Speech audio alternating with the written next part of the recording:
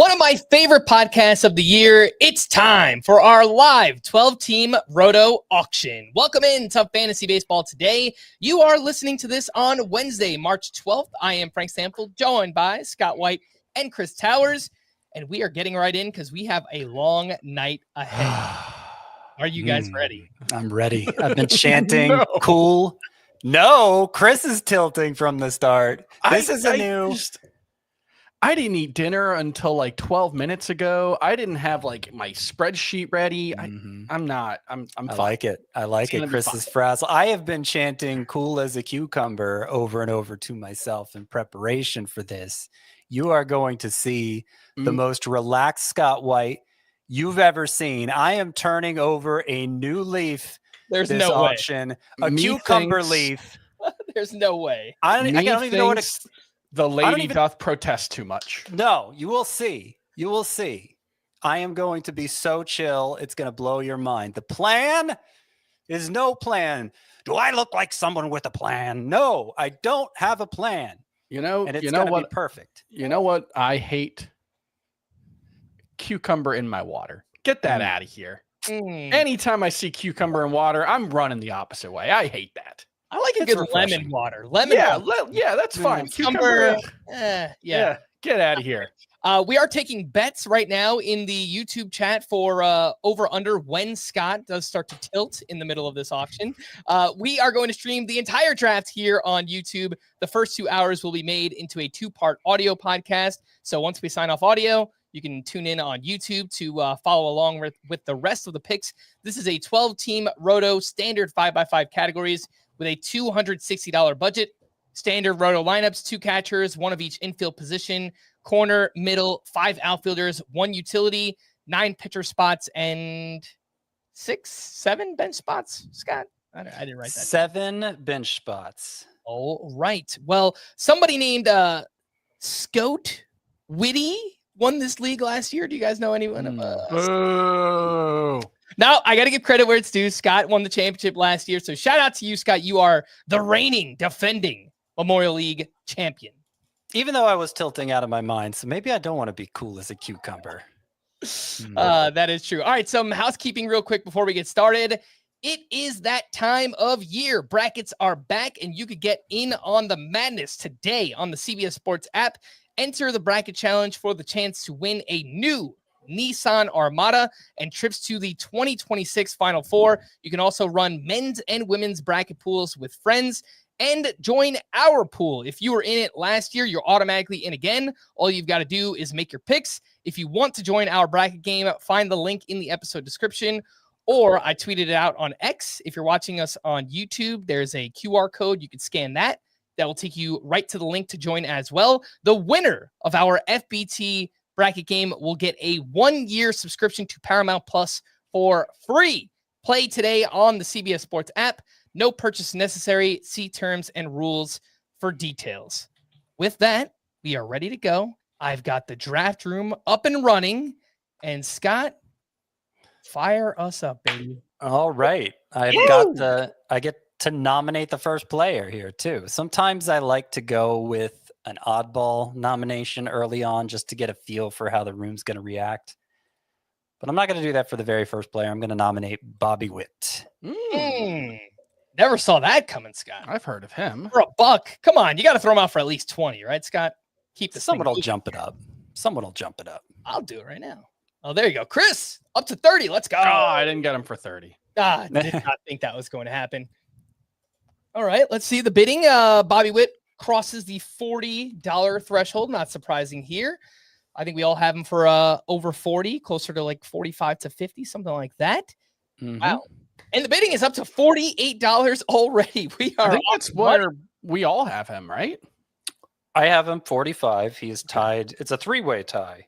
$45 players at the top here. But it's not uncommon in this league in particular for the highest end players to exceed their projected amount. People thinking stars and scrubs. Yep. That is certainly doable in a 12-team Roto league where the replacement value is still pretty good. And I think you could get some $1 or single digit players that are pretty good for good values later on in the draft. Bobby Witt Jr., by the way, went for $49. So a little bit over value there. I only have him for 42 on the website. I need to bump that up.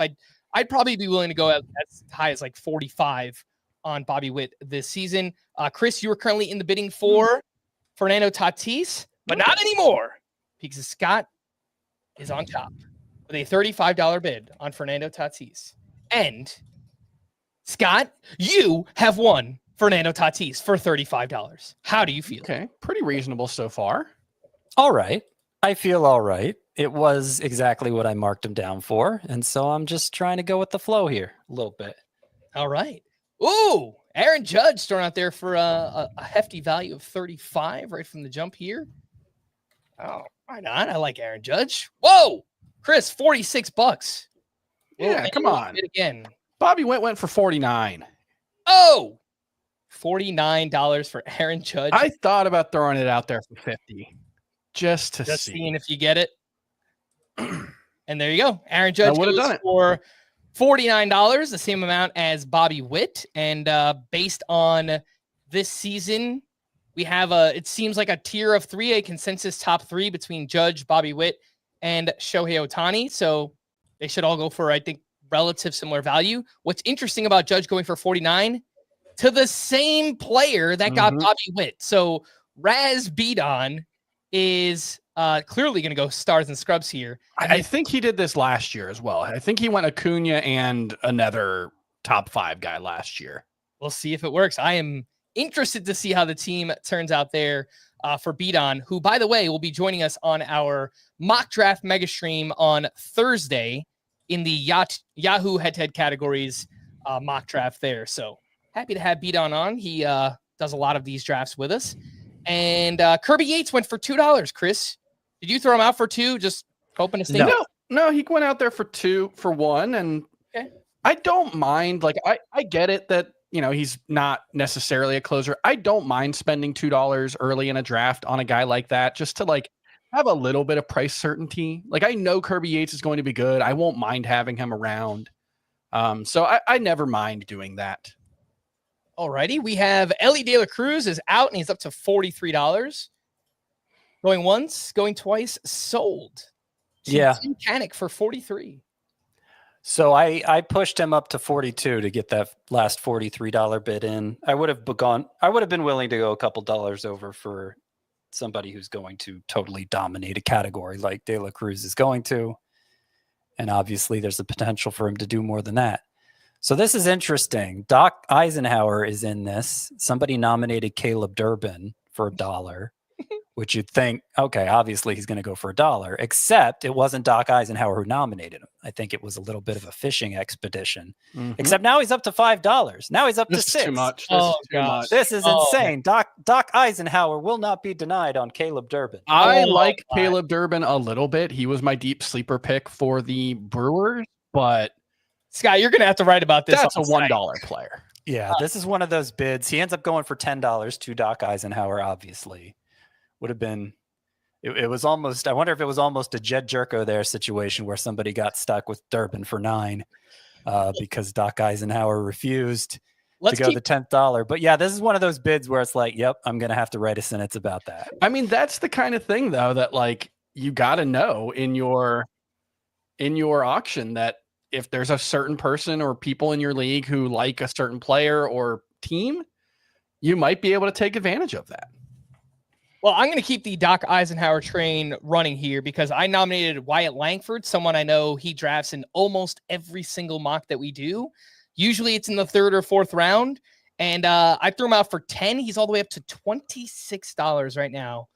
He hesitated going for 27, Doc did. Oh, he's up to 29. Wow. And I will say, like, getting your player makes sense, but like this is what we talked about like having a plan and not getting thrown off because you have a plan is like when you say I have to get a player, you're gonna you can be prone to overspending, and we just saw that. So Wyatt Langford winds up going for $29. I believe our consensus on the site is an $18 player there for Wyatt Langford. So We'll see. I mean, he could certainly live up to that. He could. I mean, you're making a big bet on yourself. I personally do not think I am that accurate at projecting how any player will perform in the upcoming season. So I know better than to go that far over the projected amount on a guy. I had already from experience. I had already put in the nomination box Roki Sasaki $10, and someone threw him out there for pick before my nomination for 10. He's going for 15. That is 16. 16 now. Yes. That is, I guess, where I have him, but that feels like too much for Roki Sasaki. I don't want that. So I'm going to move. We're lower than the consensus. I have him as a $10 player. He ends up going for 16. That would be similar to where I have like Bryce Miller, Bailey Ober, Pablo Lopez. I don't want to. Go ahead. And Roki Sasaki pitched on Tuesday, and it was not nearly as interesting as the first time he pitched. The fastball velocity was down about 1.5 miles per hour. The fastball shape is still pretty bad. So I think that pitch is going to be more hittable than you would think. I'm happy to let him go to someone else for 16 personally. There was another player in there I want to quickly mention. Logan O'Hoppe went for 6. This is a good price. 2-catcher league, and I think we're collectively a little bit down on O'Hoppe this year, but even at $6, that seems like a pretty good price for him. Yeah, that's a perfectly fine price for Logan O'Hoppe. I kind of wish I had been there to hit +6. Or +1 to get it to 6. And Chris, you threw out Rafael Devers, who was supposed to make his spring debut on Wednesday of this week. That's been pushed back to Saturday later this week. He's still kind of working through some of this shoulder stuff. Sounds like he's going to open the season as the team's DH. So kind of a sneaky move just to see how much he goes for here. And Scott, you were the one who won him for $23. Yeah, that's reasonable. Yeah, I feel like I got a nice little discount there. I think he'll probably be in the lineup and from the start, and more or less Rafael Devers. It's obviously a little bit of a risk, but to get a potential second round bat for $23, I'm willing to take that risk, especially since it's only a 12-teamer. That's right at what I have. I had him for 21, so it's right where I have him, and I can't get a read on this situation. Part of me thinks it's like a quiet hold-in, where he's like just not happy and he's healthy, but they're just trying to solve this situation. And that's probably the best case scenario, right? Yeah. Like it would be worse if 6 months after he went on the IL, he's still not able to play because of the shoulder injury that supposedly had no structural damage. So in the meantime, Shohei Ohtani went off the board for $52. Remember, Bobby Witt and Aaron Judge went for $49 each. And you might have heard a little "oh" from me. I bid 50. I was trying to get in at like 48, 49. So I didn't really want to go $50 on him, but I wound up getting outbid anyway on Shohei Ohtani. And Tarek Skubal, the first pitcher, first elite, I guess you could say, top tier pitcher off the board to Chris Towers for $31. Yeah, it's a little more than I would want to pay, but it's fine. Love to have an elite pitcher on the board. I do think he is the best pitcher in fantasy this season, so not going to quibble over a couple of dollars there. I think it's a pretty good price. He's consensus $30 on the website, and ATC has Tarek Skubal for $41 in a 12-team Roto League this year. So Robbie Ray is the next player out, and this should be an interesting one because lots of excitement on Robbie Ray right now in spring. He's learned the Tarek Skubal changeup. We heard Nick Pollack on yesterday's podcast, pretty excited about Robbie Ray as well. And he is going to go for $12. So interesting one. Scott, you were the one who threw Robbie Ray out there. Is that because you didn't want him and you wanted to see how much he would go for, or did you have interest in him? I knew there was so much buzz around him right now that he wasn't going to go for a price I'd be willing to pay. Gotcha. Even if he lasted toward the end, it would be the sort of guy everybody was saving their money for. He ends up going for 12. I have him at 8. It's not as much of an overpay as I was hoping for. But I have found with every auction, every salary cap draft we've done, I have pitchers priced a little too high relative to hitters, and we'll see if that holds true for this one too. Skubal was the first starting pitcher nominated, right? And he went for $2 less than I have him for. Ray went for $4 more, but he's a trendy player. We'll see how that goes over the course of the evening. All right. Well, Vladimir Guerrero Jr. is up, and I just put in a $36 bid on him. Scott, you got Fernando Tatis for how much again? 35. Okay. So I'm imagining a similar price. They usually go late first round, and I am on the board. Vlad Jr. at $36. Feel pretty good about it. Yeah. I mean, it's a steal relative to the contract he was looking for. So what were the details that came out that he was offered close to $500 million? He was offered close to $500 million, but with deferrals, it was more like 430 in present day value, which still seems like more than I'd want to pay Vladimir Guerrero, if I'm being honest. Is he going to get more than that on the open market? I mean, maybe it's a possibility. If he has another season like last year, he could. Yeah. Because he's going to be 26. But I don't know. I think he's not necessarily the guy I would want to be trying to sign to the $500 million deal. All right. Well, William Contreras is the current player up and going once, going twice, sold $25. The top catcher in fantasy this season. We have as a consensus $24 player on the site, so pretty close there on him. Let's take our first break, and when we return, we'll catch you up on what's happened here on Fantasy Baseball Today. Who's in? Who's out? Let the madness begin. The NCAA Men's Basketball Championship Selection Show on CBS and streaming on Paramount Plus.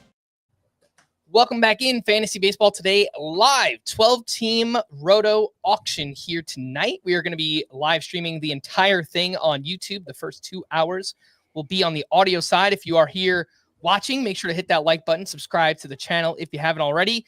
30K by opening day. We are marching towards our goal, and the latest player to be drafted, Ryan Mountcastle, for $6. Scott, I saw that you were in on the bidding for Mountcastle.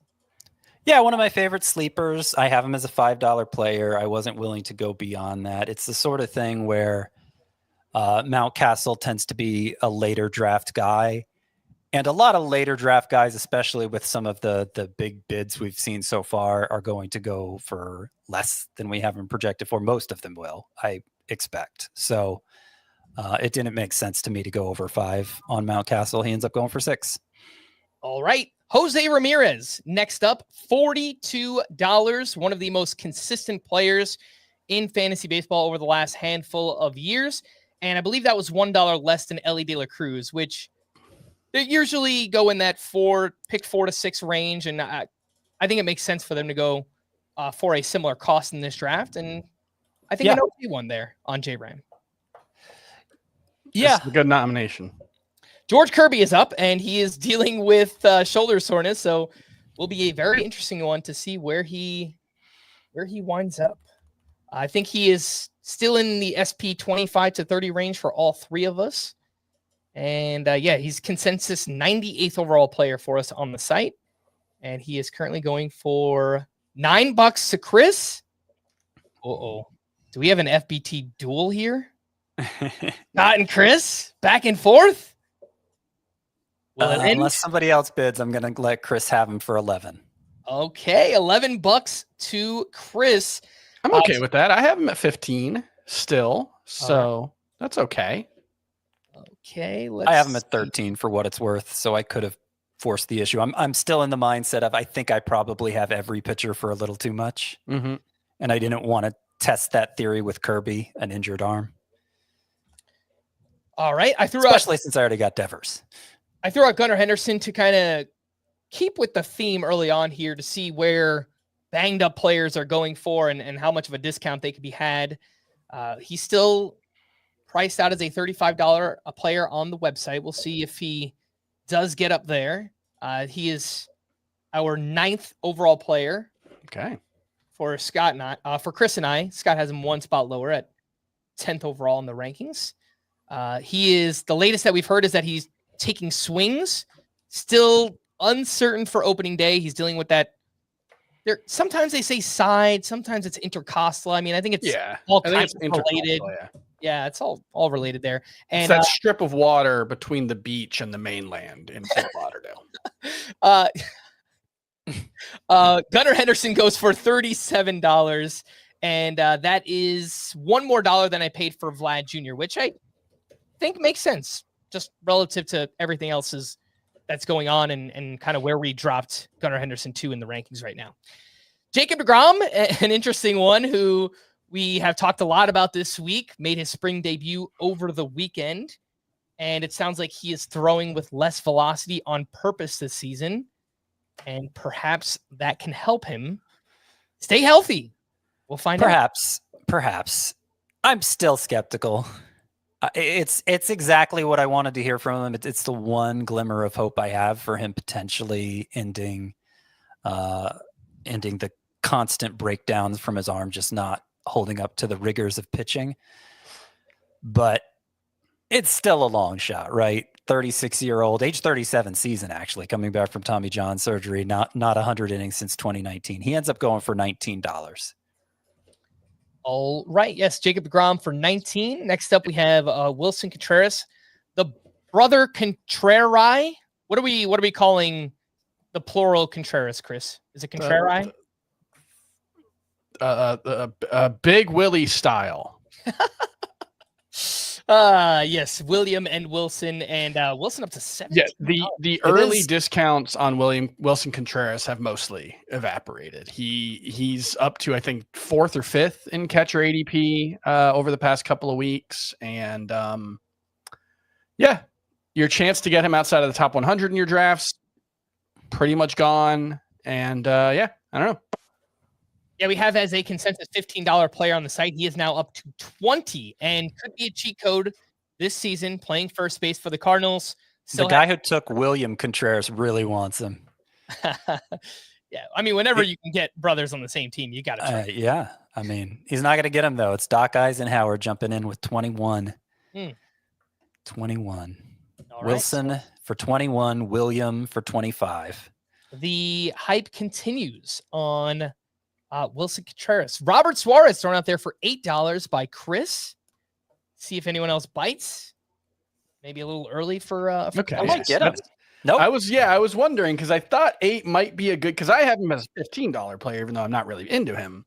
Oh, I have him as an $8 player. But I thought throwing him out for 8 might freeze the room a little bit, and it almost worked. All the way up to 14 now. I'm getting the sense, like I'm worried that I've overpriced pitching here, but it seems like Chris has priced it even higher than I have. Seems like it, yeah. There are going to be discounts at some point in this draft because some players here are going for more than they should, maybe more than projected value, although Chris just said has Robert Suarez $15. He went for 14. I have Robert Suarez for 10, so. Let's see if anybody's gone for less than I have them for yet. The eye of the beholder so far. I guess just Devers and Kirby.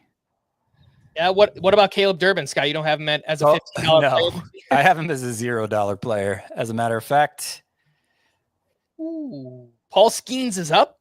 And Chris, you got Skubal, right? For, what was it, 30 or 31? 31, I believe.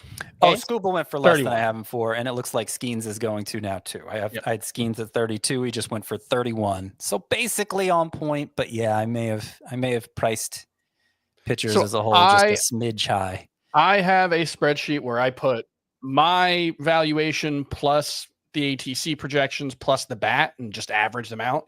Mm-hmm. And the biggest values so far are Skubal for 31, Skeens for 31, William Contreras is a couple of bucks cheaper. George Kirby, projection systems still really like him. I don't know how much they've factored the injury in.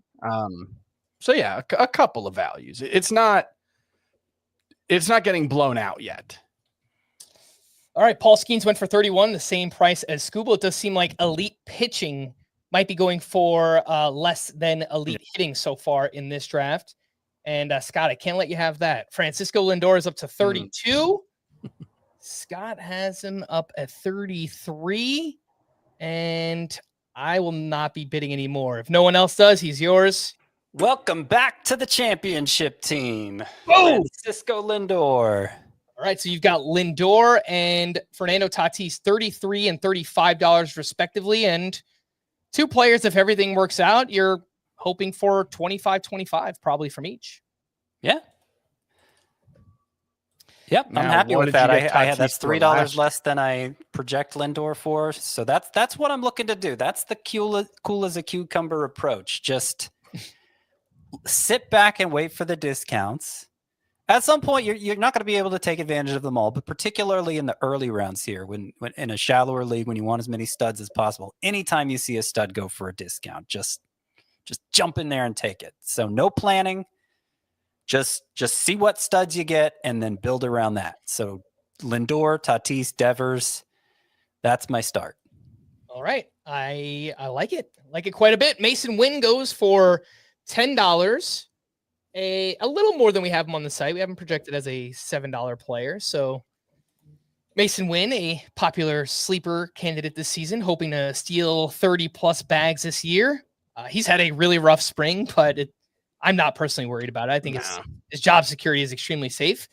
Ronald Acuna is out there. Somebody I am personally avoiding, coming back from another torn ACL. He has torn the ACL in both of his knees, but when he is on, he's one of the best players in fantasy. We'll see what version of Ronald Acuna we get this season. He's up to $26. Will he stay? And he will. $26 for Ronald Acuna. It's about right. I was tempted to go 27, but that would be uncool of me. I'm trying to stay cool. Keep it cool. Ronald Acuna is a cool guy. No? Different kind of cool, Frank. Cool isn't chill. Gotcha. Freddie Freeman's out there, a player who has had an up and down spring in terms of, I guess, our expectation, right? Like he's coming back from the ankle surgery. He was delayed a little bit. He also has looked like Freddie Freeman. He's hit 3 home runs already. He's looked awesome. But welcome back to the championship team, Freddie Freeman. Scott is out here spending $12 discount from what you got Freddie Freeman for last year. There you go. Freddie Freeman. We're getting the team back together, guys. We are getting reports that he's not going to play day games after night games this season. He's going to need treatment on that ankle, but it sounds like you are not overly concerned about that, Scott. No. First base, I wanted a stud there, ideally, because I feel like it's a position where you can get squeezed out pretty easily. And I like building a nice batting average base early. Freeman certainly helps with that. All right. While we were talking, a sneaky Jung-Hoo Lee bid of $4 to beat on, who also got those big names in Shohei Ohtani and Bobby Witt. So we shall see. Jazz Chisholm is out there. Somebody I don't believe I will be bidding on. But lots of excitement this year. First full season with the Yankees, has third base and outfield eligibility, expected to gain second base early on in the season. And he is up to 28. He is sold for $28. Jazz. Yeah, for me, based on the values I've got, it seems like the second tier of hitters have been a little more expensive and the first tier of hitters have been right on. So make of that what you will. All right, Grayson Rodriguez, another player we don't really know what to expect right now, dealing with elbow inflammation. We dropped him way down our rankings earlier this week, and he was about to go for 3, and Scott said, not today on Grayson Rodriguez, which, if he returns and he's healthy, could turn out to be a tremendous buy, or he needs elbow surgery and you get nothing from him, Scott. So, and I wasted, if that happens, I've wasted $4 and I can still rest easy. Yeah, I think that is totally fair. Let's see. Let's get another pitcher out here. Going to nominate Corbin Burns for $15. $15, little man cannot continue singing that song. Grayson Rodriguez again went for $4. Jane, Silent Bob, anyone? Yeah, Chris, yeah. Oh, yeah, I know that one. Like a big Jane. Oh, yeah, absolutely. Yeah. That was a hit in the Towers household. And Corbin Burns is 23 is a good price for him. Sold to me. So one reason I threw Corbin Burns out there, and this is something that R.L. Cohen talks a lot about, who's a great auction player. when you see players going at prices that you like, at positions that you want. So I noticed elite pitching is going for a little bit less, or right on par as it should. I figured I wanted Corbin Burnes coming into this draft, and I'm going to throw him out there because I think I'd get him for a pretty good price based on how this draft has gone so far. And that's exactly what happened. Corbin Burnes, you got to be careful with that, though, because I feel like, Chris, you were part of this in the head-to-head auction, the head-to-head points auction we did the other day. There's so little framework for a head-to-head points auction that the prices are very scattershot. It's hard to know what to expect at any given moment in the draft. And we're past all the studs. They were all gone. They went for very high prices. We're in kind of the mid-range targets, and we're seeing extreme discounts, like mid-range players going for $5. And I think a lot of us got it in our head, oh, well, this is just the going rate for these players. I'll wait for my favorite one. And then the favorite ones ended up going for like 13. Like that happened over and over and over again in that draft. So you can never be totally sure how the room's going to respond to things, but it's not uncommon for whatever you're thinking to be what multiple others are thinking as well. Would you agree, though, that $23 is pretty fair for Corbin Burnes, Scott? Oh, it's fine. Yeah, I had him at 24, so it's totally fine. Yeah, it's continuing on with that theme so far, that elite pitching is pretty much going on brand or within $1 or $2 of where they are projected to be. A couple other picks catching people up. Ivan Herrera went for $5. Jose Altuve for $21 to Chris. And Yusei Kikuchi, $8 to a different Chris. So Chris Towers, talk to me about Altuve for $21, and you threw out Kikuchi. Were you expecting to win him at $6? No. I figured that was one where I'll put him out for $6. If he sneaks through, that's fine. That's great. I'll take Yusei Kikuchi and the potential 200 strikeouts, but I was never going to bid up from there. So I was fine seeing him go. I like him, but he's a little replaceable. Yeah. Did 5 for Ivan Herrera surprise you guys? I thought about hitting +1 on that one. I really like him. I've talked a lot about it, but what do you have him at? 4. Yeah, I only have him at 1. I think relative to Logan O'Hoppe going for 6 might be a little bit high for Herrera. Yeah. It just seems like the kind of buzzworthy players, the ones who get talked up a lot as sleepers or whatever, they're the ones that are exceeding their price tag by, because they're getting thrown out early in this one. $5+. Yes, that's what's happening, is that if these guys had lasted until the 150th nomination, they'd probably go for what they're supposed to. But because this group drafts with each other fairly regularly, and they all listen to the podcast and know who we like, they're going to push the envelope on those buzzy players and see if we can get people to bite. And so far it's working. All right. After Kikuchi, Juan Soto went for 42. Big name there off the board, and typically a mid-first round pick. I believe J-Ram and Ellie went for very similar prices there. So it does make sense for Soto, who looks amazing already as a New York Met. Breaks my heart every time I see him crushing the ball. It's going to be a long season, man. I mean, between Soto and Clay Holmes potentially just being awesome for the Mets, and Garrett Cole already hurt, it's a rough go, man. It's tough. CJ, it is not what you want. No, it is not. CJ Abrams went for $19 to beat on as well. Again, just maybe he's got somewhere to be. He's looking to spend that money. Pretty good price though on Abrams. We have him for a consensus $19 player on the site. So you know what? That's the thing though. If you want to get out of the room earliest, you can't spend your money early. You got to be able to hit the hammer at the end and fill out the rest of your line. He's going to be sitting there with $1 players for the final 7 spots of his roster. That's fair. He's going to be here forever. But he can spend his money and then come back later on whenever he's got to nominate a player, I guess.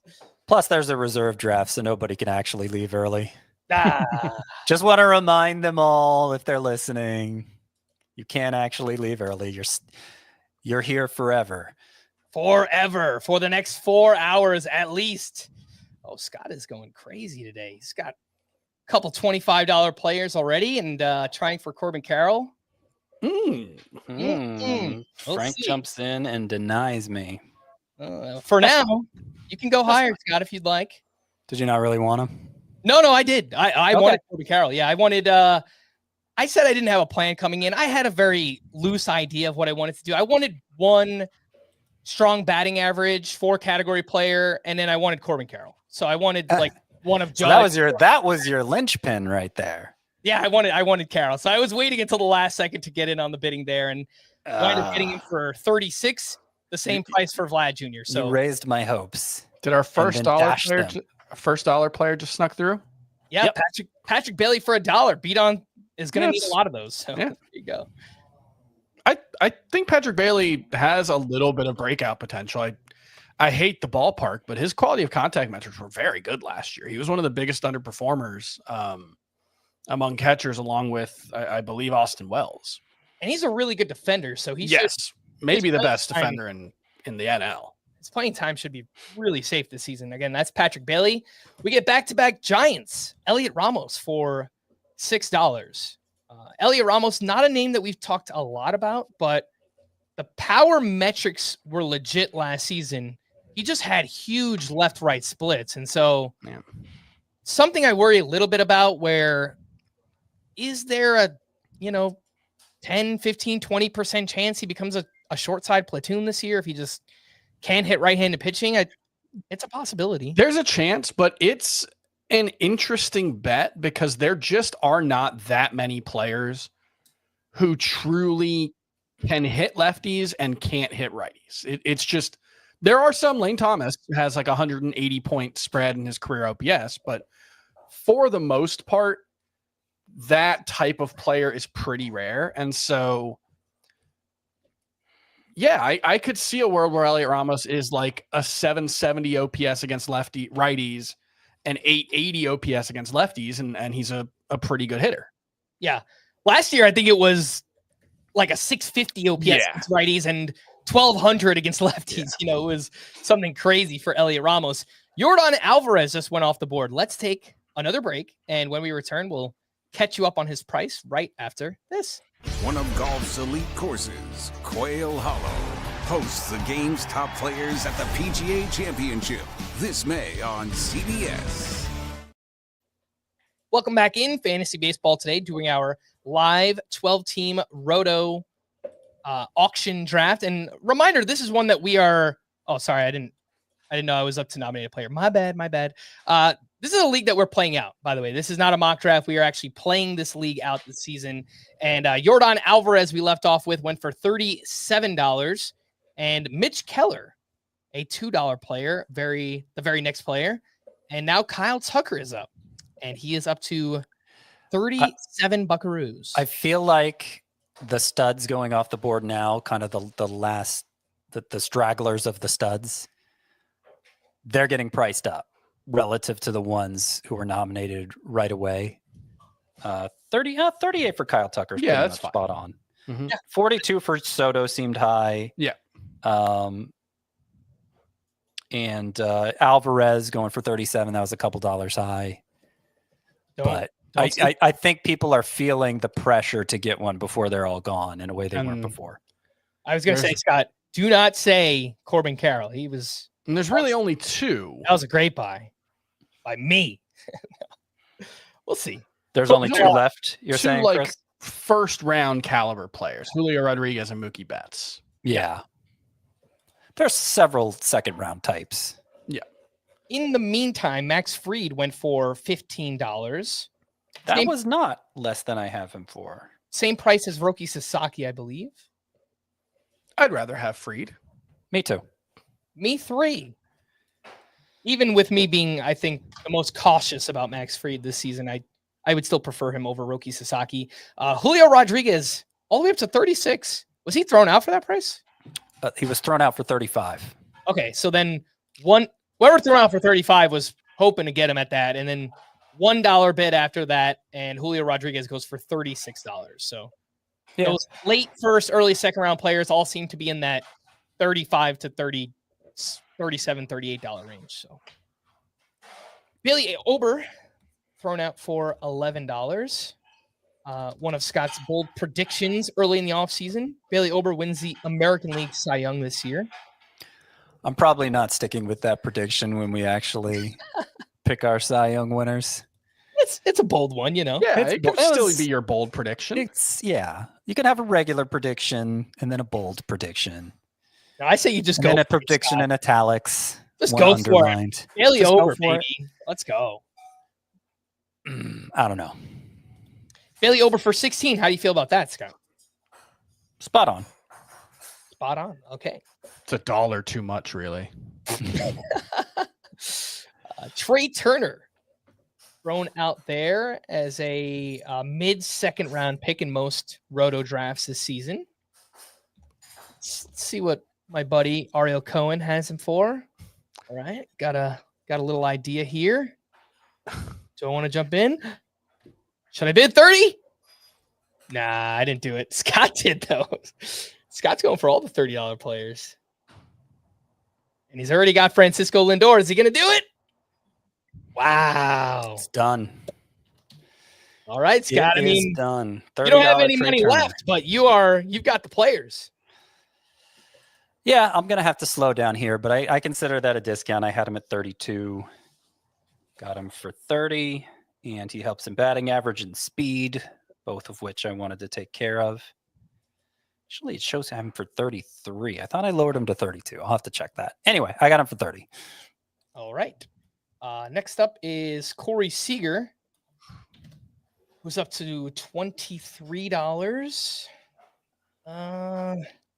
Yeah, I thought there might be a discount there, but there is not. No discount, really. Guys, I'm thinking the Rangers lineup bounces back this season. Obviously, a lot of it is health related. If Seager can stay healthy, Adolis Garcia dealing with the oblique, but last year just felt like a clear World Series hangover. Hoping that Langford's good to go. Semien, one of the most consistent, healthiest players in the league. I think the Rangers lineup bounce back this season. So, Okay. Does that I mean mean, Corey Seager should go for $25? I'm not sure. Anytime you have like the Diamondbacks, we talk a lot about how they were the best lineup in baseball last year in terms of runs scored. They'll probably fall off, right? Like that's just generally how it happens. So the Braves and Rangers were the best scoring teams in 2024, 2023. They fall off in 2024. Pretty good bets to bounce back this year. Just based on natural regression, even if, I don't necessarily think this is the best lineup in baseball. They can be. They could certainly be one of them this season. Corey Seager mentioned went for 25. Byron Buxton, the next player, went for. We're going to redo the Buxton one, and we're going to redo this Olsen one, too. All right. Olsen for $2. Great buy. Great buy there. That was not real. It was not real. Yeah, there's actually Chris Towers in the chat that said, I wanted to bid 7 on Byron Buxton. That was the other Chris. Oh, my bad. But it would make sense, though. Sometimes the room has some little quirks and somebody gets locked out of the bidding. So it's important as a commissioner to, be generous. Be generous. Be gracious when somebody has a technical glitch. We do appreciate it, Scott, because online auctions could be a little crazy at times. So that does totally make sense. Byron Buxton goes for $8, and Matt Olson is thrown back out there. I already have Vlad and Carol, so I don't think I'm going to be in here. That's not a bad price, though, $22. Oh, 3 people hopped in at once. Chris is going to get. I'm fine. All right. I liked him at 23, $2 less so at 25, where I got +1, but someone got in at 26, which could be a totally fine price for Matt Olson. Yeah, it's a little more than I have him for, but it's not the discount that I jumped in too. I was one of the 3 who jumped in, even though I've got no money left. I think we were all thinking the same thing at 22. And it was at we were all like 23 sounds good, and then 3 of us hit it right at 1 second. That is a good teaching moment, though, where if you're in an online auction, the best way to input your bids is probably just to click on the offer button and enter in the amount that you want to. Nah, live dangerously. Press 1 every time. The fact that we are podcasting and doing a draft at the same time, it makes it infinitely harder to do that. So I almost always do that. I almost always type it in, hit Never enter. do. I live at a keyboard, so I can do that very efficiently. Maybe the average person can't. But yeah, I like it could totally sink your auction if you end up spending $25 on a player unexpectedly. We are at the let's see if I can sneak through a catcher for $1 portion of the draft. It did not work for Connor Wong. It does work for Danny Jansen. Goes for $1. It should have worked for Wong too. I think so, yeah. Danny Jansen on a 1-year deal with the Rays. But I don't be their everyday catcher. At least not at this stage. It's still too early to cry about a $1 bid you don't get. If I nominate a true $1 player and he goes for any amount more than that, that's a win because I've bled some more dollars out of the draft room. Tristan Casas up to 11, a solid breakout candidate this season. If he can stay healthy. I mean, if he does, batting cleanup in that lineup behind Jarren Duran, Alex Bregman, and Rafael Devers should be a pretty good spot for Tristan Casas to be in, who does wind up going for $12. Pretty good price. Yeah. I just know in this like mid-tier range, there are going to be some crazy discounts because of the amount of money already spent. Oh, yes. Oh, I am up next. So let me try and figure out who I'm going to throw out here. Okay, so I am going to throw out Zach Wheeler. This is something I spoke about on our auction strategy podcast. The last of the elite pitchers. I already have Corbin Burns. So I know that I'm not going to be in on the bidding on Zach Wheeler. So I want to get money off the table. I presume he'll go for somewhere close to Skeens and Scooble. That was like $31. So with me knowing I'm not going to bid on him, I do want to get some money off the table. And he is the last of that elite tier, so maybe he goes for even a little bit more than expected here. Alejandro Kirk went for $1 while we were talking. And Wheeler is all the way up to 29. Okay. Good. I mean, that's Pretty $2 less than Scooble and Skeens. That seems perfectly reasonable. I think so. Yeah, we have him $28 on the site, so he winds up going for 29. I think it's pretty good. Again, elite pitching has been pretty true to our projected values so far. And Marcus Semien is thrown out there for $14. It's not a bad price. Oh, I didn't. I wanted to hit 15, and I got in at $16 for Semien, which I think is still okay. And I got Marcus Semien. There you go. I got plus one a little bit there. Yeah, that's a nice value. Yeah, we have him for an $18 player on the site, so I'm all right. Marcus Semien for 18. See, now Isaac Paredes is someone I would definitely expect to go for more than he should in this specific draft. Yeah, I was not holding out any hopes for him. 9's not bad though. Oh, he just got bumped up to 10, which is about what I have him for. Let's see if anybody goes exactly what I've got him for. I thought about it. And another player to Bidon. How much money does Bidon have left? Let's see. They're coming for him. All right, let's see. I'm assuming it's the right time. Yeah, let's do it. It's a player with $78 left, so that would be Bidon. Drake Baldwin thrown out there for $1 by Chris. Will he sneak him on by? Nope. No, up to 3, 4. Oh my God. I thought about putting him in for 2, but apparently that wouldn't have worked either. He's looked good this spring. I know some of their pitchers, Chris Sale most notably, has talked about they like throwing to Drake Baldwin so far this spring. He's expected to fill in for Sean Murphy as he recovers from a fractured rib early on in the season. But Baldwin went for $4 and like Alejandro Kirk went for $1, I think. Yeah. Connor Juan went for $2. So unless you think Baldwin just kind of Wally pips Sean Murphy, probably. And there's a chance. Yeah, it's a non-zero chance. If Murphy's owed a lot of money so they would have to make a tough decision there. But like the last couple of seasons, there have been long stretches where it's basically been a timeshare between Olsen and Travis d'Arnaud. And they could have brought back d'Arnaud for a modest sum. So I think Yeah. part of that was Alex Anthopoulos' way of forcing Brian Snitker's hand on playing Murphy.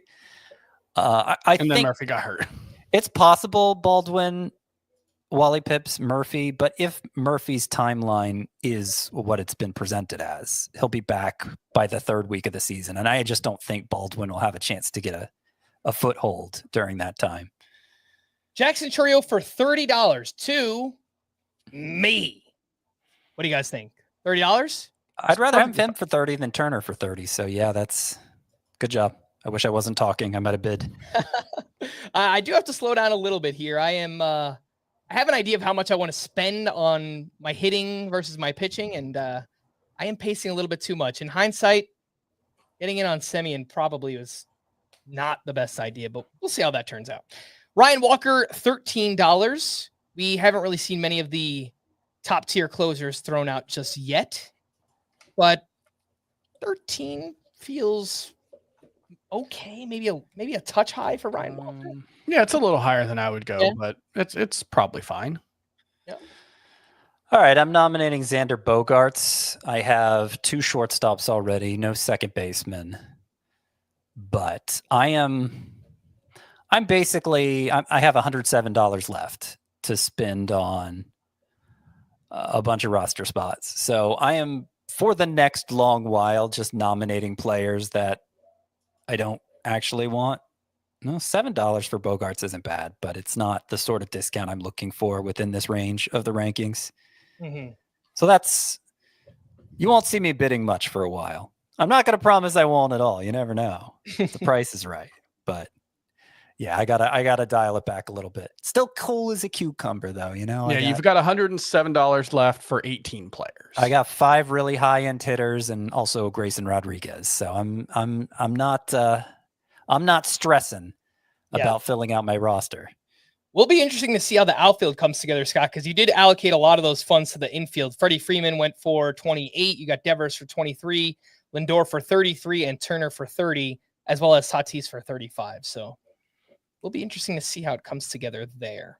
Jackson Merrill up to 27. So the Jacksons going off the board, 4 picks apart. Trio for 30, Jackson Merrill for 27. Based on other players in that range, I mean, that's like a late second. Yeah, it's the same price, $1 less than Jazz Chisholm and Freddie Freeman. Okay. So it's a little bit optimistic on Merrill, I think. Yeah, I think it's fine. Mookie Betts, the last, I think, clear first-round player being thrown out. If you have him as a first round, right? I think most people probably do. And he was jumped all the way up to 27, 30, 31. Jump it, 33. Chris is in. Let's see if this becomes a bidding war. Chris, you have Tucker, right? Yeah, I got Tucker for 38. So wouldn't mind seeing Betts go for the same price, but it's not going to happen. Yeah, he goes for 36, which is the same as Julio Rodriguez and Vladimir Guerrero Jr. and Corbin Carroll. Those guys all pretty much right next to each other in the rankings too. Yeah, I think that makes sense. Walker Buehler thrown out for 2 and quickly escalated to 3 by Doc Eisenhower.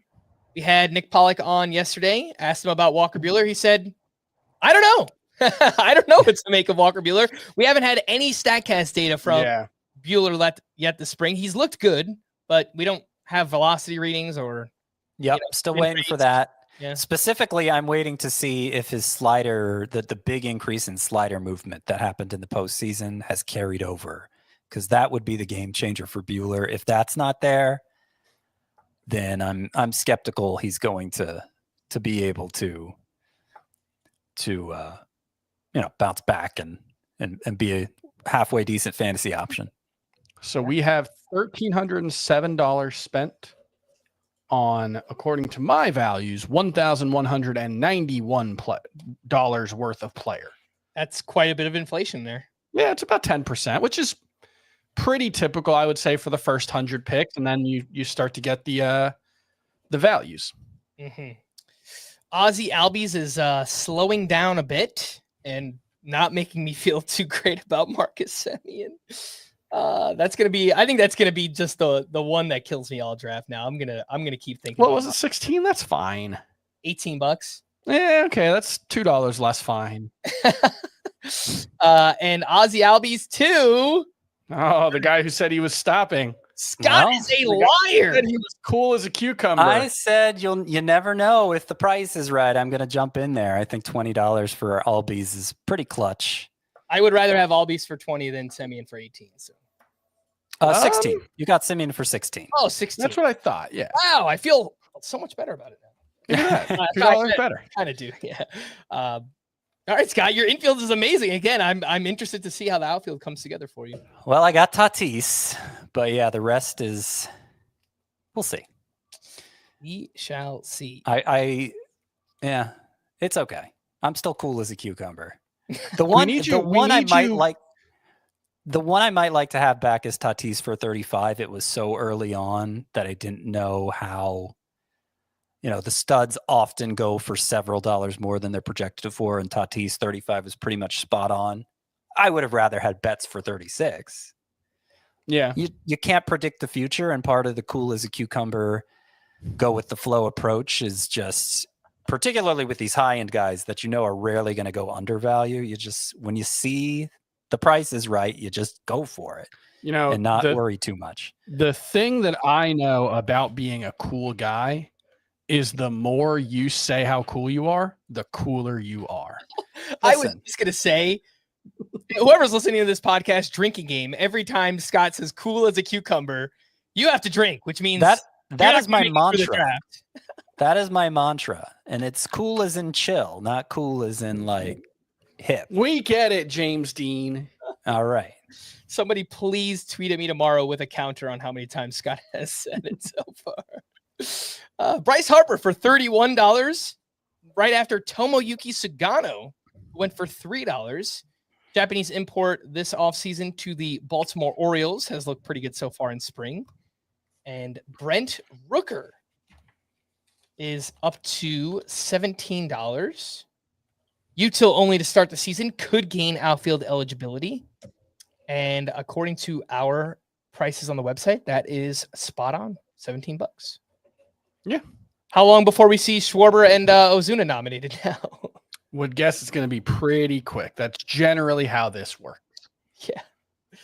Jason Dominguez seems like he will provide power and speed, but can he catch a fly ball? That remains unknown. DH is wide open in New York. And Trent Grisham has 2 home runs this spring. He hit one against Paul Skeens here on Tuesday. So they could play Grisham in the outfield, Dominguez at DH if they wanted to go that route. It sounds like Ben Rice is in the mix for some DH at bats this season.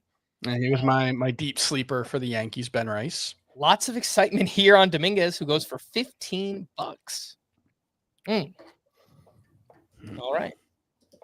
Tell you what, makes me feel a little bit better about Marcus Semien for 16. Marcus Semien for 16 was fine. I know. I'm just gonna keep bringing it up. I wish I had that money back, but it's okay. Jeremy Pena for 3. He's one that, like, every time I look at a projection system, he comes out fairly high, and I just can't buy it. I think he's so boring, and maybe that's my own fault, and maybe I'm falling for the, overrating potential. But I just think Jeremy Pena is him and Ezekiel Tovar, like the 2 shortstops where it's like, yeah, they'll probably be useful, but I have zero interest in them. Projection systems, they favor the boring. Yes. Right? Just by their very nature, they favor the boring. Players the that they provide is going to prop them up in a way that the more volatile players that you're not going to see with them. The playing time is a big key for projections, and someone like Pena and Tovar, they're good defenders. They're very safe. Like, they're going to play, and the ATC projections for Pena, 261, 15 homers, 77 runs, 67 RBI, 17 steals. all seems fine and doable for Pena. Mhm. But with that, he grades out as an $11 player according to ATC in a 12-team league, and he just went for $6, so could turn out to be a bargain for Pena. Well, probably not, because some of those volatile players are going to leapfrog him when all's said and done. Yeah. It's just the projection systems aren't in the business of predicting which of the volatile players are going to leapfrog the boring ones. Right. But if Pena provides you $10 to $12 of value by the end of the season, it's not a huge win, but if you get wins like that up and down your roster, it does add up. No, I'm saying he won't, though. I'm saying he won't, because some of the volatile ones will leapfrog him and make that dollar value end up less. Right? Am I doing it right? I would have to look up where Pena finished in the player rater last year, like how many dollars he earned, because he was basically that player last season. Yeah, it's probably pretty close. He earned $12 of value last season. But that, they're Okay. being present accounts for a lot there. Yes, for sure. Let's catch people up. Lots of players going here. Manny Machado for 23, and then O'Neal Cruz for 27. So, relatively speaking, that Machado buy looks really good at $23. But Same amount as Devers. O'Neal Cruz is also a buzzy name and tends to go for a good amount in auctions, I think. Machado and Devers and both ended up going for 23. So it turns out there was no injury discount on Devers. Yep. I don't believe Riley has gone yet, so that'll be another interesting test case. Should be I would say a couple dollars more. Should be. Chisholm was 28, but he'll have second base eligibility, so could be worth an extra $5, relatively speaking. But yeah. I like that price on Alonso, $19. Seems I was really struggling about whether I wanted to go to 20, and I probably should have. Marcell Ozuna, so the second of the big four, or no, the third, I guess, of the big four util hitters this season. I don't count it. Otani's too good to be part of it. Yeah, he's part of a trio. It's him, Rooker, and Schwarber usually go off the board at a similar range and similar dollar amount. So we'll see. Chris. Sorry. It wasn't even up there that long, Battle me out here for Ozuna. Should I do it? Should I go? Do it, Frank. Do it. Don't do it. I'll let you have it. $17 for Marcell Ozuna.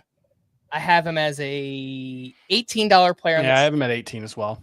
I could have, it's just, I like Ozuna the player. It's just, I'm still going to be hunting for values throughout the course of the draft. So opted to pass on Ozuna. Pretty good value. You guys had him at what? 18? I had him at 20. Yeah. So, but I think not too far off, but I think your values taper a little quicker than mine do. Jonah Heim for $1. And with that, we're going to sign off hour one on the podcast side of things, the audio side. But make sure to check back in for part two, hour two of our live Roto Auction. Welcome back in Fantasy Baseball today. This is hour two, part two of our live 12-team Roto Auction. And we just had Nolan Shanuel go off the board for $2. So not the most exciting player, but we'll get some of those thrown out there throughout the course. People trying to save some money. And again, thanks for being here. Hit the like button, subscribe to the YouTube channel if you haven't already. 30K by opening day. Let's do it. And it's Michael Harris time. It was up to $20. 21. Let's do it. I'm not going to do it. You're not going to do it. You're out.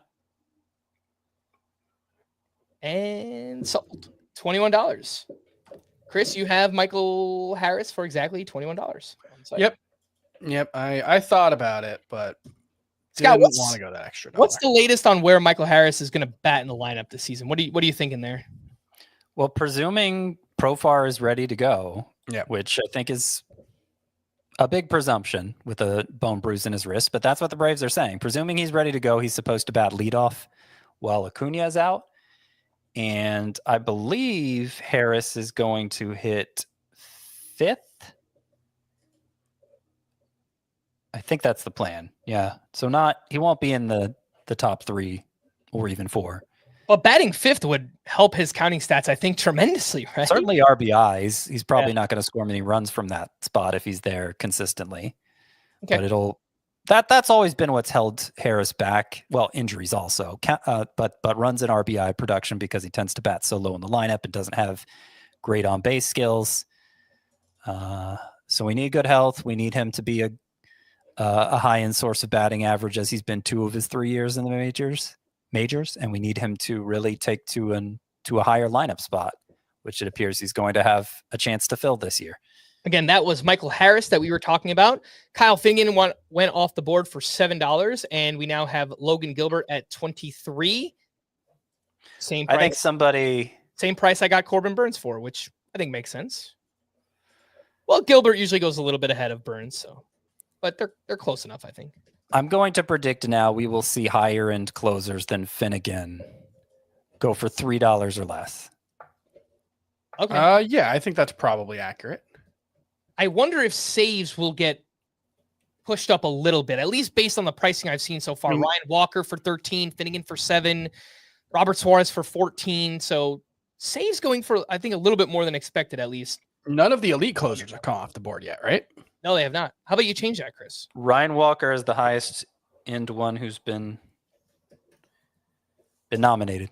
Yep. And Tyler Stevenson for $6 in a 2-catcher league. That's fine. Pretty good. Same price as Logan O'Hoppe. I think both are okay buys. We haven't asked this question yet. Do you guys prefer green or brown among the hunters? Among the hunters? Green. Neither is a target of mine. I think I have green a few spots higher. What do you think, Chris? Oh, I don't know. Green's looked awesome this spring, I have to say. It's the sort of thing where I want to resist buying into it, because I think even in a best case scenario, he's unlikely to remain healthy and deliver the workload you're looking for, but it's certainly possible he's a breakout this year. Yeah. Ooh. And Garrett just kind of picks up where he Crochet. left off from the last 2 months last year. Garrett Crochet, reminder, Logan Gilbert went for 23, so we'll see how much Crochet. And this was definitely an example of a player I didn't want, so I'm throwing him out there to see, but that's a pretty, he was about to go for 19. Scott jumped in at 20. Yeah.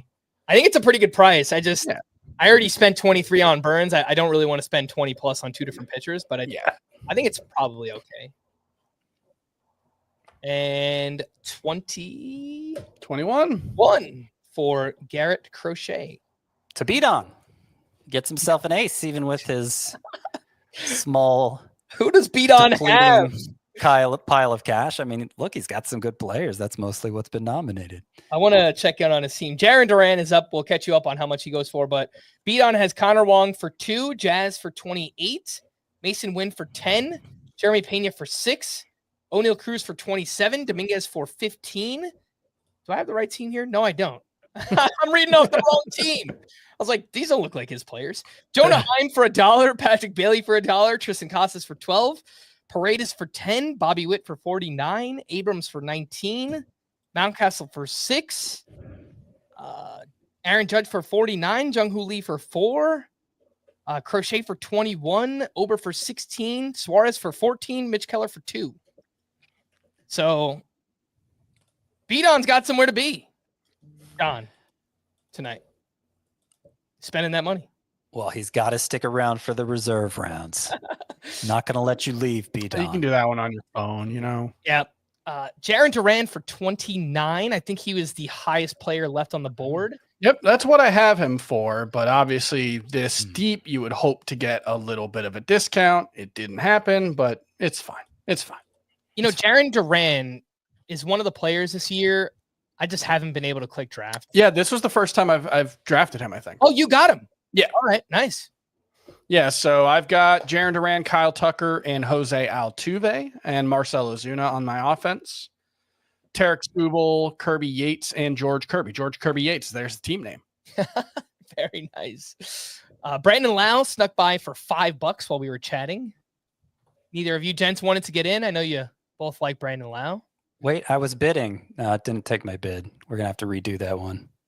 That was for Xavier Edwards. Oh, I wasn't the only one. Multiple people were trying to bid. The draft room froze up. Looks like at least 4 people tried to bid on Brandon Lau or on Xavier Edwards. So Scott, if your +1 went through, you might have got like a $13 bid on Xavier Edwards or something. Well, I typed in 7. Oh, gotcha. I didn't just hit +1. I'm not new to this, Frank. Come on. Way too sophisticated. He's defending champ for a reason, everybody. All right. Xavier Edwards. We know that there will be at least some level of excitement here. Yeah, it's up to 8 now. 9. I'm not willing to go 10. I was willing to go 7. But he's an interesting player. I mean, if his profile works, slap hitting speedster, we haven't seen that much of that in recent years, but it worked for 70 games last year. The amount of batting average and steals he's going to give you for $9, what he ended up going for is it could be a coup. Chris, I know you're a little bit more skeptical on Xavier Edwards this season, right? Yeah, I mean, he's a $7 player for me, so it's not like there's a huge gap there, but I can see it. It's just there are 3 guys with very similar profiles going in like the 120 to 140 range right now, and that's Xavier Edwards, Bryce Terang, and Pete Crow Armstrong. I get the idea that Xavier Edwards might be a higher batting average ceiling than those guys, especially Terang. A big part of it for me is I look at what Victor Robles did last year and the underlying numbers, and I compare them between all 4 of them, and Victor Robles looks arguably better. Here's Victor Robles now. 3? Go for it, Chris. You want him? He's yours, Chris. How He much is more is that? affordable. It's already up to 7. Nah, that's too much. That's too much. Yeah. Chris, you have But like $4 player. Pete Crow Armstrong's going to go for probably 10, so it could be a very good deal. Yeah. I do wonder where the values are going to come because, Chris, you pointed out earlier how much inflation we already had in the draft, and still a lot of these, what we project as, $5 to $7 players are all consistently going for $3 to $5 more than we have them projected. Oh, they will come and they will cause great distress when they do, but not for me. Not Mr. Cool as a Cucumber. Uh-oh. Add it. Take a drink. Said it again.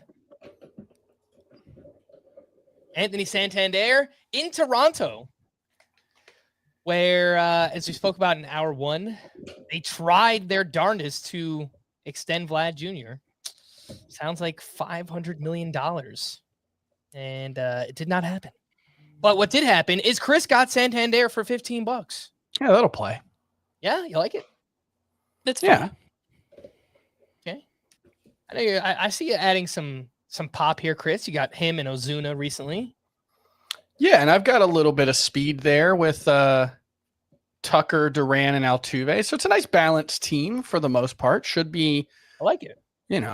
Obviously only 5 players. I'm going to need more. That's true, I would say. Yeah. Emmanuel Class A, our first elite closer. That's a value. 19? $19 player. He is consensus 20 on our site. Scott, you have him a little bit lower at 18, but I have him at 20 and Chris 21. There you go. For the number 1 projected closer in fantasy. Jason Foley thrown out for $1, up to 2. Jason Foley, by the way, has looked awful this spring. And I have not the darndest clue what the Tigers are going to do with Xavier. Yeah, that's the biggest thing for me is No. I'll throw $1 at a They Jason didn't- Foley or a Bo Brisky or whatever, but yeah. They didn't add anybody, so I assume they're just going to pick up where they left off. Same manager, same personnel. I presume Foley's going to get like a 75% share there. But where did Unless he's just bad, which is possible. Where did they leave off though? It felt like in the second half of the season and into the postseason, they kind of mixed and matched to close out games, right? Or at least They did some throughout the season, but Foley was the one they kept coming back to. Yeah, they signed Tommy Canley to a 1-year deal this offseason. They still have Bo Brisky. They have lefty Tyler Holton. I have no idea. Not that Foley needed to go for more than $2. I was kind of, when he was sitting there at 1, wondering, oh man, I can't let him go for 1, can I? But 2 is 2 is the max I would have gone for. And of course, somebody actually, other than me, ended up bidding for it. I think we will see better closers than that go for 2, or if not 2, $3. All right. Devin Williams, in the meantime, went for 18, so one less than Emmanuel Clase. We're getting a little bit of a reliever run here. Pablo Lopez is currently out for $14. That seems kind of good. Yeah, it's fine. Pablo, we have for $16 on the site, so maybe a slight discount. Again, starting pitching feels like that's where the best values have been so far in the draft. We'll see if that remains. Cole Reagans. And like I said, it's been true for every single auction I've done so far, which probably just means we've valued them too high. All right. No discount here on Cole Reagans. He's up to the same price as Garrett Crochet. Which, hey, I have Cole Reagans ahead of Garrett Crochet, so that's fine for me. I mean, I think both 3rd, 4th rounders-ish in a 12-team league. It's probably all right. All right, here's what we'll do. Let's take a quick break, and when we return, we'll catch you up on the latest picks right after this. Dive into the biggest moments from the big dance with NCAA March Madness Bracket Breakdown, Sunday on CBS Sports Network. Welcome back in Fantasy Baseball Today. We are doing a live 12-team Roto Auction, not a mock draft. This is a real draft that we are playing out. Scott White is your defending champ. He does not have much money left, but needs a lot of players. We'll see how it comes together for Scott's team, but pretty loaded offense. Cool as a cucumber. Oh, there you go. Famous. Drink. Ketel Marte, $25. Decent value. Yeah, that's pretty good. I wish I had more money. Yeah, I wish I had more money and I didn't have a second baseman already because I got out today for $4 less. I don't know. Seems about right, Chris. It's fine. Yeah. James Wood, pretty exciting player this year. I'll sneak one in there, see what we got. James Wood was dealing with some left quad tendonitis early on in camp, but he seems to be... I like that you emphasize that when you're sitting there as the leading bid. I just try to think of the first thing that comes to mind that's relevant throughout spring training, but yes, that was the first thing. Yeah, he's played in 6 games. It looks like they're working to get him up to speed. He has 21 plate appearances in those 6 games, so playing more than you usually see early on in spring. He's got 2 home runs. I did not get him, by the way. Fine. He went for 18. I had a $17 bid, which is okay. I've already got Corbin Carroll and Jackson Chourio, so I might need to play a little bit more bargains in the outfield anyway at this point. Michael King for 15, going once, going twice. Sold. That's what I've got him for. To Doc. But at some point, going for what we have them listed at is an inflated price because there's going to have to be value somewhere. I think it'll probably be the sub $10 players, Chris. Well, this is what, we talked about in the strategies. The thing I always notice is it's when we take a break that everyone backs off. And that's when I like to, but because we're doing this podcast, we're not going to take a break until 2 hours in. That's probably going to be a bad thing. I nominated Doc Eisenhower special here, by the way, Jackson. Whoa. Scott, I was not expecting a visit from Robo Scott this early in the night. Look at that. He's right there up on the draft room. Crashing our draft. I think you're back. Jackson Holiday went for $5, by the way. Scott, you threw him out for $1. That instantly jumped up immediately. Everybody wanted Jackson Holiday. Well, I was thinking specifically Doc Eisenhower would, because that's another one of his guys. And he got him for $5. He's probably thrilled with that. Oof. It's a little high for me, but look, Jackson Holiday, obviously a lot of talent, and maybe early on him. All right, Scott, you are lagging just a little bit. Lawrence Butler is out there for $18. So the same price as James Wood. The hype grows for Lawrence Butler, who is having a pretty good spring and obviously had a pretty awesome second half. If you ask Chris, I'll say it was only 2 months, but Still I counts. mean, it's not if Yeah. you ask, Chris. It's an objective reading of what happened. I don't like. I know. Jeez. It's just, you know, It's not depending on the Chris's analyst- usually. Chris usually isn't the one slicing bigger samples into smaller samples. Well, That's sure. not Let's take the usually whole his move. season. Let's not do the second half thing. Oh, the whole season was It was pretty fine. good. It was pretty good. It was- Probably not an $18 player though. No, whole season was $18. If you give him a full allotment of games in that 262. Oh, if he wasn't sent back to AAA, you mean? Yeah, but if he bats 262 with a what does it end up being, an 807 OPS? That's what his full season numbers were. And about a 30 homer, 25 steal pace. Like that guy's not getting sent to the minors. Come on. That could be a really good price on Salvador Perez. He went Yep. for $11. I bid 10. I probably should have gone 12. Catchers have been a little bit unpredictable so far. Wilson went for 17. Salvador Perez usually You know goes in a what? similar part of the draft as him, and he just went for 11. Yeah, I think I probably should have went $12. That's a good buy on Salvador Perez in a 2-catcher league. Oh, come Maybe- on. Did you just get angry over Gabriel Moreno? I wanted Gabriel Moreno for $2, and I was willing to go 3 or 4. And that's only because I wanted to share a stat about him that I saw today, that he has already hit more batted balls over 108 miles per hour than he did the entirety of last season. And I think the average launch angle for them has been like 13 degrees. So like he's always hit the ball hard, he's always had the skill. It's just been a lot of ground balls. And I was interested in that after I saw it. But he's not a $5 player. Come on. I found, and maybe this is just unique to the people I draft with, I do auction specifically with. I found that apart from the truly elite catchers, the position pretty much ends up being undervalued. Now that already is not the case in this draft, because we saw like Ivan Herrera go for 5, and the fact Connor Wong went for 2, and Tyler Stevenson for 6 seemed kind of high. But I think that's more because they were nominated so early. We've had so many catchers nominated early when also people tend to spend a lot. Normally, it seems like catchers get short shrift. That's if dollars are going to be shaved off anything, it's going to be shaved off of them. Mm-hmm.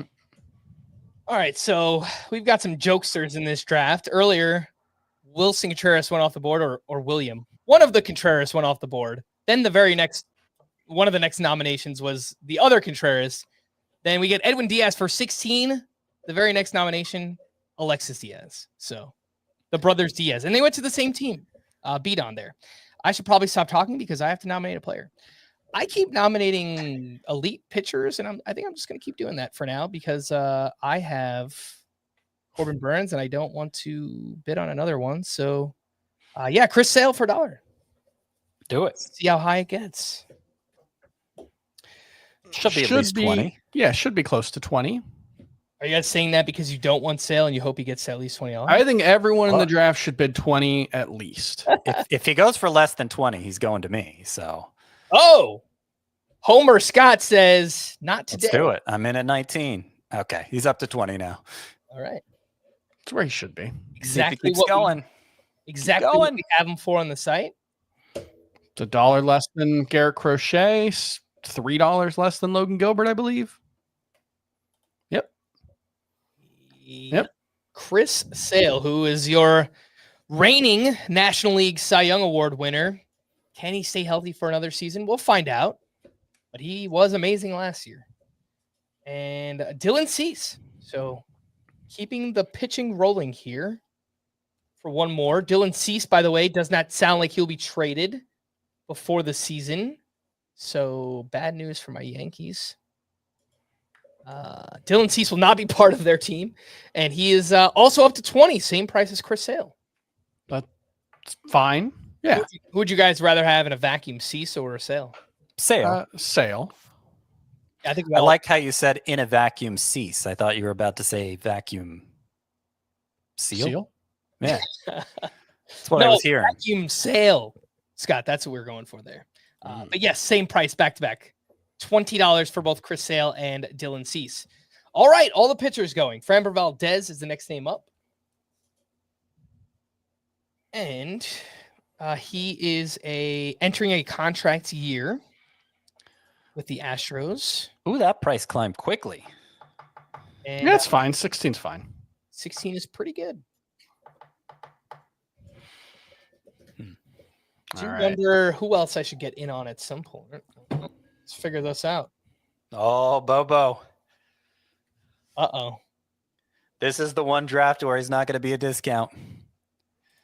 I mean, will he? Uh-oh. All right. I'm not going to let you get him for 10. Chris, you can't let Scott get him. Come on. Or will you? Yeah, it's fine. Oh! There you go. $12 bid to J.R. Fenton. And Scott, will you let it slide? That's still a decent price. It is, but I have 2 shortstops already. I could start him at DH, but I was a little surprised that you bid on him. Yeah, I think there will be. It's a discount from where I have him. I just think there will be even bigger discounts and lower dollar discounts. I can only afford like 3 more double-digit dollar players. I didn't necessarily want one to be Bo Bichette when I already have 2 shortstops. I am checking in on shortstop here, and all the elite ones are gone. I did not notice that. You should have been in on Bo Bichette. Yeah, I probably should have. I don't have a shortstop, so all right, we'll have to figure that one out. Well, we can find out how much influence we have on the audience we're drafting with, because Willy Adames is still out there, and I think he's a clean sweep bust pick for all of us. So maybe we can drive that price down. It is. I think that between our sleepers, breakouts, and busts columns, 1.0 and 2.0, presuming we're just kind of lumping sleepers and breakouts together, I see more crossover between the 3 of us than ever before. A lot of the guys that I added to my 2.0, I go and look at your 1.0 and it was already there. And it's like, okay, well, clearly I'm adding a lot to this conversation. I have a theory. Uh-oh. Looks like the Did we get locked out? I tried Yeah. to type in 3. I think we got locked out. Yep. I have a theory. So this is the first time that we have all podcasted together this month. The entire offseason, yeah. The entire offseason. Yeah. I noticed when Heath made the transition to football, they like full time, they started to all agree a little more as well. There's a little bit of a hive mind that happens, and frankly, it's unacceptable. And we need to be less agreeable with one another. I think we can all agree on that. You stink, Chris. Well, you know what? I showered today. There you go. Guess what? I need a shortstop, and I'm bidding on Willy Adames. Who doesn't need a shortstop? You need him too, Chris? I need a shortstop. I don't really want Willy Adames. You You got have to leave. Come on. Oh, Come that's on. yeah. Like that's I don't want. that's the thing is like I have Willy Adames as a bust. I don't love him, but like $11, that's $11. fine. That's good. That feels like Willy Adames for less than Bo Bichette. Yeah, that's great. Even though I have Bo Bichette as a sleeper and Willy Adames as a bust, I'll take that. Yeah. So if I hit 12, do you go 13 there, Chris? Probably not. So I could have got him. And Mason Wynn is already gone, by the way, Frank. So you can't. And he was like 10, I think, right? Somebody There's a we few others. universally consider a breakout. You can't get him. A few others. That I'm looking at. Okay, that wasn't too bad for Pete Crow Armstrong. Yeah, $7. 7. I had him at 10. Yeah, I've got him at 8. That one may. Maybe we flipped. Are you guys nervous at all because Pete Crow Armstrong has looked awesome this spring? No. Okay. No. Spring doesn't make me nervous. He had a home run off of Logan Gilbert the other day. I Spring think makes Logan me- Gilbert was generally pretty terrible in that start. Not worried about it. Pitchers trying stuff, all that. I'm not worried about it. Here's our test case on Austin Riley. Does he go for more than Devers and Machado? He's $2 more. And he is the clear best hitter available. So Yes. Yeah, I feel like the bidding should be a little more aggressive. So Garrett Atkins, who has a lot of money left, ends up winning him. And it'll be interesting to see how Atkins' team comes together because he's got the hammer. Yeah, he's got the hammer, exactly. During a point in the draft where there should be a lot of discounted players. And in a shallower league, that can be overrated. you really need as much impact as you can get everywhere you can get it. But this is kind of medium depth. I want to consider this a shallow league, and so the caliber of players he's going to be buying here, given all the spots we have to fill, it could turn out pretty well if he plays his cards right. Nico Horner is up, and yesterday we got a news item that he is playing in minor league games next week when the Cubs are in Tokyo, with the hope of still being ready for their domestic opener, which would be March 27th. So that feels like positive news, right, Nico Horner?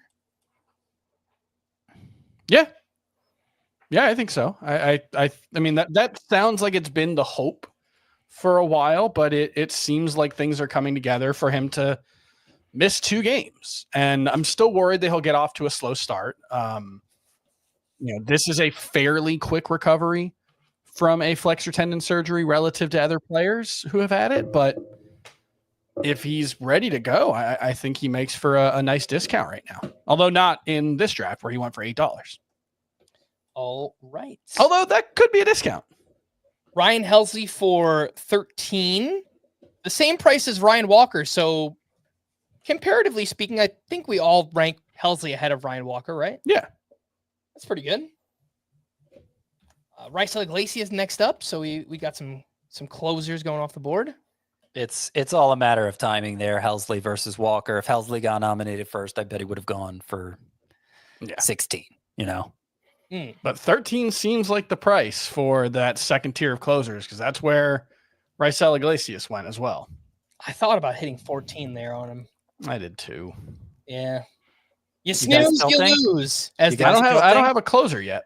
I'm cool as a cucumber over here. I don't think any of us have a closer yet. Mike Trout is up. Scott, you drafted him in Tout Wars. Mm-hmm. Will you make it 2 for 2 tonight? I have him in AL Labor as well. I'd rather not. I don't. Tout Wars was a specific situation because we're getting deep into it, and it was an OBP League A, and I didn't have a single outfielder yet. So it's just like, well, I got to cross my fingers on Trout, just given the state of the draft, the format of the league. But in this, a standard Roto League where I already have an outfielder, and we're not going to go as deep into the outfield pool because it's 12-teamer instead of 15-teamer. I'll let Trout go to someone else. And at $13, I don't think that's enough of a discount for me to seriously kick myself over it. Yeah, that's exactly what we have before on the site. And what do you know? I am up here. Uh-oh. And let's see. Throw out another closer, Mason Miller. I'm going to guess he goes for more than 13. Let's see. Someone I know you like, Chris. Will you be part of the bidding? There you go. Went for more than 13. Already passed it. Mm-hmm. Get in there, Chris. Much past. Get in there, Chris. Yeah, there you go. Don't let Scott talk you into this, man. Scott had nothing to do with that. Yes, he did. Yes, he did. Do not underestimate my influence. You have zero influence, sir. The cucumber got you. I am an influencer. I hate cucumbers. Scott, didn't we have this conversation last year that you should make your fantasy, your X bio fantasy baseball influencer? Sure.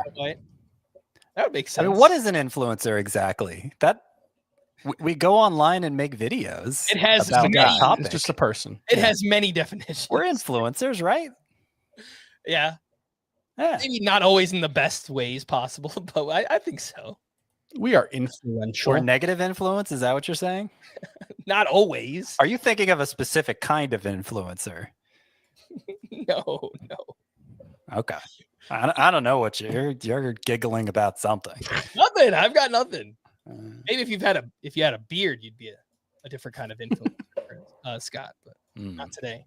After Mike Trout, Mason Miller went from 15 to Chris, and Blake Snell to $18 to J.R. Fenton. Chris, you got your guy. I know you're a big Mason Miller guy. I feel like we're doing a bit here, but I do like Mason Miller. He's awesome. I am being genuine. I know you like. He's great.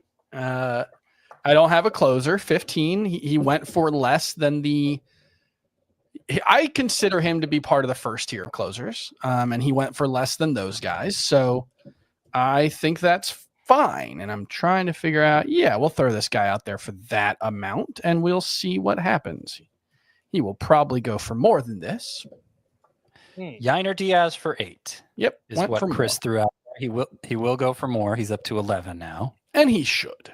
He should. I have him as a $16 player, but we're getting some underbids now, just because. And catchers have been cheap. People have to save money somehow. And Oof. All right. No discount on Yainer Diaz. Hey, we see it in the NFBC ADP, right? He is the second catcher off the board behind William Contreras. So now, Adley Rutschman did go for 17. So relatively speaking, you could argue there is a discount there. I am in a NFBC slow draft and 15 team roto. Adley Rutschman went in the second round ahead of William Contreras. I was stunned. That's too much. Yeah. It was his mom. Oh. Might be. Oh. Yamamoto. Oh, thank you. Whew. You got saved, Chris. I got +1. Somebody jumped up like $5. All right. So you had a $15 bid on Yamamoto, and then he goes up to 16 with the next bid. To be clear, 15 would be fine. It's just not a $15 I would like to allocate at this point. This was a couple bids ago. Spencer Arrighetti for 9. I know we like him in a general sense. Yeah, but it's that a little seemed, too much. Particularly at a point in the draft when we're seeing some underbids now. Yeah. 9. Yeah. It's a little rich for me. That's why I did not get in either.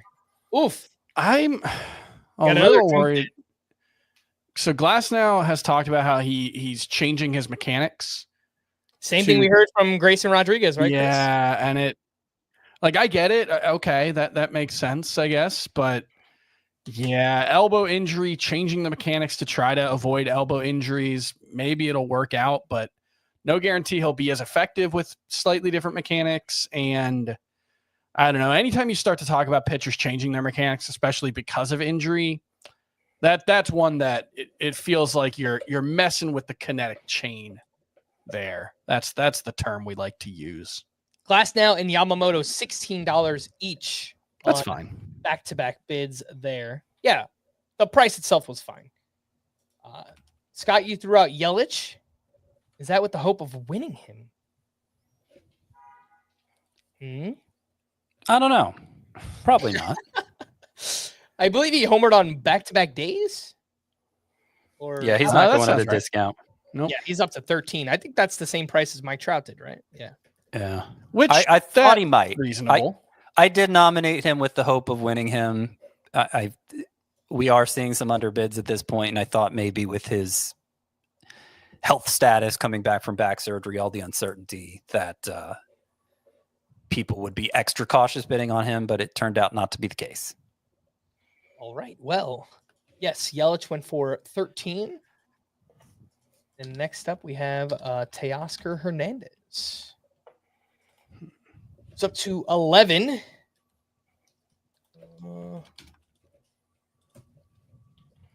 Yeah, I think that's probably okay. Oh, no. I don't know. Should I go 15? Nah, you got him, Scott. Unless someone else wants him. And sold! No! Oh, no! Oh! Fake out. The snipe bid.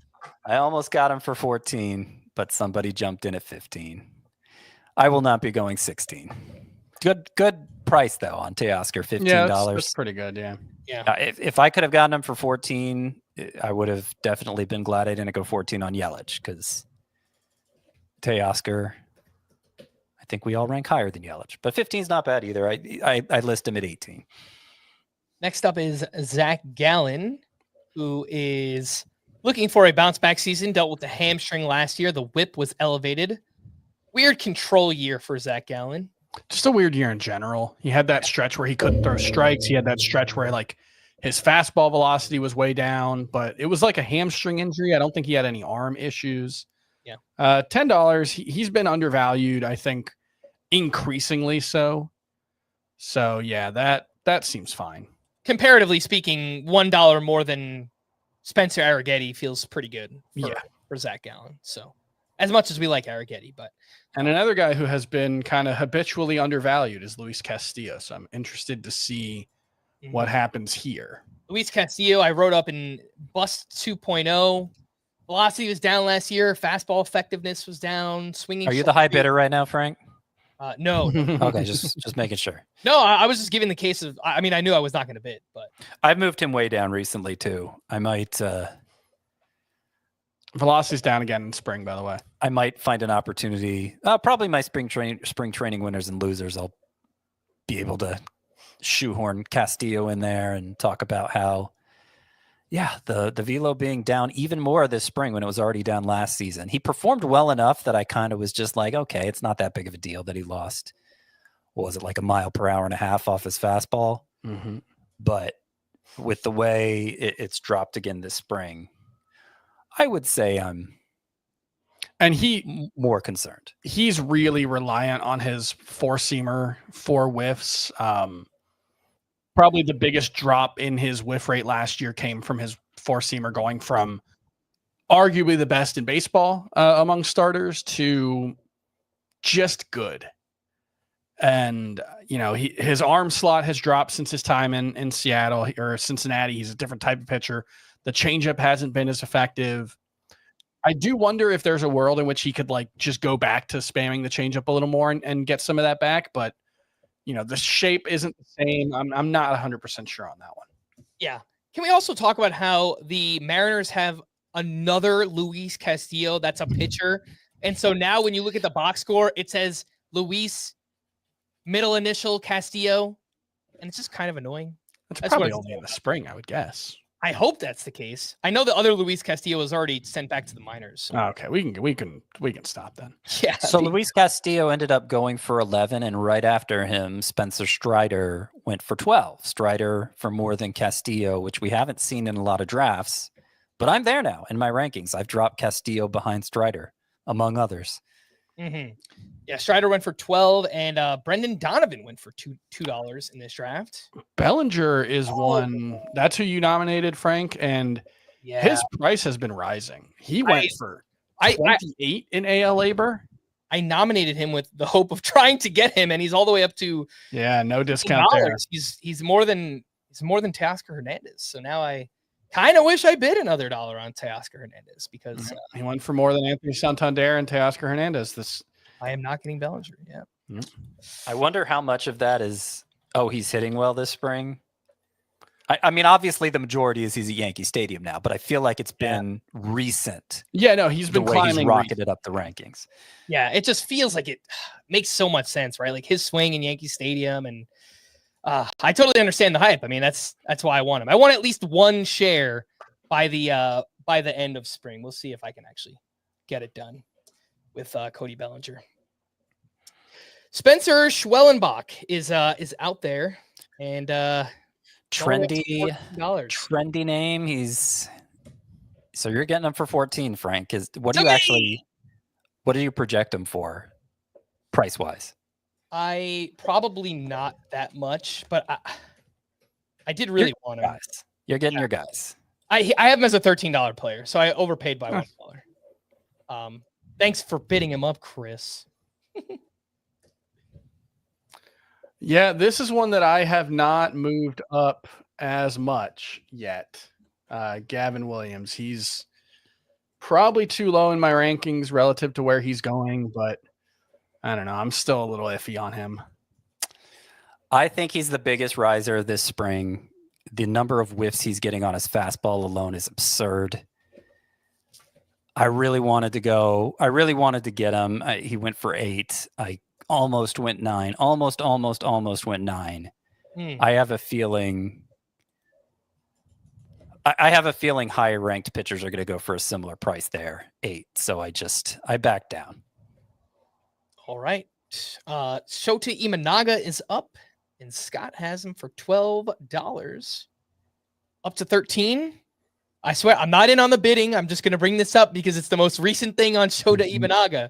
But yesterday, his velocity was way down in spring training. He gave up 4 runs. He gave up 2 home runs. So hopefully it's nothing, and he'll be all right. But it was. I didn't know that. One thing I will say about Imanaga, since most drafts are going to happen after he makes his debut in a week, I believe, a week from today.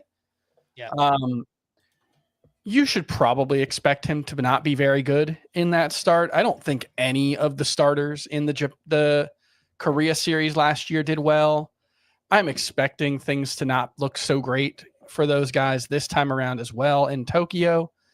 And could be a little bit of a discount for Shota Imanaga after that happens. People will be likely to overreact to that. All right, let's take our final break. When we return, a few more thoughts on Imanaga. We'll do that right after this. Sail GP lands in California. The Port of LA welcomes the 12 world-class teams to the epicenter of glitz, glamour, and Hollywood.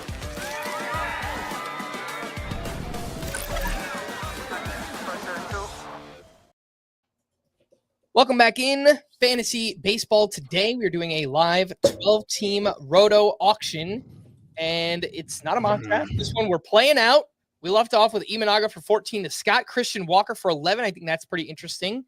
But Shota Imanaga for I hate you, Scott. probably would have bid there, but I was doing our intro back from the break, so I didn't. Yeah, Schwarber for 13 after Rooker and Marcelo Zuna, I think both went for 17.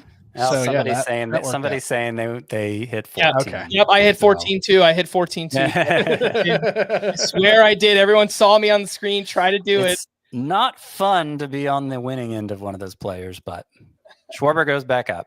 I don't get him for 13. Okay. Well, I assume he's going to go for a lot more now, but could be wrong. We'll see. We'll see. Okay. Well, if this guy's I'm going to bid 13 again. Yeah, let's at least do that. Oh, you know what? His spot may be filled. I'll bid 14 now. I wanted to do it before. So. Yeah, he doesn't have room for Well, that's crap. I should have gotten him then. Yeah, that's fair. Yeah, that's reasonable. Yeah, he doesn't have room for him in his lineup. So you're gonna let me get him for 13? No. Okay. You're saying that was fair. You're saying that he wasn't the guy who said he got locked out of the bidding, couldn't actually win him because his utility spot was filled. So we shouldn't have redone it. I understand. You just don't care because you want to win him. No, I mean what you're saying makes sense. So if you want to go back and give him 2 for 13, we could do that. We'll let Chris be the arbiter. Don't do that because I think it would be funny to leave him for 16. But no, Scott is right. I think a bit on him. I was doing the intro back from the break, so that's also a fair point. Frank is multitasking, and that would cause Scott to not be cool as a cucumber. Okay, I'll be cool. I'll be cool. You know what? We can screw with Scott, and I always lose to the arbiter, but that's fine. That's fine. We got to redo it again though because I backed it out when Chris initially decided 13. Is that the wait? No, Halo? Now it's all falling apart. Scott is tilting for the wrong reasons now because people aren't paying attention.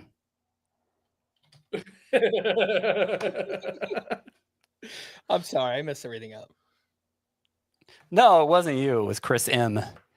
Chris, I can bid on him. Yeah, because you don't have a spot for him. Oh, the cucumber's heating up. Uh-oh, he's heating up. All right. It's actually. I'm going to nominate Schwarber.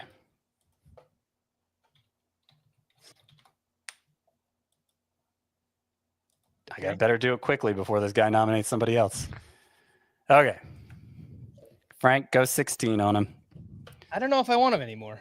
Okay, I'll take him for 13.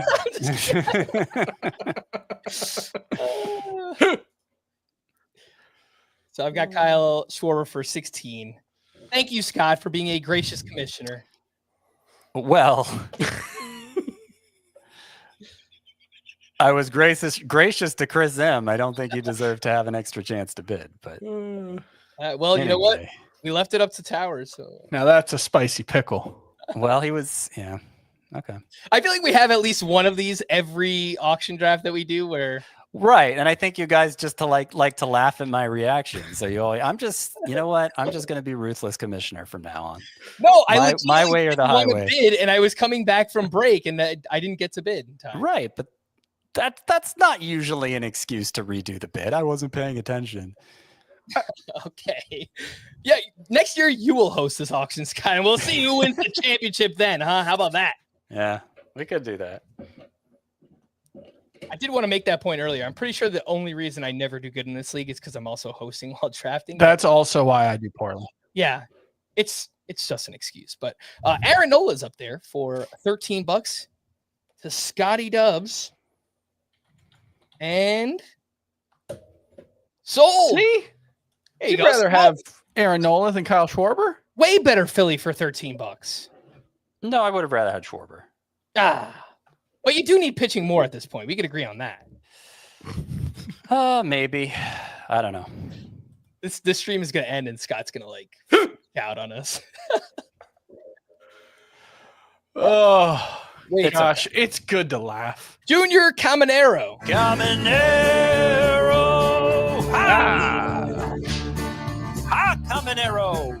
He is up to $10, which doesn't seem so bad based on the hype around him. Now up to 12. Last I saw, he was dealing with a back injury. Does anyone have the latest? I'm not bidding on him. I bring up the news on I every think he was back in the lineup. Okay. I'm not doing that on purpose. I'm trying to inform the masses, I swear. He left last Thursday, I think, with a back injury. Let me make sure. He was back in the lineup Sunday. So. Okay, there you go. Yeah, Caminero went for $12, by the way. Aaron Nola for $13. Christian Walker is when we kind of breezed past. He went for $11. Still dealing with that oblique injury. He's not swinging a bat yet. What do you guys think about Walker for $11? Is that enough of a discount with what we know right now? Yeah, at this point in the draft, you would expect him to go for. I have him as a $15 player. You'd expect him to go for a couple bucks less than that. So I don't know if there's much of an injury discount there, but by all accounts, the oblique is not serious. It's not a strain, much less serious than the one that cost him a bunch of time last year. Still has a chance to be ready for opening day. And I think the tell there is what we talked about. I think we mentioned earlier that Cam Smith is going to start playing corner outfield in spring games. Top prospect. He's a third baseman, but there won't be any room for him unless he can play the corner outfield. They're going to try that out in a couple of days, it sounds like. All right. Yes, Cam Smith having a very good spring so far. He was the headliner in the Kyle Tucker trade, the headline return. They also got Isaac Paredes in that trade, and first round pick last year by the Cubs. And so far he has looked the part in spring training. Yep. It's a very small sample. He has not played a game above AA yet, but you know, we were talking before the podcast the other day, Chris, and my kind of boomer scouty take is just watching him. Yeah. He just looks like a ball player. The swing looks legit. He's got the body. I saw him hit a home run or something, and I was like, yeah, he looks like a major league player. He looks ready to go, but we'll see. Steven Kwan for $9 to Chris. Yeah, that's fine.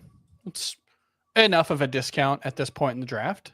I was in on Kwan because I've got Semien, Carroll, and Schwarber, so my batting average could be a little shaky. So I was thinking about getting Kwan. I was in when he was around $7 or $8, but then I kind of backed out. But could be a good buy. Jake Berger. I'm probably too low on Jake Berger. I need to move him up. In addition to breakouts 2.0, Scott? Sleepers 2.0? Sleepers, actually, but he's almost a top 100 pick now. Right. He keeps moving up, so it's harder to justify calling him that. I think everybody's awake on Jake Berger. Yep. All right. Edwin Uceta for $2. That went a couple picks ago. I did not mention that one, who's looked good this spring. Someone else who's looked good for the Rays is Mason Montgomery, and I've seen some smart people hyping up Mason Montgomery as a reliever this season, a former top-ish prospect from the left-hand side, and some people who think that he could be in the mix for saves. It's, nobody knows for sure. It's probably just Pete Fairbanks to start the year, but They've got other really good names with Uceta and Mason Montgomery in the mix as well. All right. Let me throw. Disappointed that Toglia went for 5. You wanted to get him for cheaper, Chris? Were you I wanted to get him for 4. That's my price on him, and little bummed. Usually, I like him more than everyone else. Not this time, I guess. Right, Logan Webb is out and about. There was some quick bidding on him there for a second, but it may have cooled off here at, okay, you're at 12, Frank. Yep. I see I have him as a $14 player on the site. And I am intrigued by him throwing this cutter. Yeah, he's got a cutter, yeah. Throwing this cutter late in the season last year. He used it the other day in the spring quite a bit. He threw it 20% of the time. He's not throwing his changeup as much, though. He's not. I wonder if he's trying to get a feel for the other pitches early on in camp, but it's a fair point. I think we want to see the changeup bounce back this season because it was bad for him last year, and that's supposed to be his best pitch. So it's something we do want to see improve for Logan Webb. So I got him for how much? $12? Yes. Okay.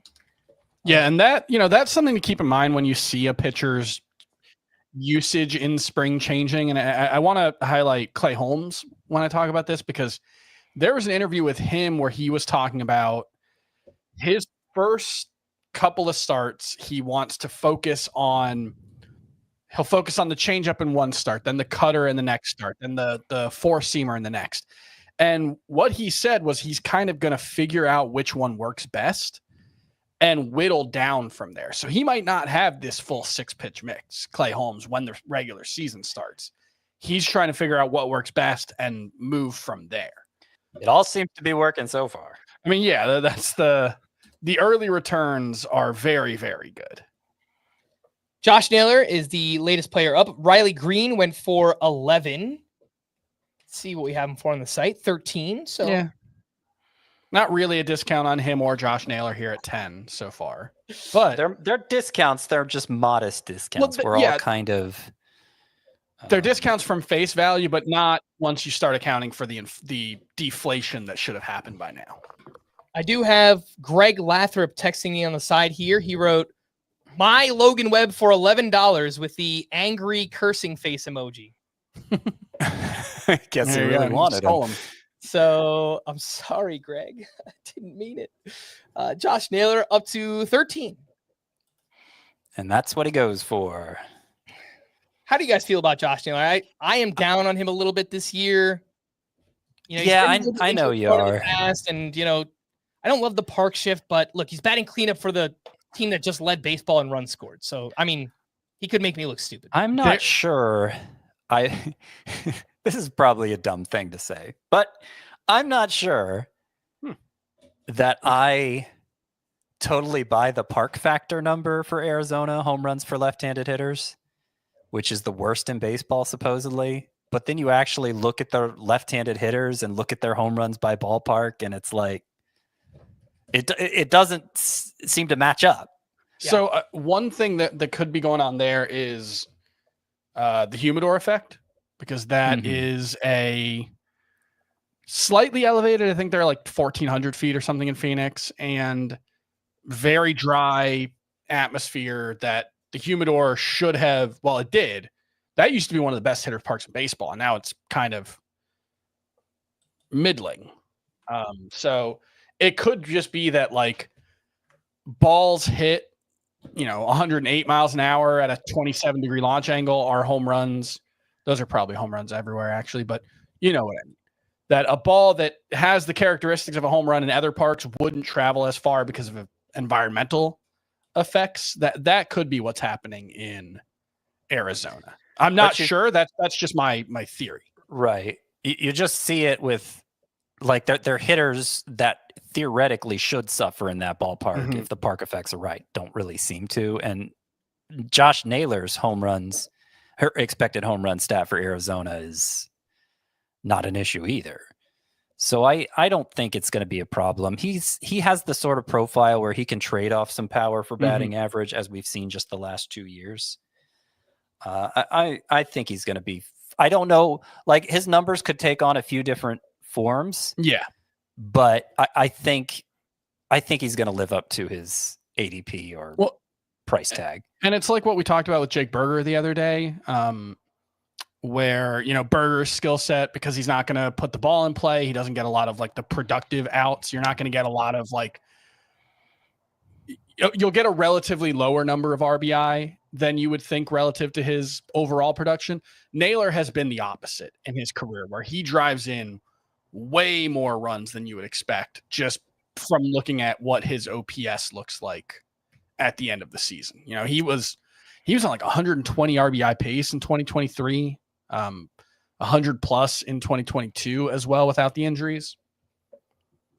So he's a very good bet for 100 RBI, I think, at least. Guys, I think we may have hit the savings portion of the auction. 4 players in a row.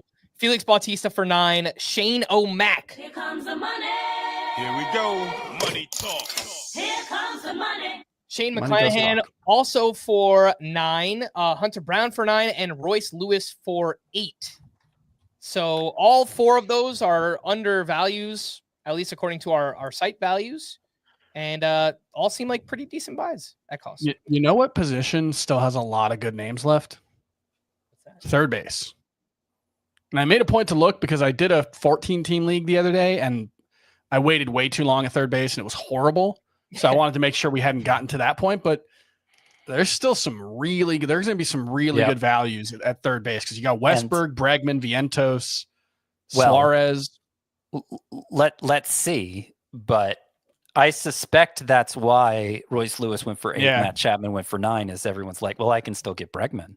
I can still get Vientos. It might be. Chapman for $9, by the way, too. So 5 single-digit players in a row, all slightly undervalued by like $2 to $3 based on what we have them for on the site. David Peterson snuck on by for $1. Yeah. A player we have not talked about at all this offseason. Yeah, I tend to just think he's a guy. Okay. All right, let's see what happens with Bregman here. He just got nominated. All right, well, we've got the test case, $8-9. More than that. We'd like to see that price go higher. Alex Begman. I'm sorry. Do we all need a third baseman? Is that what's happening? I do need a third baseman, yes. Begman up to 11, 12. Scott, do you need a third baseman? No. Okay. And you know what's going to happen? Sold. Is now Westberg and Vientos are going to go for less than 12, and I'm going to look dumb. No. Or they're going to go for way more because they're the last 2. I think Bregman was clearly the best one left. Though some people might say Vientos. I like Bregman more than Vientos. I have Vientos as a bust this year. I think Bregman. Well, you have Westberg ahead of both of them, don't you? Yeah, though probably he'll be drafted as a second baseman, so I wasn't really counting him, but he's in there too, sure. Mm-hmm. I kind of want to go 13 on Bregman, but I just need. I have every infield spot filled, but corner infield. So I need to put more of my focus on the outfield, I think. Not much of a discount on Luis Robert here. A little bit. A little, yeah. We have him collectively as a $15 player on the site. He goes for 12. Yeah, a tough player to evaluate this offseason. Impossible, man. It's just, I think if he's healthy, I think he'll be good. Granted, counting stats might not be great, but like there's no denying he has power and speed. It was 38 homers, 20 steals 2 years ago, and the speed actually went up last year. But can he stay on the field? I think he's going to be motivated so that he can get traded away from the White Sox. Well, can we get like a major league situation where like the GM of the White Sox tells him, if you've got an 850 OPS and have only missed like 20 games by July 1st, we're definitely going to trade you to a contender. And then bam. Oh gosh. Yeah, there you go. No discounts on Westberg, but he is a second baseman, so I guess that. But yeah. We have him as a $15 player, right? Yeah, I mean, I got caught with the bag there. I knew it was going to happen too. Like based on all those other third basemen going, I wanted one of Bregman or Westberg, and maybe I should have went in on Bregman. I spent $15 on Westberg, but comparatively to $9 for Chapman, $8 for Royce Lewis, it it is a little bit of an overpay comparatively, but he is a player we all like quite a bit. So I'm not mad about it. It's just You tilting? No, not Chris. If I went 13 on my bad, I didn't mean to auto bid, but if I went 13 on Bregman, would you have gone 14? I don't think so. I was pretty iffy on the $12 bid. So, yeah. Okay. Bregman, by the way, which we've talked about a lot this offseason, Bellinger, his swing for Yankee Stadium, Bregman and Fenway is just, it should be awesome, right? It's, even if they're not home runs, it should be lots of fly balls off the wall and the green monster and in left field. And that should lead to an increase in batting average. I'm thinking something like a 275, 280 plus with like 20 to 25 home runs for Bregman this year. Yeah, I would say like 18 to 20 homers, 275, really good counting stats. It's the second best park for his swing. I think it is a downgrade from Houston overall, but still should be pretty good. All right, Scott. In the meantime, you snuck on by with Brian Reynolds for 11. That feels like a pretty good buy. Like that. Let's see if Suzuki, say a Suzuki's who I have one spot ahead of Reynolds. He's up now and he's up to 12. So I think I made the right call there. And I think, so I was debating going 13 on Bregman and then getting Reynolds for 11. I passed on Bregman because I thought I needed to devote those dollars to the outfield, and I got Reynolds for what would have been $2 less. I think that was probably the right move. Their projected numbers should be pretty similar. I do think Bregman has more upside at Fenway Park, but I needed the outfielder more. All right. Well, Suzuki did wind up going for 13. I was in on the bidding at 12. I like Suzuki a lot. I talk about him every year. I think he's a sneaky 5 category contributor. Not, amazing at anything, but good batting average, 25, 12, 25, 15, something like that. And I think there's room for another step. I think the Cubs lineup could be really good too. Yeah, I think the next step, Chris, is if he could stay healthy for a full season. Yeah. Because we've had the oblique injury 2 years in a row for Suzuki. So if he stays healthy, theoretically the counting stat should go up for Suzuki. So all right. Well, we are nearing the end of the audio podcast here. As I mentioned, we're going to sign off there. We're going to keep things rolling here on YouTube. I think we're going to take a break so we can have a little bit of a breather, and then we'll pick things back up. But we are going to wrap there. For Scott and Chris, I am Frank. Thanks as always for tuning in to Fantasy Baseball Today. Please make sure to follow and leave a 5-star rating on Apple or Spotify. Again, make sure to check in on YouTube if you want to see the rest of the draft results. And we will be back again tomorrow. Bye-bye. All right, still here on YouTube. We're going to take a quick break, a couple minutes to catch our breath, maybe use the bathroom if we have to. We've been here for you don't have to put such a fine point on it, Frank. Who wants to go first? Transparency. All right, I'll go. All right. Chris, let's check in on... Should we talk about Chris's team while he's gone behind his back, Scott, or look at your team while you're here? What do you think? Probably my team. All right, let's do it. So no catchers yet, but you allocated a lot of funds to the infield. Freddie Freeman for 28, Ozzie Albies for 20, Rafael Devers for 23, Francisco Lindor for 33, Trey Turner for 30, and in the outfield, you have Fernando Tatis for 35, Brian Reynolds for 11. How are you feeling about the offense? On paper, I think you feel pretty good. Yeah, good. I feel good. I think I should be in good shape with everything. I might want a big power bat for cheap, like a low dollar power bat, because I think maybe that's one. If you look at all of my high dollar players, that's an area where they might fall short. There's some injury risk, of course, with Devers. There's some inherent injury risk with Tatis. So that's some cause for concern. But I think that I got so many high-end bats, I think could make up for that. I can afford to lose 1 or 2 at some point in the season and still have a pretty good offense. I got to spend my final dollars. I only have 49 of them. I got to spend them smartly. And my pitching staff still needs quite a bit of help too. Well, let's take a look at that pitching staff. You have Imanaga for 14, Aaron Nola for 13, Grayson Rodriguez for 4. So Grayson Rodriguez kind of an unknown right now. He's dealing with the elbow injury, going to start the season on the IL. But, if he returns, we know he has a lot of upside. And typically, Scott, I feel like in our snake drafts, this is how your pitching staff kind of comes together, is hitting it in the middle rounds. Yeah, I think that's right. Obviously, there's not a snake draft where you could get all of Tatis and Lindor and Trey Turner and Freddie Freeman and Rafael Devers. So I did take advantage of the auction aspect of this to get some more high dollar players. And I like that start to the pitching staff. Presuming that dip in velocity for Imanaga, he's still got a lot of whiffs in that start, but presuming that's not like an injury situation, it's just normal spring stuff. Then I think Nola and Imanaga, if you want a thrifty 1-2, I think that makes a lot of sense. They complement each other well. And, well, they should at least be really good in whip, which I'd rather fill early. And then Grayson Rodriguez, look, it could just be that the whole season unravels with this elbow inflammation and it ends up being a waste of $4. But to gamble only $4 on a pitcher with that upside, who, by the way, could be back before the end of April, I think that was a smart play. I think it's rare that you can find that kind of value in a player who's nominated that early. All right. Well, Scott, would you... I'll let you talk about Chris's team. All right.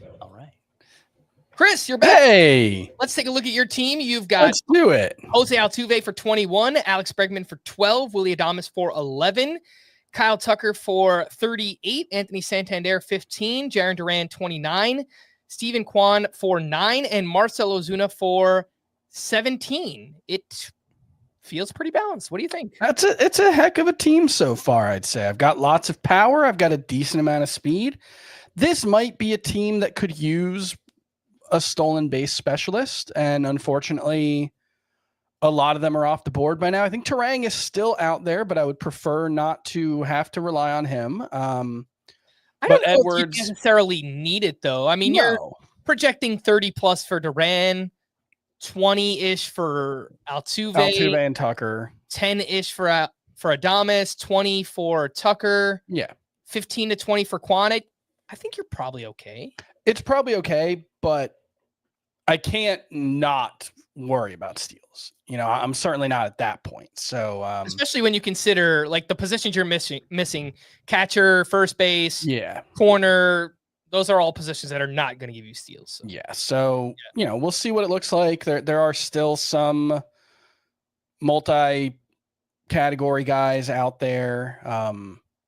So we'll see how it goes, but I think it's a great start for an offense. And, I've got 11 lineup spots left to fill and $49. That's not a bad place to be as we hit like the halfway ish point, actually a little more than halfway point, $4 to $5 per player. Basically. Yeah. So, there's room for, there are still a couple dozen like $10 players left by my valuations.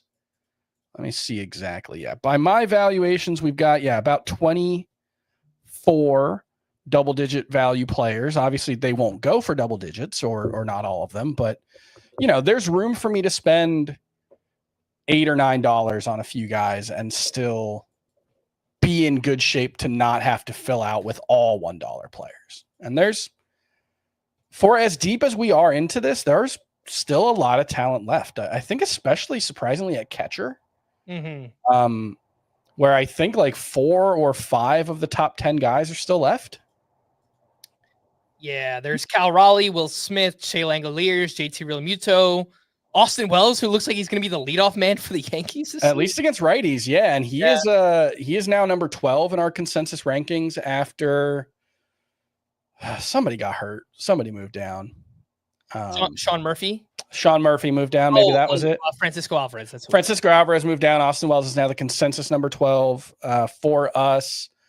After those 4 or 5, there's a lot of iffy options. So would probably still rather end up with one of those 4 or 5 guys. But I think I'm in a good place. I'm pretty happy with it. Cool as a cucumber.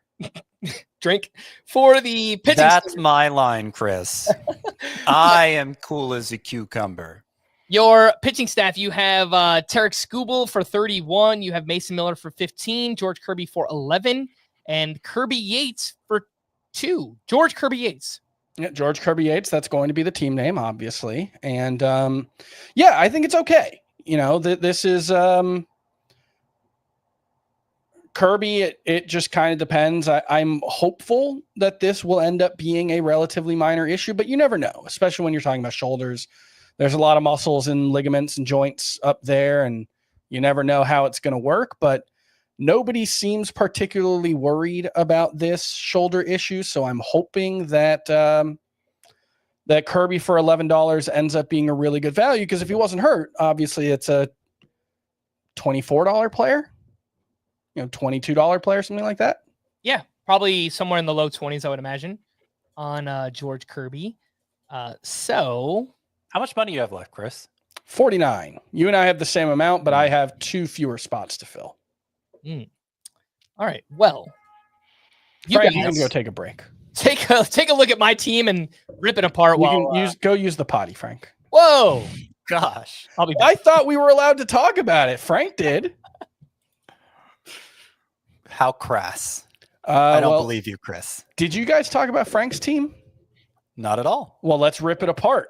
Let's look at Frank Stampfl's team. He's got Vladimir Guerrero for $36, Marcus Semien for $16, Jordan Westberg for $15. That was one that came pretty late in the game, so no real discount there. I think we have him as a $15 player. Corbin Carroll for $36, Jackson Churio for $30, and Kyle Schwarber for $16. I'm sorry about that, Scott. I did feel bad, immediately. As soon as I felt bad, not bad enough to walk it back, but I felt bad. And then he's got Corbin Burns for 23, Logan Webb for 12, and Spencer Schwellenbach for 14. So no single digit players for Frank. And he's got a lot of his team left to fill. And how much money does Frank have? He's got $62 to fill 14 lineup spots. Who do you think is in the best shape out of the 3 of us right now? I think we're all in a pretty similar spot. Yeah. So I think it's hard to say. Yeah, I don't dislike anything we've done so far. In retrospect, what is, if you could give one back that you have, what would it be? It would probably be Tatis. Okay, Tatis at 36. At 35. 35. I just think high-end hitters who I liked more went for a similar amount. I'm thinking Mookie Betts specifically. Yeah, Mookie Betts went for $1 more. And as I said at the time, or once all the high-end players were gone, Tatis was nominated very early. Yes. Typically the high-end first-round caliber hitters go for a lot in this league, and I got him for exactly what I projected him for. So I didn't want to overthink that, go with the flow. That's exactly what it means, particularly for those high-end types. And so I see him there at the dollar amount I project him for, not knowing how crazy the bidding's going to get for the other studs. I just took it. And so I'd like to give it back with the knowledge, in retrospect, I have 20, hindsight is 20/20, right? Yep. But I don't think it was wrong process wise. I think it was the way I want to approach auctions from now on. Just when the prices are there for the high dollar players, you take whoever the price is there for, and then you build around that, rather than set your sights on one guy specifically, overpay $5 for him, and find yourself in a hole. Or and look, I'm pass not up another thing that tends to happen, pass up all the Fernando Tatis types for exactly what I project them for, because I have my sight set on somebody who's still on the board, and then that guy ends up going for way more than I budgeted him for. And it's like, shoot, I should have just taken Tatis. You can't go back in time. And so you just have to, like I said, you got to go with the flow, accept the costs when they're there. I think the biggest thing, and we're going to start up in about 3 minutes. The biggest thing is treat players like they are replaceable. And that's not always true, but that where you get into like, Wyatt Langford going for 29, he's the 23rd most expensive player in this draft. That was one or two people deciding I'm getting Wyatt Langford, and he could be worth that. He was like a $13 player while being bad for 5 of the 6 months out of the season last year. Like there's a really fantasy friendly skill set. But when you decide like my draft is hinging on one guy, that's where I think you get in trouble. So that's always been my approach, is, not have like a specific list of names that you want. And I think you're on the right path. Oh, thank you.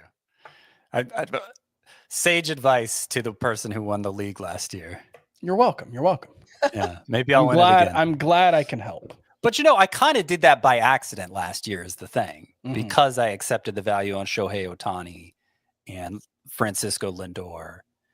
I that wasn't the plan, and so I was thrown off my plan very early and freaking out the rest of the draft. But that is what the plan probably should have been. They just went for the right amounts. Had the gambling story, had that broken when we did this draft? No. Was that on opening day?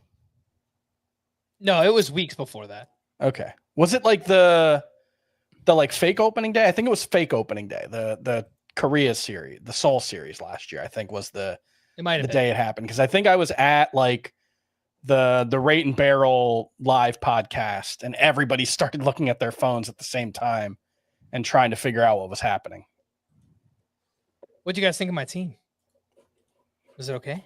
I think we'd rather not say when you're here. I think we've all spent a lot already, but we've spent smartly and have mostly built around hitting. Chris might be a little ahead just because he has Scooble in the pitching department. I think we're all in a similar spot. So we'll see. This is the part that's not going to be a podcast might be the most crucial part, frankly. I think my batting average might be a little low. What do you guys think? I got Vlad, Semien, Westberg, Carroll, Chorio, and Schwarber. It kind of depends on Carroll, right? Yeah. Because if he's a 280 hitter like he was as a rookie, then he's going to be fine, and you're going to be fine. Yeah. Well, his XBA was very low as a rookie, and he outperformed it by like 20 points. So if he's more like a true talent level 255 hitter, which I think is what his XBA for his career is, then it's a little iffy. I don't have to do something crazy like draft Luis Arraez, do I? I mean, you probably out of the three of us need speed the most. And so that's the toughest spot because Arraez is basically a 0. Oh. Well, he's got a lot of speed between Carroll and Chorio. Yeah, and I think Westberg and Semien could give like 10 to 15. Yeah. All right. All right. So we're back in. Jordan Romano is up. What are you going to say, Scott? I was just going to take over your role for a second there, but you're on it. We are in. We are back in. Thanks for everyone watching us live. We have over 1,100 people watching us right now. Thank you for being here. Make sure if you are on YouTube, hit that like button, subscribe to the channel if you haven't already.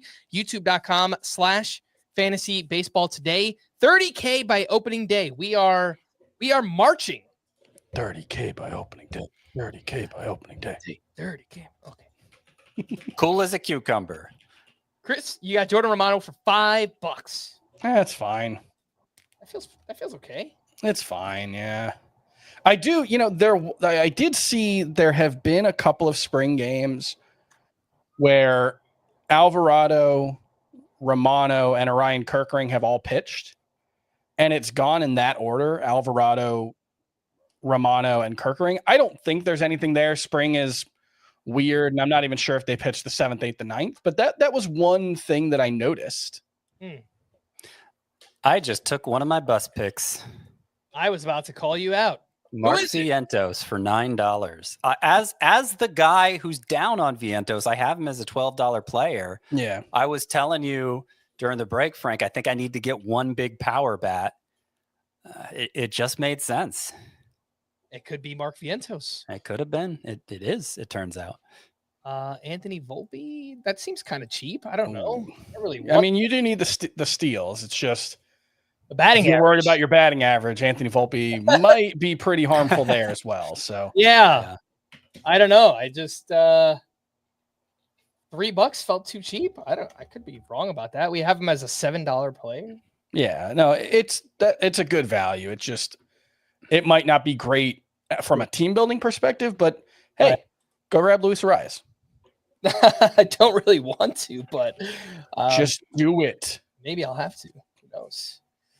Dylan Cruz. And see, this is one where whoever spent, what was it, like 17 on Jason Dominguez, 15 on Jason Dominguez, that could look pretty bad with if Dylan Cruz goes for, he's only going And to it's go got for to be a couple. comparable, Yeah. it looks like. Well, you got him, Chris. Yeah, I said I needed a little speed, and he was the last non-zero bat who might steal a bunch of bases, I think. So, yeah, that's pretty good.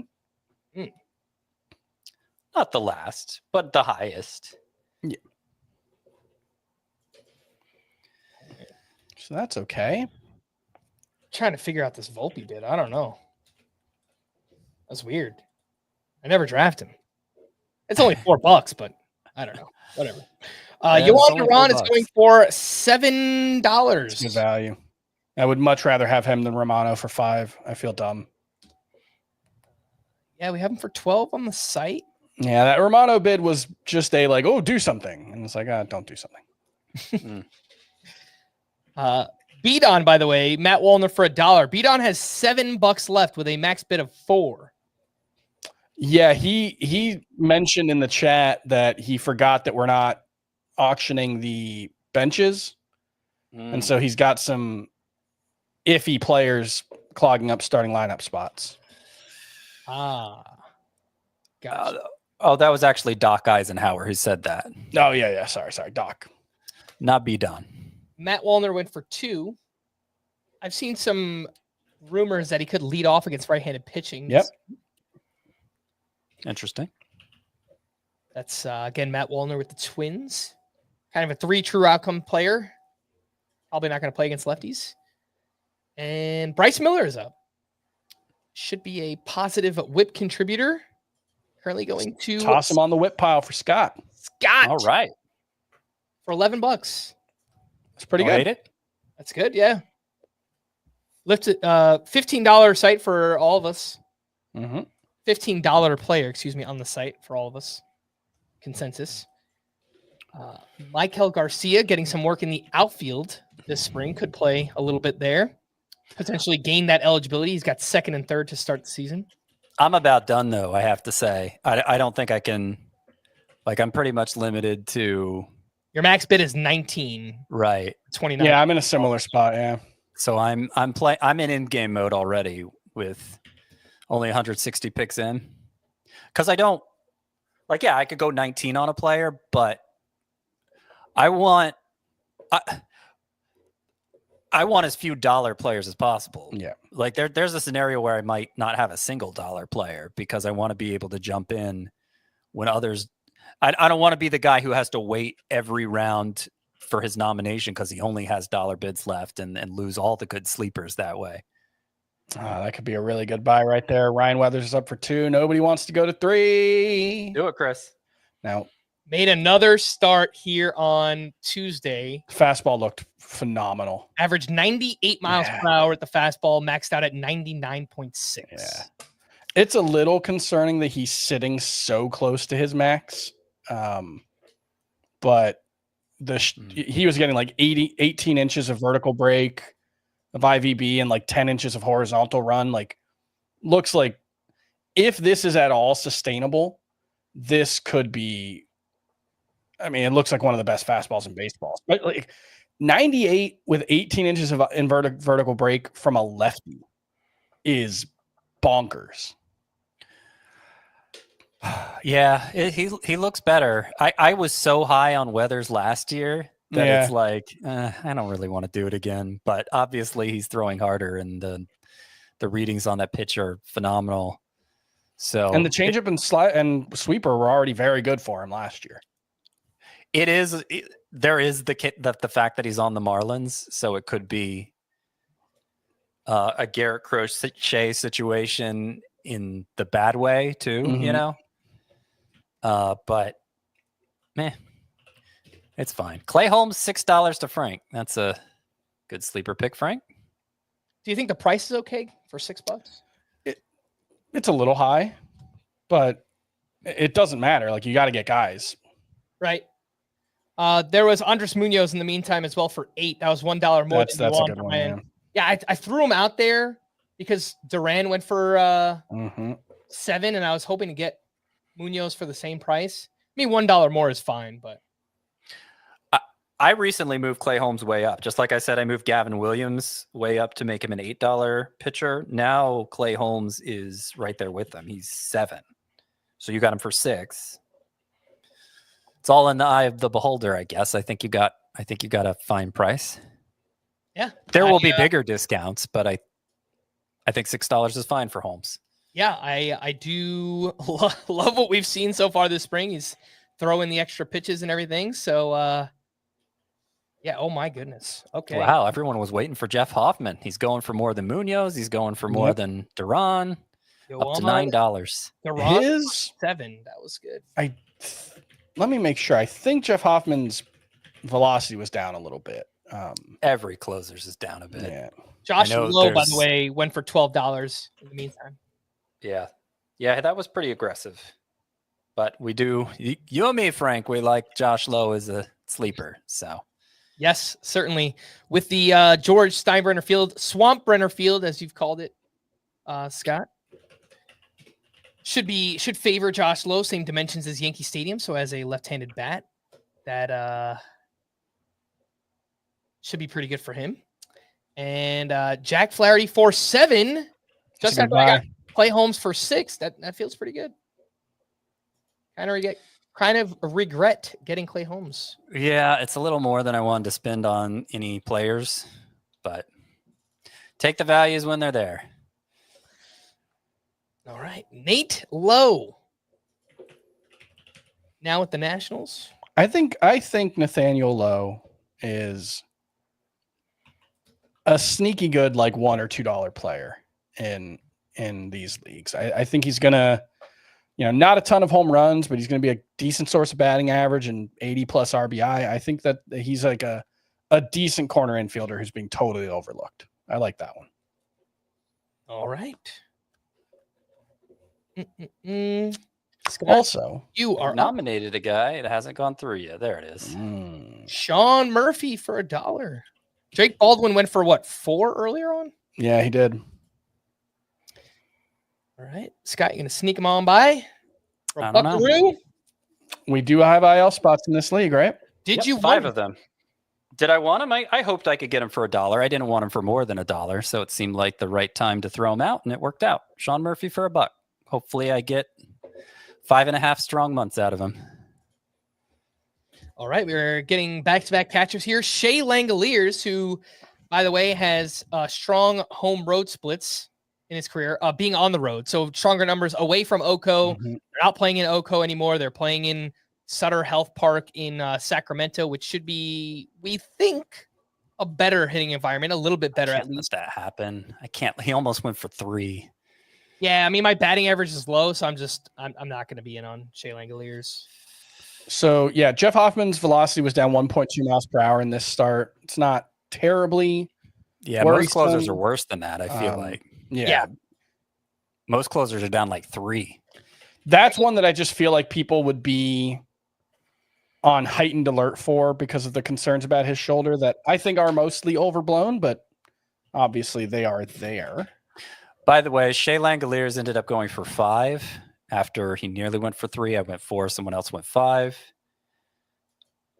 8 is my projected value for him. So it's a comparable discount to what we're seeing with most everybody right now. And then Kerry Carpenter for 3. Carpenter for 3 is fine.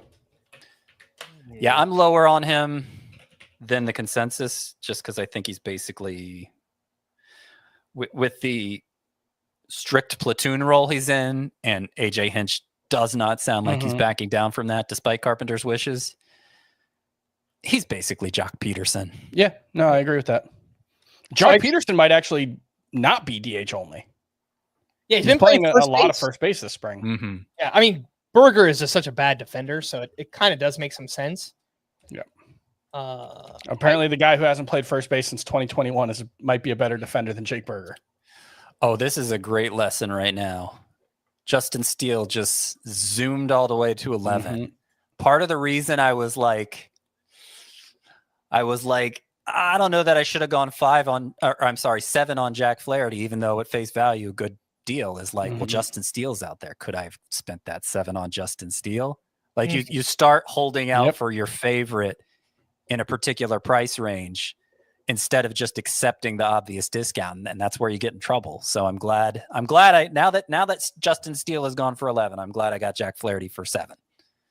While we were talking, I got Yandy Diaz for 5. I like that one for you. Yeah. I needed batting average help. I don't want Luis Arraez on my team. So when I saw Yandy Diaz come out, I pounced on that one. According to ATC, he is projected to have the 7th best batting average contribution this season. And while I was talking, Joe Ryan went for $8. That feels like a great buy. I like that. I really wanted to get in there, but then I'd have a max bid of like 5. Yeah. I can't go $9 on anybody anymore. The most I can go is like 5 probably. I thought I was going to get him for 7. Would have been really happy with that one. Yeah. Let's throw this guy out here. I've got a lot of Jack Flaherty, by the way. And it feels like most people are a little scared off by him. Maybe it's because of the contract he had to settle for, 2 years, $35 million. Yeah, he got the Frankie Montas deal basically, which is crazy, yeah. But I loved it. I loved seeing him back in Detroit. That seemed to work really well. It's a great park. I think it's going to work out really well for him. I think it's telling that the organization that probably knows him best and what makes him successful the best is the one that ultimately paid to get him, to bring him back. So I'm getting a lot of Flaherty because he tends to be undervalued. Another player I got on this team, Ozzie Albies. I'm ending up with a lot of him, not necessarily by design. It just seems like I'm not as bearish on either of those players, Flaherty or Albies, as the consensus is. Okay, another Mark Vientos. I got him for 9. Even though I have him as a bust pick, I liked the power potential specifically for this build, but normally I'd avoid Mark Vientos. It's another example of, okay, yeah, I could take Vientos at 9, or I could just wait for Pasquantino, maybe get him for less. Yep. Nope. Wait, Pasquantino went for 11. Who was that? Vinny P. Baby. Went for 11. Chris, you don't have a first baseman. I wondered if you were going to be a little more. I was in, but not for 11. Yeah. There's still a couple of guys left. Okay. Pretty good. I need some starting here. pitching. I only have 2 starting pitchers even. Yeah, there are still some names out there that, man, I just get so upset when I'm talking and I miss out. Like Joe Ryan for $8 was so good. It's just, I was not really paying attention. Jared Jones went for 7, by the way. It's really hard. I don't envy you, Frank. I still don't think you should have gotten a second chance at Schwarber. I mean, I wasn't going to bring it up, but even in my role as just part-time talker, it's like, there were a couple that have gone by that's like, oh, really? That's all he went for? Maybe I should have been in on that. Yes. Here is a pro tip to all drafters out there. Do not podcast and auction at the same time if you can avoid it. I'd imagine most people aren't, but no, we're happy to do it. Obviously, it is a lot of fun, but it is hard to keep track of everything going on. But you know what? Some of the ones I'm talking about, Christian Walker, I think he went for 11. Yeah. I'm glad I have those $3 extra from buying Vientos instead of Christian Walker, So it's you can go too far the other way, and it has been more my problem. Ooh, Suarez for $2. Man, Chris. Thank you. I don't even like Suarez, but that's a great one. I have no spots left. I have corner and utility. Yeah, I wonder if I that's do. Man, I had DH. I could have gone. Oh, I should have gone 3 there. See, this is what we're talking about. Exactly. it's Yeah. hard to Exactly. multitask. Yeah. I don't even remember what point I was making. It was stupid. Because I could have had Eugenio Suarez for $3. Who cares? The $3 I saved on Vientos versus Christian Walker. Okay. So the point I was making was, it is true you can go too far the other way, and that's been my problem more recently. But you got to remember, there's other fish in the sea. You know, it's Until there aren't. That's the thing. Like, you can wait around for the most perfect value, but if you miss out on a single good value, like Suarez, for instance, okay, there will be others. I know you don't love it now, but there will be others. All right. Matt McClain, in the meantime, went for 13. He is the highest player the highest player since we come back from the break, I think. That sounds right. Yeah. No, I think. How much did you get Dylan Cruz for, Chris? He was similar. Yeah. I think Cruz was 13. But that was probably the most expensive player left on the board, I think, Matt McClain for 13. Yeah, there are a few others in the same range, but not likely to go for that same price. I've got how many? I've got 12 double-digit players left, but one of them is Spencer Steer, and I probably just haven't moved him down enough yet. Austin Wells went for $2, and sounds like he could lead off against right-handed pitching for the Yankees this season. Although we've heard that for a few different players, but he is the one that has been leading off most recently, and he's been playing well. He's homered, I think, a couple of times in the past. And so he had the sixth highest xWOBA among all catchers last year. There's a chance he's like an impact bat. Chris is getting some good buys here. Carlos Rodon for $4 now. Didn't I tell you? You sneaking on by. Save some money for after the break. People start to snooze a little bit. And this I could may be regret that one. I may regret not going 5 on Rodon. This could be an example too of maybe people overreacting to spring training, because Carlos Rodon has looked terrible, but it's also spring training. Yeah, it's and that's kind of the reason why. Well, if I'm going to go for anybody, do I really want it to be him? Because I don't have a ton of faith in Rodon, if I'm being perfectly honest. Right. But if you're just looking to fill roster spots for a few dollars, $4 for Rodon, I'll take that over my $4 for Grayson Rodriguez. Yep. I do want to point out Freddie Peralta just went, and I was hoping he would get drafted during the podcast portion of this because I think it's good for our audience to hear. But I saw a story the other day that Freddie Peralta's mechanics were messed up last year, and he had to shift where he was throwing on the mound. He usually is all the way on the third base side of the rubber. He had to shift over to the first base side of the rubber last season because he just couldn't get his mechanics right. He couldn't throw the fastball to righties, was what he said. And so he spent the offseason working on it. He's got it figured out, and he's back to pitching where he normally does. So that was something I did not notice last year. But that stood out. He kind of put up his usual numbers, though. Yeah, his strikeout rate was down. Yeah. Well, I just think it's interesting. You took Carlos Rodon for 4, and then the very next nominee, Freddie Peralta, goes for 11. And they're ranked pretty similar. Right. Yeah. They have the same strengths and weaknesses as far as I'm concerned. Well, and there you just got Christopher Sanchez, who we all like, but $9 is a lot. Yeah. Yeah. I mean, and he's a riser this spring, too. Nick Pollock was pretty excited about him yesterday. Mm-hmm. Sure. Well, I mean, we've been down the road of Sanchez throwing harder before, so I don't know that I'm fully on board with that. But I'm not sure it's the best thing for his arm or long term. But a lefty throwing 97 with an amazing changeup, it could work out tremendously for Sanchez this season. At least I bled another $1 out of Chris. He was about to get Cal Raleigh for 5. Yep. I was like, I don't know that I can really afford to go 6 on him. But then Chris jumped in and went 7. Chris dropping the hammer on everyone right now. Yeah. No, it's a good buy. I just don't even have much money left. You have more than I do, though.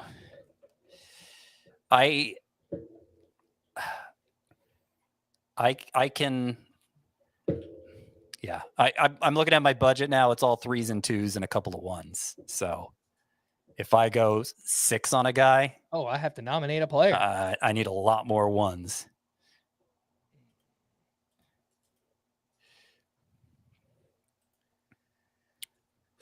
Cut you up on some other players. Trevor McGill, I won for $8. Man, that Duran for 7 was just so good at the time when it happened, and I should have been in on that. But yeah, I got him for 8. He's like one of the last, I would say, locked in closers. I feel. Well, Duran, yeah. He's the last closer that I feel comfortable with. There are others that. Who is that? We're talking about Trevor McGill, right? Yeah. Gotcha. Yeah. I agree. Tanner Scott went for 7, so $1 less than McGill. I mean, who would you guys rather have, just straight up? Who or who? McGill or Tanner Scott? McGill. Okay. Do you agree, Chris? McGill versus Tanner Scott. I would rather have McGill. It's unanimous. All right. Well, sounds good because I got him. I like it. There was Christopher Sanchez for 9, Cal Raleigh for 7, Tanner Scott for 7, and then Ian Happ, who appears to be the best outfielder left, went for 10. Mm-hmm. And Brian Woo is up. Who's looked pretty good in spring. I don't have any doubts about the talent. I think he's a pretty talented pitcher with an awesome fastball. I just worry about the health. Yeah, $9 is sticker price to me. Now he's at 10. Mm-hmm. Definitely. Yeah, for me, so We're at a point where I don't really want to go sticker price on anybody. Yeah. I guess Sean Murphy for 1 is sticker price, but $1 sticker prices are. You're going to have to accept some of those. Some are worse than others. All right. Yeah. Brian Wu went for 10. So back-to-back $10 players here. Luis Garcia Jr. Have you guys seen any indications whether or not he's going to be an everyday player for the Nationals? I've been looking and I've seen zero discussion of it one way or the other. Who was actually platooning with him last year? Because if he's still there, presumably they'd just continue with that. I don't even. Let me see here. Vargas. Oh, well, they have Rosario. Ahmed Rosario. That seems like the likeliest one because he actually hits lefties pretty well. Mm-hmm. Garcia went less than sticker price there. Not a bad buy for $9. $9. And Cedric Mullins. So we are seeing some speed options pop up here. Maybe Luis Garcia 15 to 20, Cedric Mullins 25 plus. Chris Mitchell's got way too much money for way too few spots, so he can get whoever he wants at this point. Mm-hmm. You just got to avoid the Chris Mitchell hammer. There's a couple of people. Oh yeah, he's got $26 for 2 spots. Yeah. Ooh. He ended up with Mullins for 6. I don't know. This happened in the head-to-head points draft too, and we saw Jonathan Aranda go for $17 just because somebody gave him the money he had left. That's a problem. That's a resource management problem. If you have that much left over, a buck or two, it happens. But you don't want to have that much. There are still I've got a Rosarena as a $14 player. I've got Real Muto as a $12 player. I've got Sonny Gray as a $14 player. There are still some players worth spending double digits. He only has second base open. Oh, pitcher and second base. So Chris Mitchell can kind of get whatever second baseman and pitcher he wants. Sonny Gray? Is that the pitcher? That would probably be, that's the best pitcher left on my board. Yeah.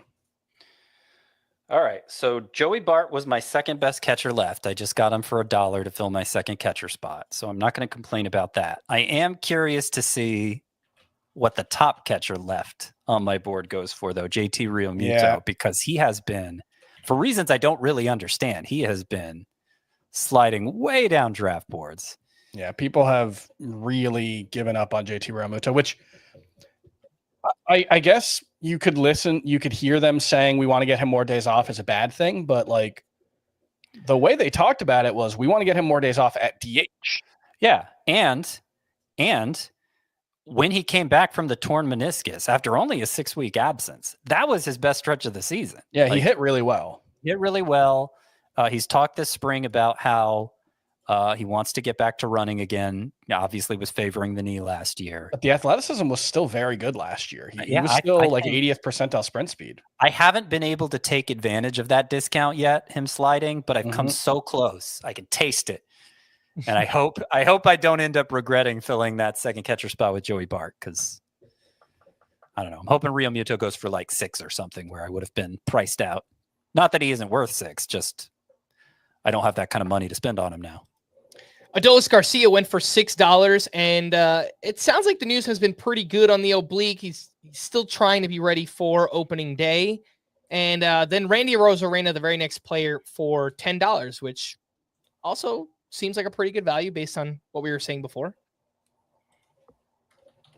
So I don't want to alarm you, Scott, but there are only 3 people that need a catcher still.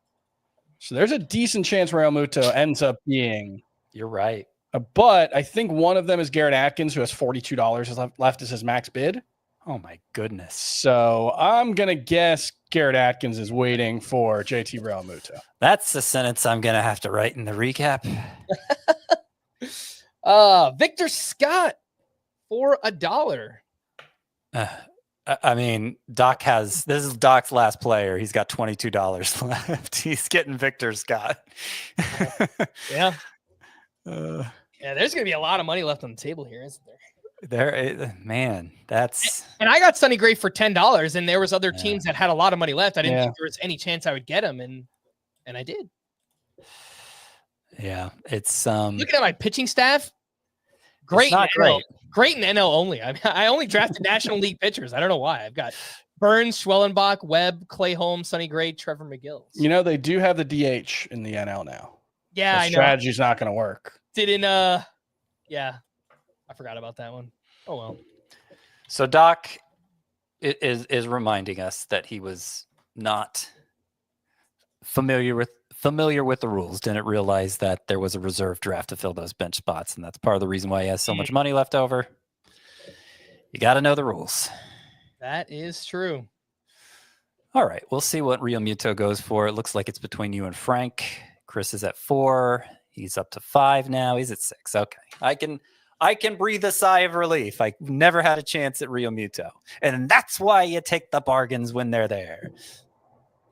All right, yeah, I can't go to 10 on Real Muto.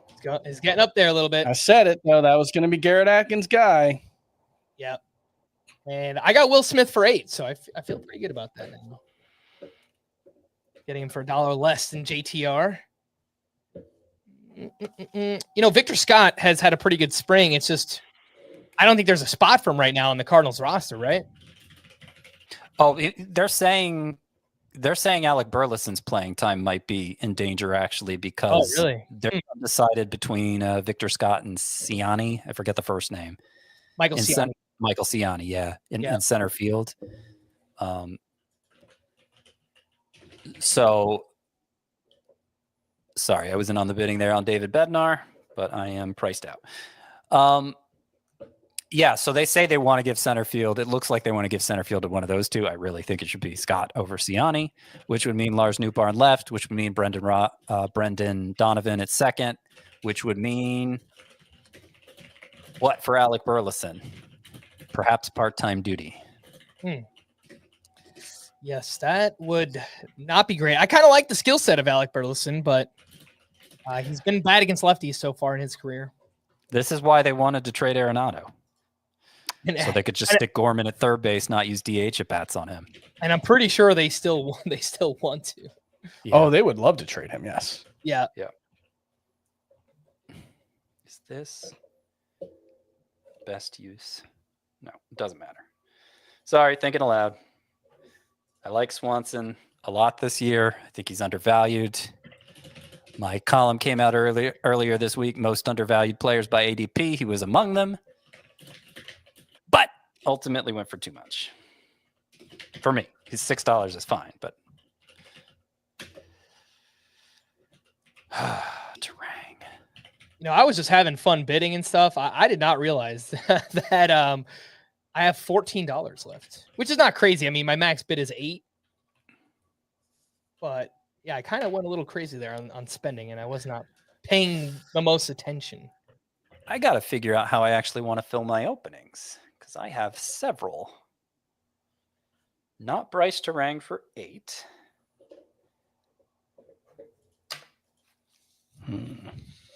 Yeah, you know what? Let's throw this guy out there and see what happens. That guy is Spencer Steer for Chris. Yeah, I probably should have mentioned that. He's going for 3, which is what I threw him out there for. Okay, someone went to 4. That could be a steal. I know there's the shoulder injury. There's lots of concerns about the sustainability of what he's done in the past, but the last report was encouraging on Spencer Steer. He had gotten a cortisone injection back when they shut him down a couple weeks ago, not really offering a timetable, not really knowing how long it was going to take him to feel right again. But apparently the cortisone shot did a lot of good. He's feeling good. Sounds like he's going to start ramping it up again. Oh. I don't know if is that the last player that this person needs? No, but all right, we'll fix that for him. What happened? Okay. One person has a max bid of 18 and only one spot left. They put Alcantara out for 18, and he just reflexively hit +1. Yeah. Because it's such a ridiculous dollar amount, I'm gonna let him redo that. I'm gonna give him some grace there. Sandy's look good in the spring. Yep. It's just we're getting these conflicting reports about will there be an innings limit early on? Will there not be? I think we're at the point where there's nothing conflicting going on anymore. He's just not going to have an innings limit. Both he and the manager said there's no innings limit for Sandy Alcantara. All right. Yeah. Then that would be pretty good. I don't believe it. Like, I don't he's think coming back from Tommy John surgery. I don't think it means he's going to throw 200 innings. Right. So there is an innings limit. They just don't want to say what it is, and they don't want to like commit to something where they then have to shut him down abruptly. But like, it's not going to be my take throughout this has been there are going to be some times where he's at like 86 pitches through 5 innings and they just pull him out in April. I think once the season gets going, though, once we get to May, June, it's just going to be whatever he can handle. And it's kind of a leverage game too, right? Because the Marlins are thinking the long game. They want to trade Sandy Alcantara, so they don't want people to think he's on an innings limit or if there's any type of restrictions or anything wrong with him whatsoever. They want to keep that value high. And he's under team control for the next 2 or 3 years. 2 years plus a team option for $21 million in 2027. Yeah. So, I mean, if he's healthy and looks anywhere close to Cy Young form, they should be able to get a haul. If he looks good, he's half of what his market value would be the next 2 years. Because I think he's $15 million the next 2 years, and that's way below what he would get on. I mean, if he was a free agent this offseason, I'll take it. I just got Tyler O'Neill for $2. Tyler O'Neill for $2. That's right after Conforto went for $4. I know. And Tommy Edman for $9. Yeah. And, I mean, Tommy Edman keeps homering. He hit another one today. Yes. Might just be a power hitter. I was in on the bidding for him. My max bid is 8 right now. So, and Colton Cowser up to $5. He's a player I feel like we haven't talked much about. Either of you guys on Cowser? I think they've talked about wanting him to run more this year. I feel like they've said that about all their players. They want everybody. I think him and Jackson Holiday were the two that were explicitly mentioned. And yeah, I mean, he had a really good rookie season. It was just there were some playing time concerns in there. There was some inconsistency. But yeah, there's a possibility he's the one we're sleeping on and not Jordan Westbrook. All right. Paul Goldschmidt went for 9. Well, Kowser's a left-handed hitter, so it won't be a Camden Yards fences moving in kind of thing. If I don't know, But he already had 24 home runs. he last strikes year out so less than much. His power doesn't seem. Is this somebody I want to be in on? I could live without him. Ronel Blanco for 2. Ronel Blanco for 2. And I mean, Colton Cowser was 90th percentile in barrel rate last year. Yeah, I don't. The plate I'm disciplin's not a big great, barrel rate but guy. Like, to me, he had that high of a barrel rate, and those were only his numbers. That's kind of the way I look at it. I mean, 24 homers and 561 plate appearances is nothing to sneeze at, Scott. Don't sneeze. Cover your nose. There are players ranked after Colton Cowser who are well capable of that. Ryan Presley, by the way, went for $6. And I spent 8 on McGill, 7 on Bednar. So yeah, I don't know that my prediction's gonna pan out. The closer cost has remained high. Well, it's remained like there hasn't been any like obvious budget closers. Yeah. Yeah. Carlos Correa went for 7. Someone I know. No value there, But yeah, that's. I mean, I like him, but I like him as I think a $4 or $5 player. Yeah, people still have some money to spend here. But then you get to that dynamic of this part of the draft where it's like, if you've got the money, you can't take it with you. Get your guy more than getting. Yeah. If you have the money, you need to be spending for your guys. I rarely have the money at this point in the draft, and I don't this time either. But on the occasions where I've done it, like, there's no reason to, like, you don't want to leave money on the table. You just shell out for your guys. Scott, have you seen anything on Ronaldo Lopez? I know the velocity was down recently, and he had all those arm troubles last year. Right, I haven't seen anything. Mm-hmm. Yeah, there was no talk about it. Zach Neto just went for $4. Have you guys seen an update on Zach Neto? It does not seem like he is going to be ready for opening day. No. I bid $3 on him because I have Volpe, so it kind of seemed like an insurance in case Volpe doesn't work out. And I could wait a little bit for Neto to come back, but he went for 4, so I didn't get him. Matt Shaw is up to $8, who will be traveling with the Cubs to Tokyo next week. Getting a free trip to Tokyo. We still don't know if he's on the roster, but he's going. So the way this works is you can have 26 men on your roster, maybe 27. I think they have an extra roster spot for these 2 extra games. And then you have like a 6-man taxi squad who I think can only be activated if there's an injury, but they're available. And so either him or Kevin Alcantara are going to be with the team, but not on the team, if that makes sense. All right. I guess it didn't make sense. No, but no, it makes sense. I mean, I think we're all expecting Matt Shaw is going to be their third. Yeah. Base, right?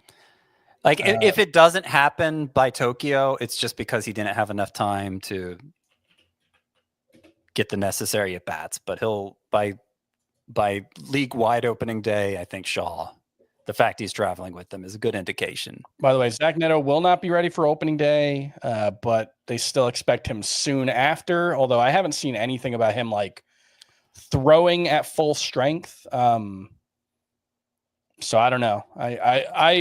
I still think it might be more like May. All right, Reese Olson went for $3, popular sleeper pick for us this season.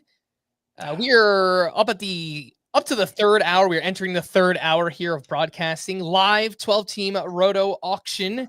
If you've noticed that we're kind of slowing down a little bit, that's because we've been here for a while. But thanks everyone for hanging out. It's a little preview for Thursday. We're only 3 hours in. Hit that like button, subscribe to the channel if you haven't already. See that? I should have just gone to 5 on Christian Encarnacion Strand. But I didn't know you were that high on him. Well, it's just kind of he's the last first baseman who can hit home runs and not be a drain. Well, we don't know that, I guess. So yeah, Kodai Senga was floating out there for a while, but people were ready for it. Yep. at $9, which for me is sticker price. Yeah, man. I've got him ahead of that, but I can't afford $10 for him. That's just. I'm thinking back to like Joe Ryan for 8 and Jack Yep. Flaherty for 4, and Mhm. gosh, those. Jack Flaherty was 7. I wish he was 4, but it was 7. Oh, you got him for 7. Okay, gotcha. Yeah. But even then, I mean, It was Carlos Rodon for 4, which Chris got. Carlos Rodon for 4, right? Yeah. But yeah, Senga winds up going for $9. Ezekiel That's gonna be- Tovar. Yeah, that'll be a good buy at 5 or 6 if someone goes there. Yeah. Who do you guys like more, Tovar or Volpe? I don't like either. Tovar. I don't like. They're my most overrated by ADPs coming out soon, and they're both on it. Yeah. Yeah.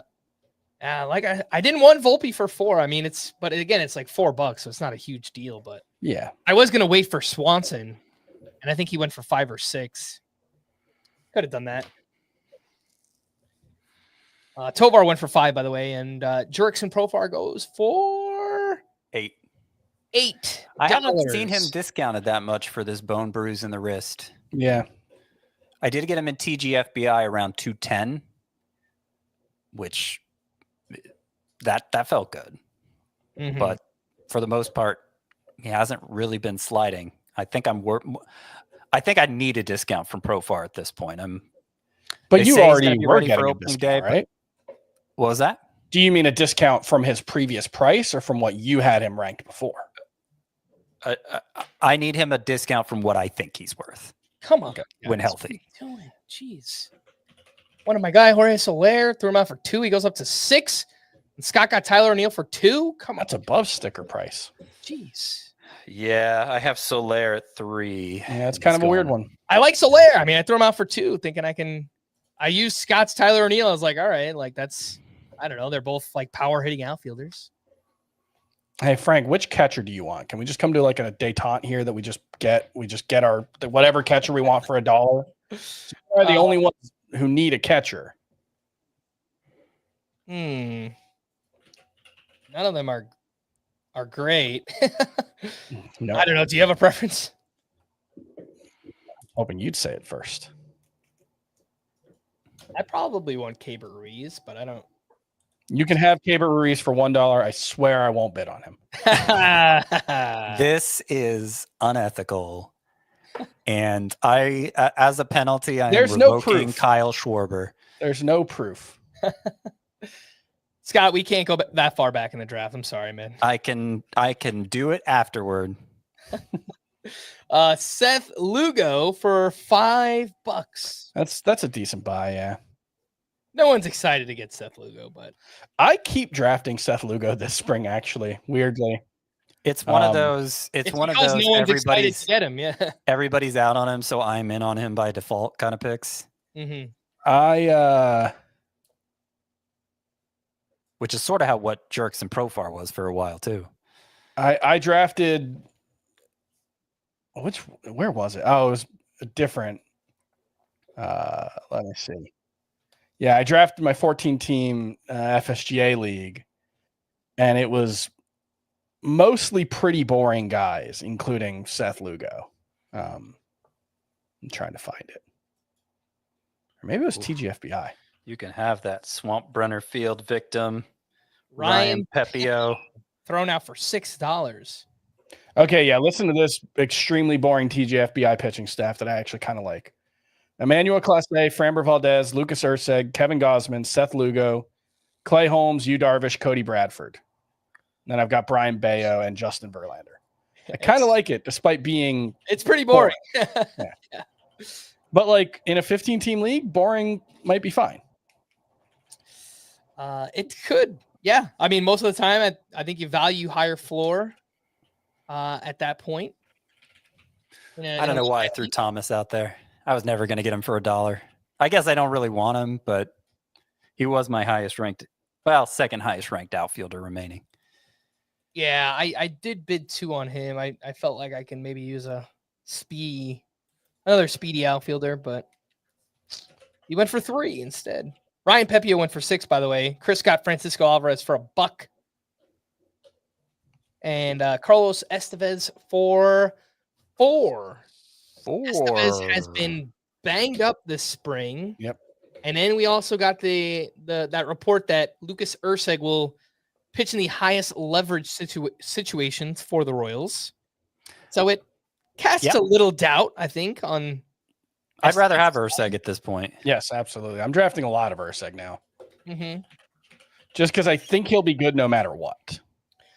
So Max Scherzer scratched from his start Tuesday with a sore thumb, and he's going for $3, so not like a huge value or anything. But he looked great in spring so far. Mm-hmm. Do you guys worry? Because it feels like this is how things start with Scherzer, and it's like, oh, this thing pops up, this thing pops. Was there a finger injury last year? Sore thumb is so vague. It seems like nothing to be concerned about. Right. But what if it's like a blister? What if that's what's making the thumb sore, and then it just becomes a whole thing, Not that blisters are always a whole thing, but they sometimes are. I guess everybody was waiting for Andres Jimenez because yeah, I thought I was going to get him for 2. Got all the way up to 6. I'm getting close to having a lot of money left relative to everyone else. How did that happen? I think you have the 3rd most. Yeah, you do. I have the 2nd most.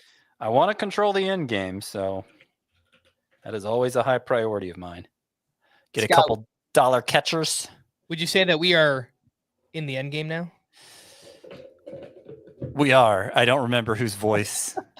Like, who says that? I believe that's Doctor Strange. I didn't know which character it was, but I knew it was. I can't really do a Doctor Strange impression. He's too normal, ironically. Well, he's got that like British guy doing an American accent, so he's kind of like, I can't do it. I never noticed that. I never noticed like, oh, your American accent doesn't sound right. For me, the thing with that casting, if we can just take a tangent for a second, is like Benedict Cumberbatch, like most of the appeal for him is his accent, I feel like. And so hiring him to do just like generic American accent is kind of a waste. Is Burleson going to go for 1 because I said he might lose at bats? Yes. Look at that. Look at that pump and dump scheme. Oh, that wasn't me. The opposite. I did get Caber Ruiz for $1, by the way. So good doing business with you, Chris. I guess it's fine. Total coincidence. Nestor Cortez velocity is down, which is a little concerning. I liked him a little bit as a sleeper. I thought he's been undervalued, but he was sitting like 90 miles an hour. What is he normally? Like 92? Yeah, he's like 92 usually. But that is probably like within the range of. Yeah, it's not a huge concern yet. And speaking of the devil, Lucas Erceg is up. Yeah. Scott, we're in the end game now. I tried to jump in there for 2, but looks like he's going to go. You know what? I'll go for it. Scotty! He's in there. Yeah. I thought about it. I already have 3 relievers, so like I'm not. I think our guy Greg Lathrop might have too much money left. He's got $30 with a $23 max bid. He wins this league a lot. That's true. So I don't want to doubt him, but he is also the guy who left a lot of money on the table in the head-to-head points one and had to go 17 on Aranda. Christian Campbell, $4. I keep still don't know. Wildly swinging back and forth on Campbell. At the moment, it looks like he doesn't have a job with the Red Sox because he just hasn't hit well enough this spring. But he's not out of the running. And they're like working him out. They're working him out in the outfield. Mm-hmm. Like they seem open to it. It seems like they want it to happen. It seems like what they want is Rafael Devers to relent and be the DH, and Christian Campbell's on the roster. Yeah, I mean, they have some injuries too. I know Willier Abreu. Yeah, he's not going to be ready for opening day. I don't know what it is. He's dealing with an illness. Yeah, it sounds like Yoshida is going to start on the IL as well. Yeah. So. I just got Lourdes Gurriel for 3. Again, just trying to build up that batting average a little bit. I felt like it was down early on. So $3 is fine for oatmeal. Yeah, yes. I have middle infield, 2 outfield spots, and 2 pitcher spots left. So 5 spots for $10. That sounds about right. Not bad. Trevor Story, I believe. Did I see he's already hurt? scratching the lineup today, I think, with a He's expected back on Wednesday. Yeah, he had a back injury. back tightness. Yeah. But that's one where I wrote my deep sleepers for every team the other day or today. And Marcelo Meyer, like, it might just be a Trevor Story injury away from Marcelo, who is hitting well this spring. It's like, if you're a Trevor Story injury away from being in the lineup, you are not far from the lineup. that is true. Yeah. I need to go 3 on Ward. Unfortunately, If I had a spot for him, I would. That's another. That's oatmeal, but can be filling. I will not go 5 on Ward. So Greg Lathrop, with his piles of money, you can go 4 on Nick Castellanos. Yeah, maybe. Or I don't think he should. Someone else. Pete Fairbanks.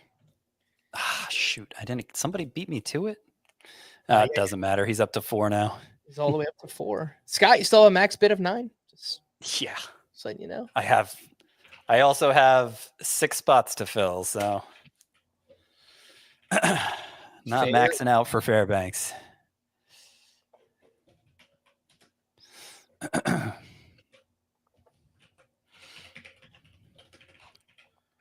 Somebody. I've never met a fair bank in my life. Am I right? Thanks for clapping. Pete Crooked Banks. That's a thing, right? Yeah.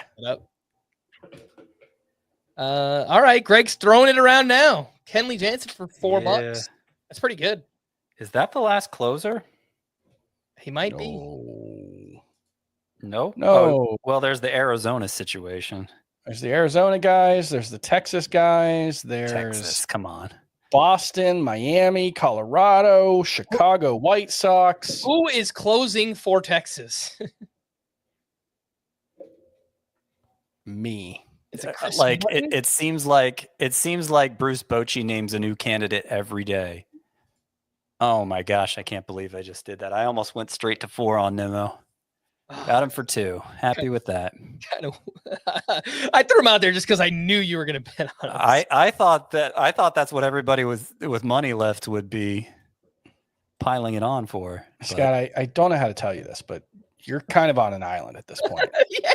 No, I'm not. Like but you're much less concerned about his injuries than anyone else. Come on. Isn't he back to baseball activities now? I don't know. I kind of want to go 6 here.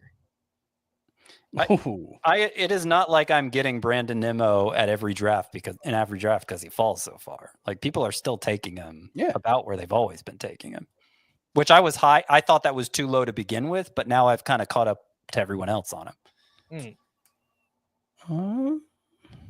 Which direction do we want to go in? Nick Castellanos just went for 7, by the way. I did go up to 6 on him. He was kind of the last clear outfielder that I saw. Yeah, we'll do that one. Francis, huh? Bowden. I'll go 2. Okay, yeah, I didn't want him. Nick Pollock was not a fan of Bowden Francis yesterday. Nick Pollock. All right, here's the thing. Nick Pollock hates any pitcher who throws a splitter. He just does not like a splitter. It's his thing.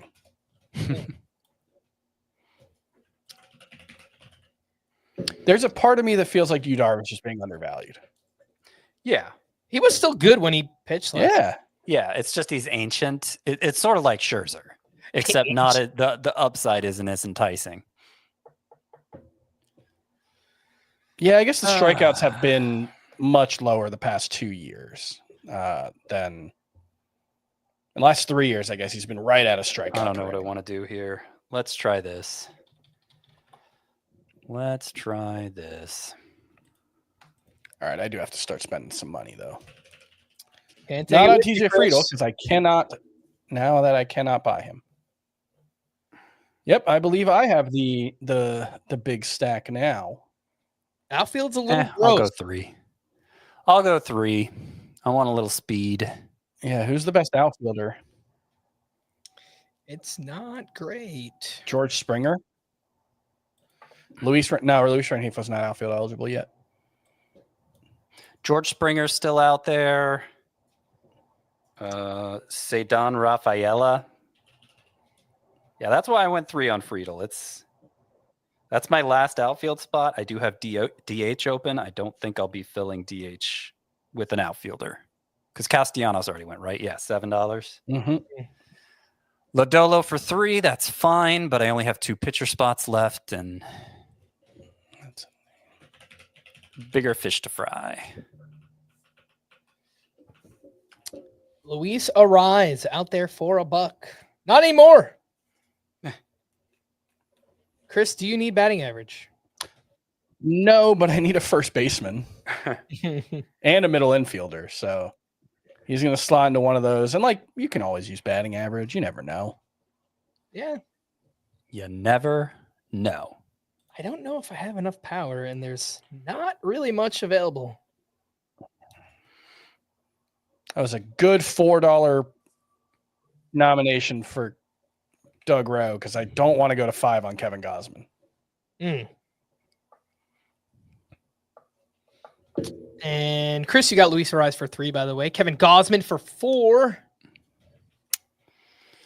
Kevin Gausman, kind of a mixed bag this spring so far. But Chris, I know you're a little bit excited about him. I can't figure out if I'm excited about him or not. In theory. Yeah. I don't.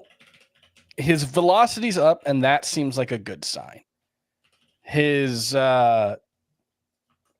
splitter movement is all messed up, though, and that doesn't seem like a good sign. And Chris, you just got Luis Rengifo for 2. He might not be ready for opening day, though. Yeah, that's my middle infielder, but probably a bench stash at this point, and that's fine. All right. How much money do I have? Oh, I can afford a little bit more. I have $7. $7 whole. All right. Is this gonna? I guess it's gonna happen. Everyone agrees with Scott. Brandon Font is a bust. Or everyone has no money left. I got him for $1. All right. Yeah. The highest max bid is 8 on the board. A couple of people have 8. So they are holding out for the very best. Please tell me who that is, Scott, because I don't see it. I don't want to tell you who it is. Even though it would be good for the audience. I'm going to be selfish. It's only a YouTube live stream. How many people are with us still, Frank? 1,200. Oh, that's not bad. That's pretty good. All right. We're rock stars. Well, you do have to promise to tell us once that player gets drafted. Not necessarily nominated, but once they get drafted. After I win him, I'll tell you. What's your max bid? It's 5. Screw it. That'll be my last pick. Nick Pivetta. It was Pivetta. I didn't want to go max on him. Oh, wait. I'm not actually at max bid. I know. Some people have more money than you. I shouldn't have said it yet. I was thinking about it. Yeah, I don't want to be just dollar players. Okay. Who should I nominate? That's it for me. That's it. Chris, you're done. Left $2 on the board. That's not bad. Well, I should have went 6 just so you could get your last dollar off the table. Like, why not? All right. All right. Scott going with a sleeper, Cody Bradford. It's a tricky exercise now because like you don't want to anybody I nominate, I could theoretically win for $1. Yeah. But I don't want to nominate my very favorite players left because I want to be able to bid up other people with them. So it needs to be a player I like a lot, but not that I like so much that I'll feel bad if somebody goes 2 on him. And so Cody Bradford seemed like the perfect player, and I got him for $1.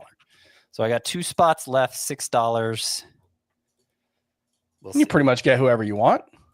Close. Guys, I'm kind of talking myself into Garrett Mitchell as a sleeper. I know he is a person who some people really like. And I don't really get it. He had like a 900. Well, he had a 900 OPS last year. Yeah, but tons of 800 strikeouts, OPS, poor exit velocities. His strikeouts are bad. Yeah. And the exit velocities aren't good either.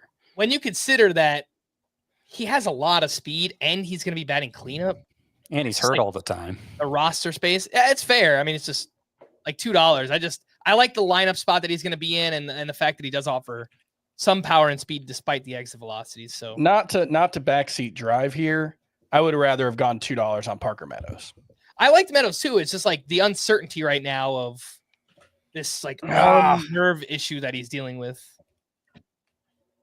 I was hoping it. Yeah, that was one where like when I went to on Rengifo, I'd rather have India. Well, I guess I'd rather have Rengifo, but you know.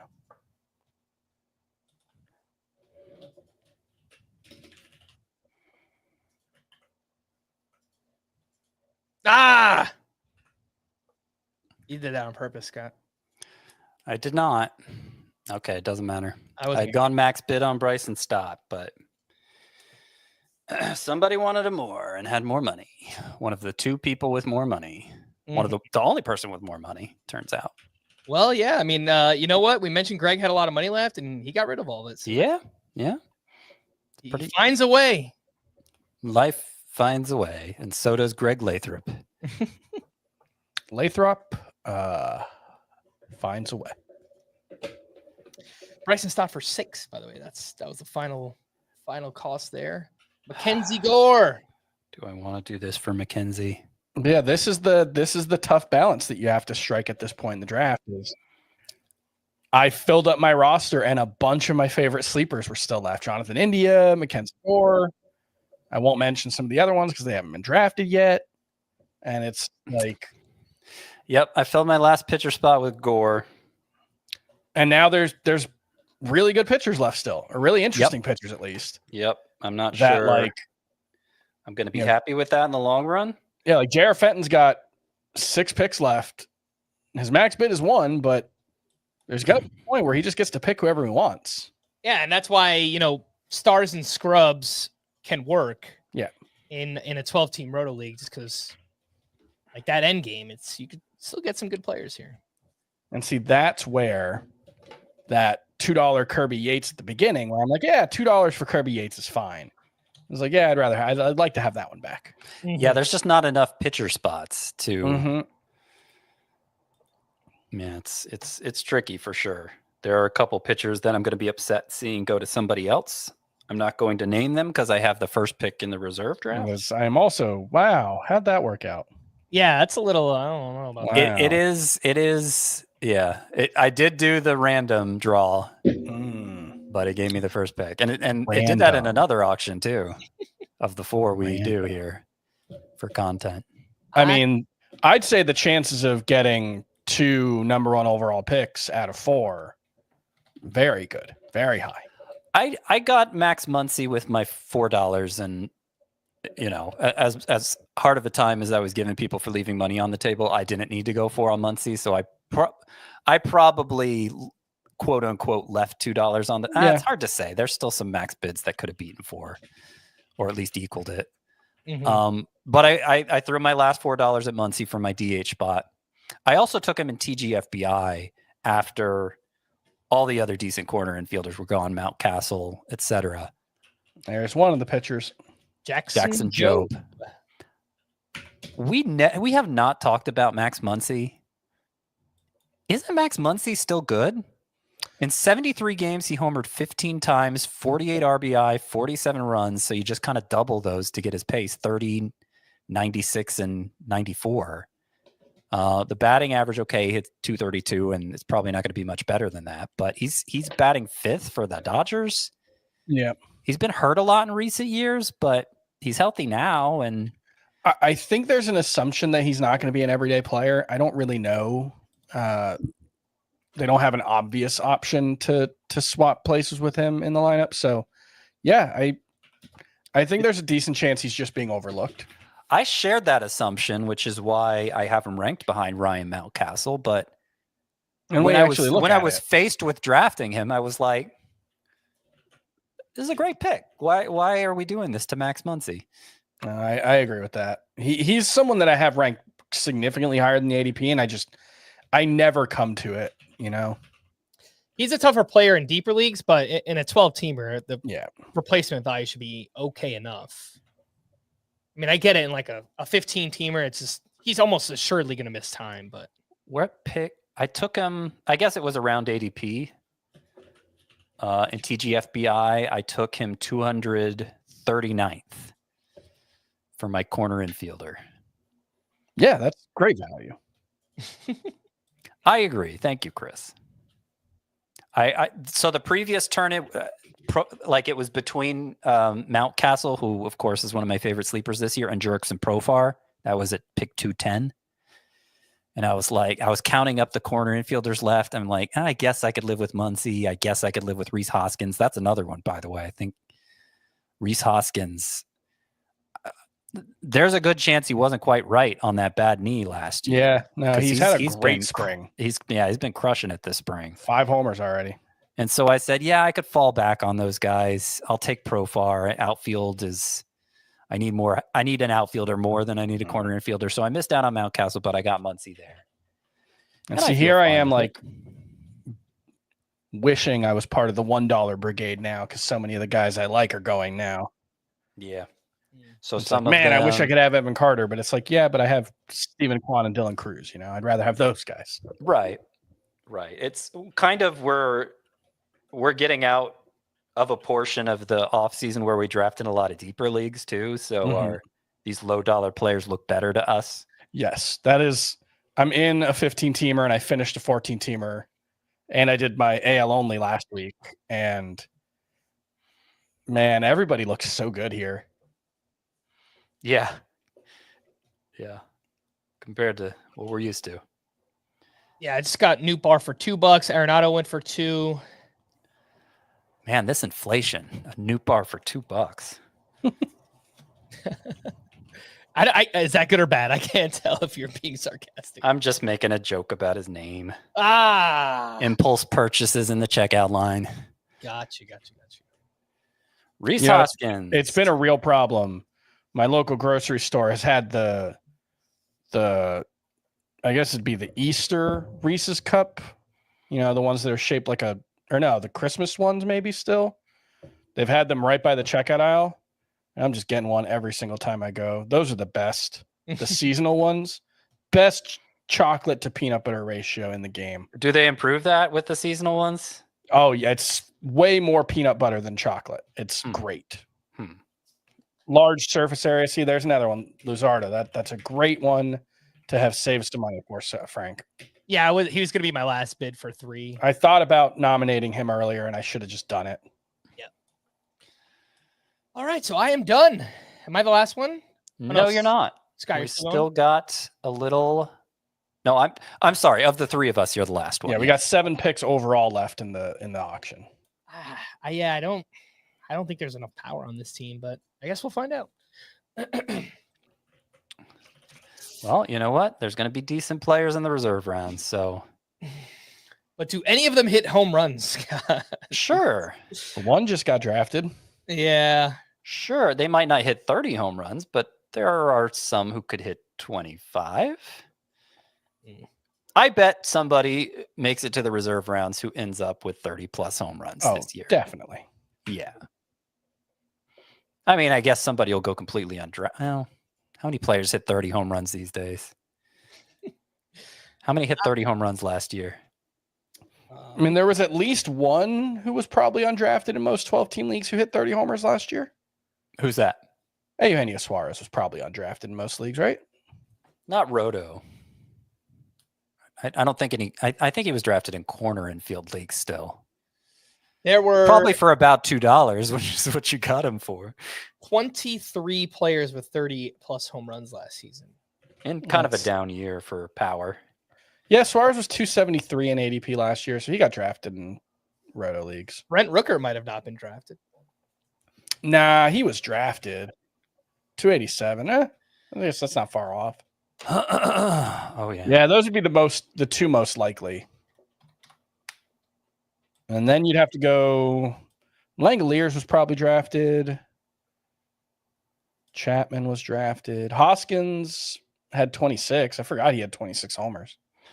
All right, so one person gets to bid on his 3 favorites, and then we're in the reserve rounds. So there were a couple other picks here. Justin Martinez went for 3. Josh Young for Josh 1. Young was a good one. Zach Geloff for 1. Michael Bush for 1. And Cedon Rafaela for 1. And I That think could be a good one, yeah. just J.R. Fenton, right? Gets 2 more picks. Mhm. For $1 each. Make them count. I would like to, well, I'm not going to say it, but I have an idea in my mind who's going to be Scott's first pick. And if it is, I'll let you know. Liam Hendricks up for $1. Do you guys have any more clarity on the Red Sox bullpen? Nothing. Nope. It's only gotten murkier since spring has started, and Hendricks has looked pretty good. And new candidates have emerged.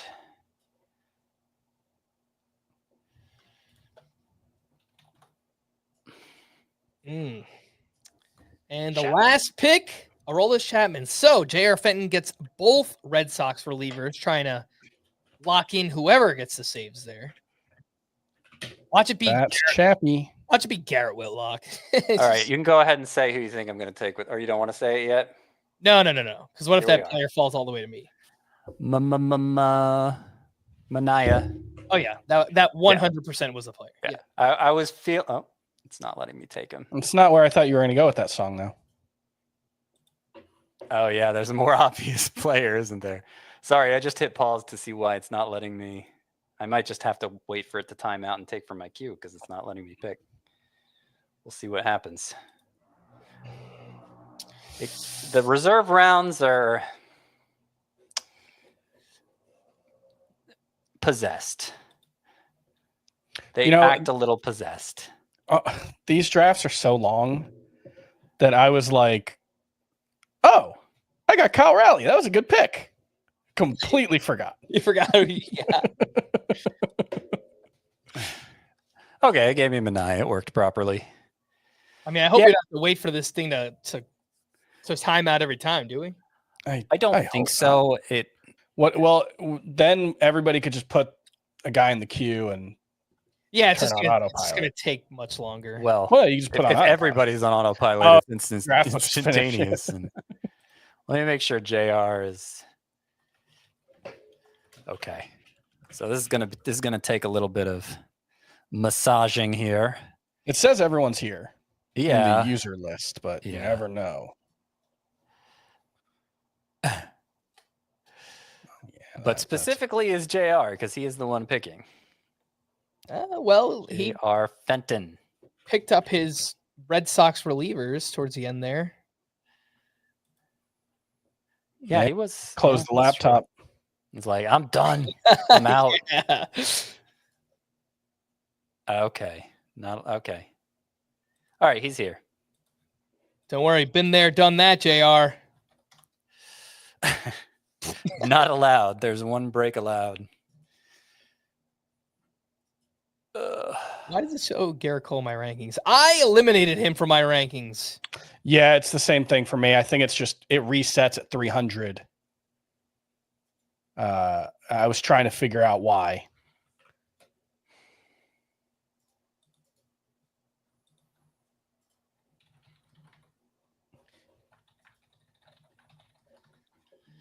What is happening? We're losing audience now. We've gone from 1,200 to 200. No, we still have 1,200 stuff. Okay. Just cue your favorite and let the time run out. I don't think everyone's going to have to do that, but it does seem to happen to some people. See, Jordan knows. Seasonal Reese's are where it's at. Oh, he picked. He did pick. All right. Ryan McMahon. We're rolling. We're rolling again. Get this show on the road. Yeah. How bad is it in deep leagues if you don't pay attention? Ryan McMahon is my starting third baseman in a 14-team league, and Jace Young is my starting corner infielder. It is bleak. How did you do that, Chris? Not on purpose. And how deep of what size league? 14. 14 mixed? Yeah. Okay. Shouldn't be that bad. I have an NL only team where McMahon's my third baseman and an AL only team where Jace Young is my corner infielders. But there were different leagues, so I was like, I don't know if it's letting Doc pick. I don't know if that's who he wanted or not. probably. It seems like a Doc pick. Yeah, someone you'd take in a dynasty league. I was going to take Jordan Walker. Well, there goes that. He could hit for power. I need some power. That might have helped a little bit. Okay. Right. We're working out the kinks here. Filling out my Am I up? queue, and I want to talk about some players, but I don't want to give away who I want to draft. This is the problem. It is the problem. Tyler Soderstrom. But you know what? I Couldn't got Sean stop. Manaea out of it, so it can work. It is the way. It's not the problem. It is the way. I can't believe you manually gave yourself first pick. It's a really bad look.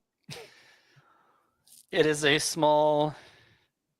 First of all, it wasn't manual, but let's pretend it was for the sake of You didn't argument. answer that part at first. You have no right to complain, you usurper. That's true, Frank. You're But a hey, bad person. let's a little credit here. Apart from those antics, cool as a cucumber the whole draft, wasn't I? I did it. Cool Yeah. as a cucumber. I like it when you tilt more just because I know you do, it's You better were content, like but You were steaming for a few minutes for sure, though. over can tell. shenanigans. when Scott stops talking, Yeah. you can tell he's I Um, think you guys conspired with Chris He's about Mitchell he's about to blow. to make that. He said, "Oh, I couldn't bid on Schwarber. Obviously, your DH spot's full." So I back it out, and then Frank's able to get his bids in. I have no recollection of this happening. Yeah. It's too bad there's no video of it. There's no way to prove.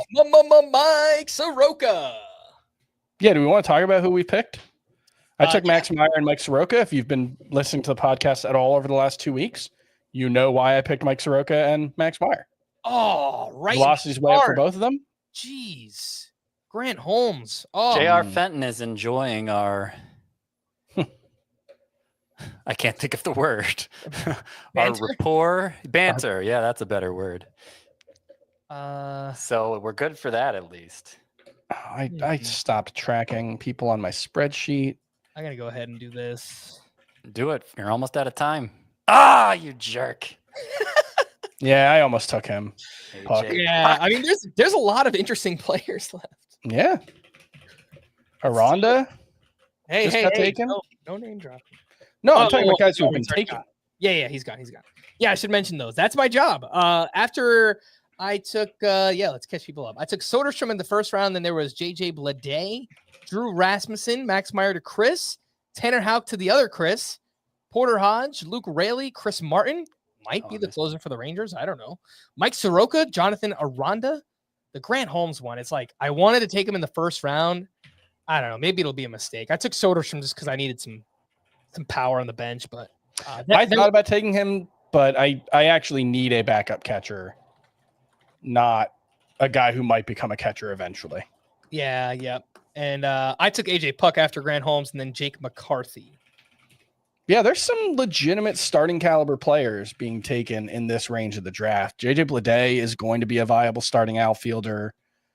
Tyler Fitzgerald, we've talked a lot about it this offseason, but he was someone we expected everyone to be too high on. And then everybody went way too far the opposite way, even more than like Seth Lugo. So yeah, good values here. Do we have unlimited IL spots in this league, Scott? 5. Okay. Nathan Eovaldi was a great pick. Yeah, Houck. I like Eovaldi. These are there's some $5 players going off the board right now. Yeah. Okay, Barrios is still out there, right? Should be. He just went to Doc. Right. Okay. I was trying to help Doc along with his pick. Okay, so we're back on course. I only have the highest dollar value players I see showing are 2. Barrios I had is 4, so that was the last of more than 2 for me.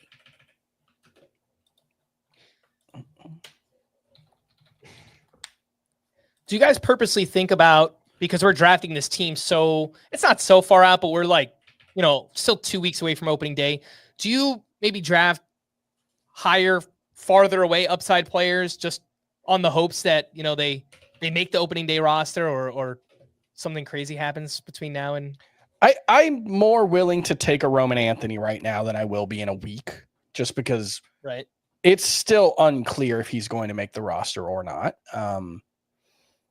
But yeah, I think you should be willing to take guys here who you'd be willing to drop, because there will be multiple players who make the roster unexpectedly, who go for $120 in fab, and you want to be able to either have players that you're confident in or players that you can drop for them if that doesn't work out for you. I love the Craig Yoho pick.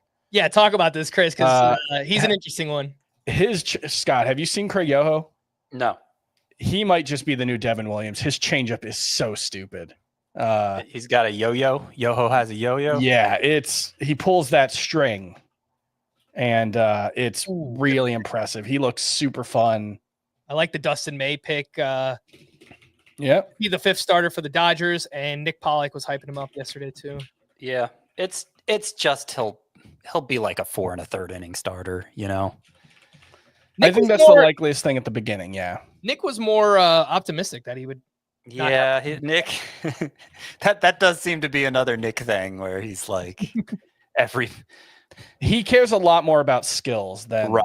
Yeah. He's his focus on like that's his whole brand. That's what his site's all built around. He cares more about the evaluation of the skills than figuring out workload and role. Yeah, the skills will win out, I think is the thought process there.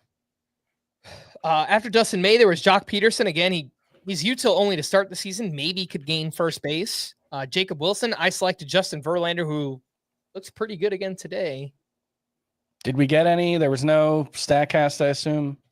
I didn't get up to that game. No, there was no StatCast in that game. Story of my life. I didn't get up to that game.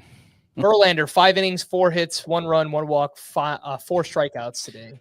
No lie. When you said Imanaga's velocity was down right after I went 14 on him, I was like, I didn't see that.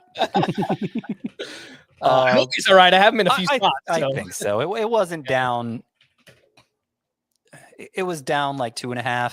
And he still got a ton of whiffs. He threw 6 or 7 different pitches in that start. So clearly seems like we're working on stuff. I love the Nolan Gorman pick, by the way. It sounds like the Cardinals really, really want him to play a lot, and they think they might have figured out why things went so wrong for him. So that's one that, like, a big part of why they want to trade Nolan Arenado is for Nolan Gorman's sake. I'm skeptical. I mean, obviously, it's a fine pick in the reserve rounds of the draft, and nice pick, Chris. I like it. Kyle Manzardo is who Chris took. Yeah. Yep. Yeah, I'm skeptical on Gorman. Oh yeah, I'm not drafting him as a starter, but I love the potential. We talk a lot about he might just be Patrick Wisdom. He might be, but we talk a lot about Brandon Lau and the edge he can give you on second base home runs. If it works out for Gorman, he could do that while also potentially having third base eligibility if they trade Arenado. So that's it's a long shot. You're probably just dropping him, but we've seen him be an absolute. I mean, we've seen him be the kind of guy who can carry your team for a little while. I'm looking around like, what do I do? I have fallen behind in the crossing out of names, and I'm missing one player, and I can't figure out who it is, and it's Trout. Maybe I'll start tilting in the reserve rounds. Why is Garrett Cole still that high? What is going on? A Frank fave, baby. Jesus Sanchez. Yeah. This is. I need a few bench outfilders, and he was actually pretty good So, last year. you guys started steals. Sorry, I was talking over you. You guys started talking about Yoho. I took Calvin Fauché with my last couple picks, and I have to tell you, never came up, but I have two relievers, Urseg and Fauché. So we'll see how that goes. Yeah. It's a little scary. It's a little. I did it last year. Leclerc and Robert Suarez were the two I had last year, and it worked out. I had a high finish in saves. I got a bunch off the waiver wire. It worked out, but I would like a third one. That's why I was upset you took AJ Puck. I'd feel a lot better if it was Urseg, Puck, and Fauché. Is there? I'm guessing there's nobody left. Vodnik. Ooh. I have no idea who's Actually, I think Vodnik's been taken. no. Well, Kinley just went. Is And I has have the no other idea guy Halverson? Halverson's out there too, but Kinley's been the best one in spring. Yeah. So I have no idea. I'm not going to do that, though. I'm going to take a couple. Do I want to take him? Seems like a boring pick. I'm going to take Cronenworth. I want so badly to be able to take Andrew Painter in one of these drafts, Mm-hmm. but it just can't. It's not going to be worth it because of the. You just have to wait so long. Yeah. Right? They said And June or you July, can't- so it's And you just- can't stash him in an IL spot. Yep, that's. I want it to be the case, but it just. Somebody took Ben Joyce. That's a. Yep. he's an in. It's one that I'll probably give up and free up the bench spot before Kenley Jansen is hurt and Joyce takes over. I should have stopped being cute and taken Ryan Jeffers earlier.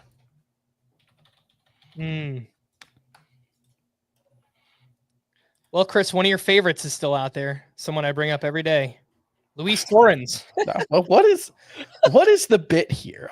There's no bid. It's just I don't know. I know that you have Francisco Alvarez, so I don't know. It's a handcuff, I guess. I don't think you should be drafted in a 12-team Roto League, though. Halverson went. Maybe I should have just taken him. I only took Cronenworth. What is Cronenworth? Good question, Scott. In a 12-teamer, not very much. In a 15-teamer, I like him. I have 3 picks left. All right. All right, I'm going to take a little bit of a stash guy here on the IL. Yep, that's a good one. Because I have Anthony Volpe, so if Volpe is just awful, then maybe I replace him with Hassan at some point. Oh, Garrett Atkins, I hate you. Jack Leiter. That is sneaky because Tyler Malley is dealing with forearm soreness, and he's already had Tommy John surgery. Jack Leiter has looked awesome this spring. I actually, before the draft, I thought, who are some players that make sense in the reserve round that you can draft not knowing their role, but might have a role by opening day? And Jack Leiter was one of them. That's something I should write. Yeah. Best dollar. Best reserve round guys. Yeah. Best reserve round guys like now that can maybe have an impact by opening day. It's a good one. I thought Dalton Varsho was a pretty good pick at 333. He's having a good spring. I didn't think he was going to be ready for spring. Yeah, he's coming back from shoulder surgery, but he's hit his 3rd home run today, I think. Nice.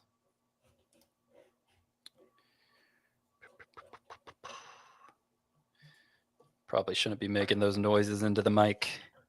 We're in the I'm forgetting I'm on the air stage of the draft. Now you know what Scott does when he's furiously looking for reserve round picks. Yeah. I'll just keep making noises into the mic. Nobody will mind that. Yeah. Wait, what did you say? Caminero! Ha! Ha! Caminero! Okay. All right. Well, Chris Mitchell just took one of the guys I was thinking about taking, but I didn't want to mention, so I will mention it now. Jose Soriano has a new slider. that looks like it could be really, really good. He's taken about 2 to 3 miles per hour off of it and added a bunch of drop. And one of the pitching stuff people said that it's been one of the model's best pitches this spring. So we like Jose Soriano a little bit as a sleeper anyway. Because I think he's undervalued just because he gets so many ground balls. Yeah, a ton of ground balls, huge sinker, big curveball, kind of has velocity. He's one of the hardest throwers and one of the most ground ball inducing pitchers in baseball. Yeah. And now he's got, potentially an improved slider that he's working on to maybe get some more whiffs. That was a very good pitch for him in a limited sample last year. So I was just looking at him, Frank. I think Jose Soriano. My last pick was going to be Cam Smith. That's a good pick. That is, I need to get him. I need to get him up the rankings. Quinn Matthews is a good one too. Especially if the Cardinals traded Eric Fetty to the Yankees before opening day, I'm not sure Quinn Matthews would be the next man up. Maybe he's not on the 40 man, unfortunately. They might go with Michael McGreevy, but I think there's a non-zero chance. The Cardinals still want to trade players away, and they have pitching depth.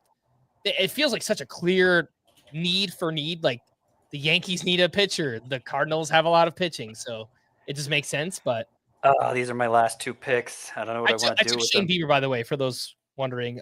We have 5 IL spots. I figured, he'll be on the IL by the time our fab runs. I could put him and Kim on the IL, and then I could use those roster spots for somebody else.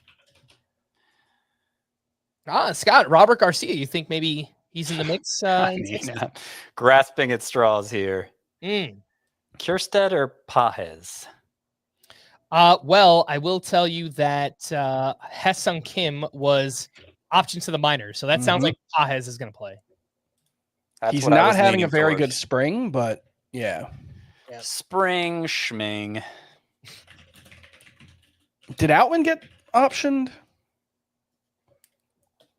That's Jack Caglione. Is there any chance Caglione can make the opening day roster too? I don't think on opening day. He's been awesome. I think it's let's give MJ Melendez one more chance. I almost did that. I wrote that the other day. This will mean nothing to Frank and Scott, but maybe somebody in the chat knows who MJ Lenderman is. Phenomenal singer-songwriter. And I keep calling MJ Melendez MJ Lenderman, and it's the most baseball writer who lives in Brooklyn thing I could possibly do. Caglione would present a complication with Pasquantino and Salvador Perez. Yeah, that would not be great for Salvi. That would not. Or Vinny P, baby. Yeah, I mean, I think more so for Salvi because what we like is that he gets those games at DH, right? So he might get them still and send. It's a good point though because to the bench. If Cags is up at some point this season, then that might affect Salvi. I don't know. I'd be surprised if Caglione is on the fast track. So it's probably not worth worrying about. He was not very good last year, right? It was a small sample. I know his Arizona Fall League was pretty mixed too. He has some launch angle issues, I believe. Some chase issues. He doesn't strike out much, so he tries to swing at everything kind of thing. I'm trying to look for a fun kind of stashy pick for now, but there's nobody that's really popping off the page. I mean, I could take this. He's not going to be up, but I'll just take him anyway. But it's Bubba Chandler. I'll just see. Maybe there's an injury in the Pirates rotation before opening day or something crazy like that. But he hasn't looked great this spring, and I think he still needs a little bit more development. He's probably Shane Smith. Actually, maybe that was the call right there. That was a good one. He pitched, I think, 1 or 2 innings for the White Sox the other day. #1 pick in the Rule 5 draft. Nick was raving about him yesterday, and he has to be on the White Sox roster, or else he gets returned to the Milwaukee Brewers. So we'll see. Maybe he can in a starting job. Bryce Wilson is the 5th starter for the White Sox. Yeah, I mean that's the thing about bad teams. I wrote this in the Deep Sleepers where the Marlins and White Sox are bad, but there's going to be some value on these teams because they're going to give interesting guys a look. Oh, you know what? Someone brought up Tyler Holton in the chat. I probably should have gone for him. I mean, I don't think he's going to get more than a 20% share of the Tiger saves, but I don't honestly believe that Luis Garcia is going to be the Rangers closer either. So yeah, Holton would have been a better choice. Robert Garcia. All right. Well, we're at the 4-hour What did I mark. call him? I don't know. Luis Garcia. There are a lot of Luis Garcias in baseball, but none of them are on the Rangers as far as I know. No, Robert Garcia. We're at the 4-hour mark. Do you guys want to recap your teams? Yeah, let's do it. All right. Well, I'll sleep when I'm dead. Chris, we'll start with you then. You have Cal Raleigh and Hunter Goodman at catcher, Luis Ariz, Jose Altuve, Alex Bregman, Willie Adames, Luis Rengifo, Eugenio Suarez, Kyle Tucker, Anthony Santander, Jarren Duran, Stephen Kwan, Dylan Cruz, with Marcell Ozuna as your utility. So how do you feel about your hitters? It's a pretty good lineup. It was one where as you were going through it, I was like, oh, in infield, not a lot of power there. But then, Adames, he'll get to close to 30, and then Suarez, and then the outfield's gonna hit for some power. So I if I'm weak anywhere, it's probably home runs. But It's Raleigh, you got Kwan and Luis Ariz on the same team. yeah, but I also got some real power specialists like Raleigh, Santander. I think Hunter Goodman, could hit 20 homers as a catcher. Francisco Alvarez also on my bench has plenty of home run potential. Ozuna 30 plus. Yeah, no, so I think power could be a problem, but it's not a guarantee. So I'm pretty happy with that offense. Mm-hmm. On the pitching side, you've got Kirby Yates, Zach Eflin, Carlos Rodon, Nick Pivetta, Jordan Romano, Nick Lodolo, George Kirby, Tarek Skubal, and Mason Miller. So you spent up for Skubal. You got Miller and Kirby, and then everyone else was single-digit players. You did get Rodon for 4, which was a pretty good steal, but how do you think Pivetta for 5 is a good value too. Eflin for 2, I think, is a good value. I think I got some good values in the pitching staff, and I think this is kind of like top-end depth, though. Yeah, I think that's fair. I think saves could be an issue because Miller might be on the lower end, and Romano's a big question mark. Yates, I think, will get 10 or so over the course of the season. But, yeah, it's not the greatest pitching staff I've ever put together, but I think it'll compete. There's lots of strikeouts. I think if Kirby's healthy, too, that's a huge key to it. If Kirby's healthy, then I think it all comes together. Yeah. If not, whip could be a problem on this team because Rodon could have some whip issues. Pivetta, I know the whip's been better the last 2 years, but that's been a problem. Lodolo could be a bad whip guy. No, I mean, you got Eflin. He's a good whip pitcher.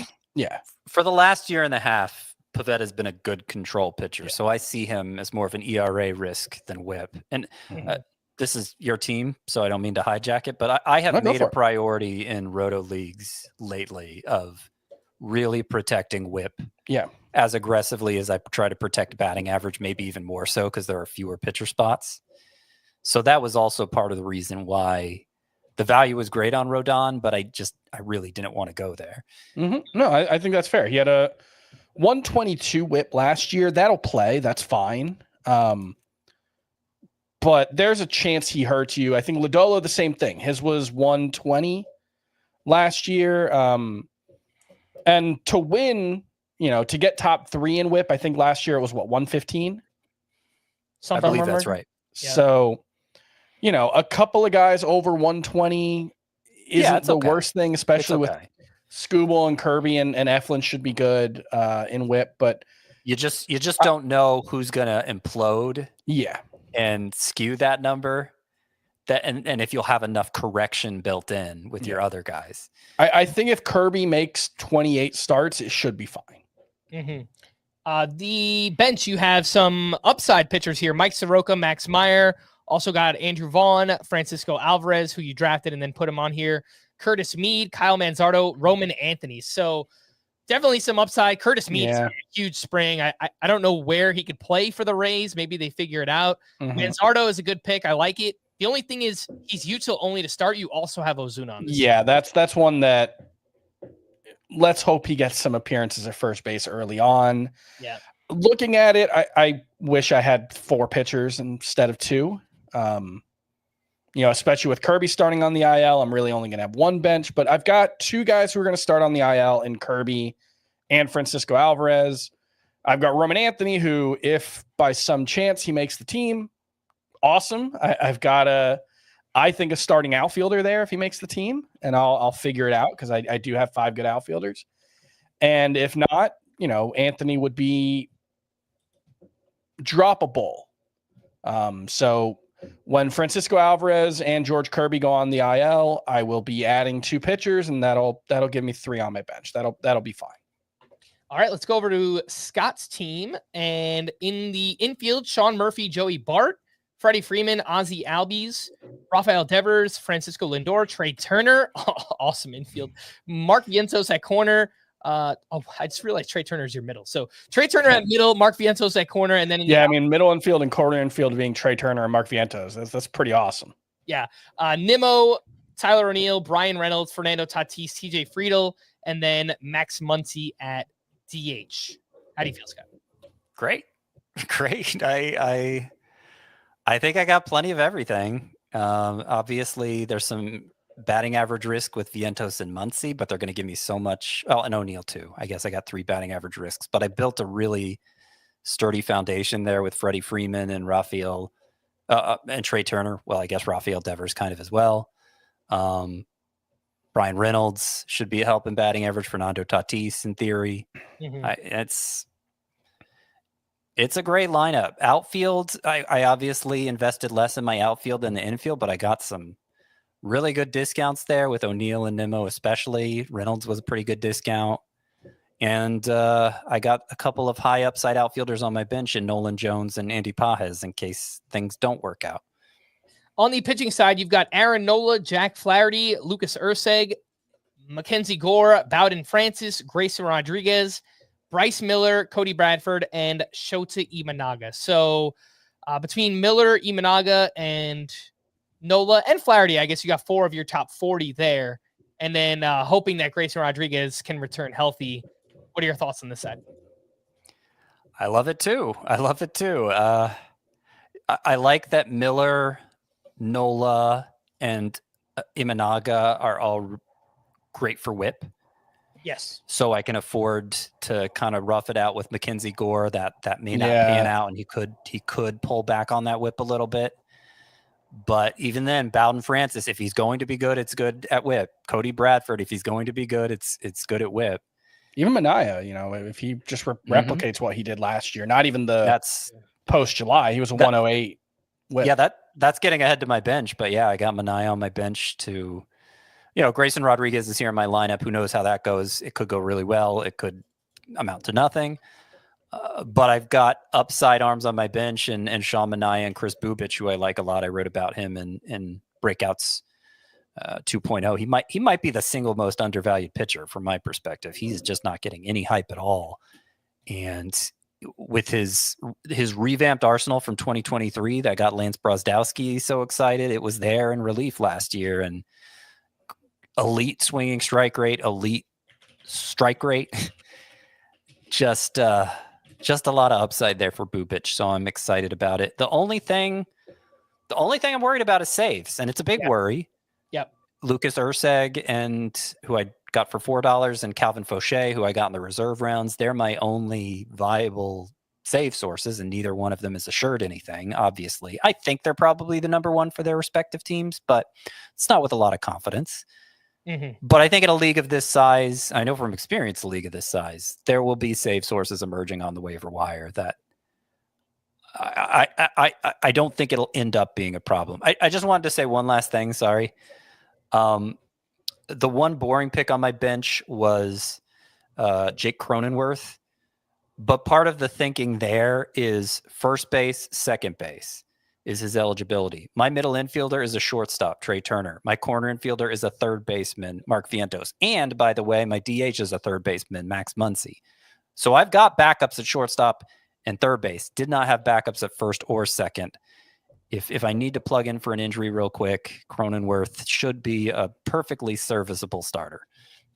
All right, we'll wrap up with my team here. I've got Will Smith from The Dodgers, of course. Keibert Ruiz, Vladimir Guerrero Jr., Marcus Semien, Jordan Westberg, Anthony Volpe, Tyro Estrada, Yandy Diaz, Lourdes Gurriel, Garrett Mitchell, Lars Nootbaar, Corbin Carroll, Jackson Trio, and Kyle Schwarber. So, when I was reading that middle part there, Chris, I kind of felt the same as you. But then once you get to the bottom, you see, Carroll, Trio, Schwarber. That kind of helps the team out a little bit. It feels light on power. I don't know. I don't think there's enough power here with having Volpe and Estrada and Yandy Diaz and Gurriel, Mitchell. So I don't know if there's enough power. So I think that's probably something. You really be thankful you got Kyle Schwarber, Frank. You really need the next step from Jackson Churio and Jordan Westberg. I think that's the key there. If those guys can add the 10 home runs that we're hoping for, it'll look a lot better. But yeah,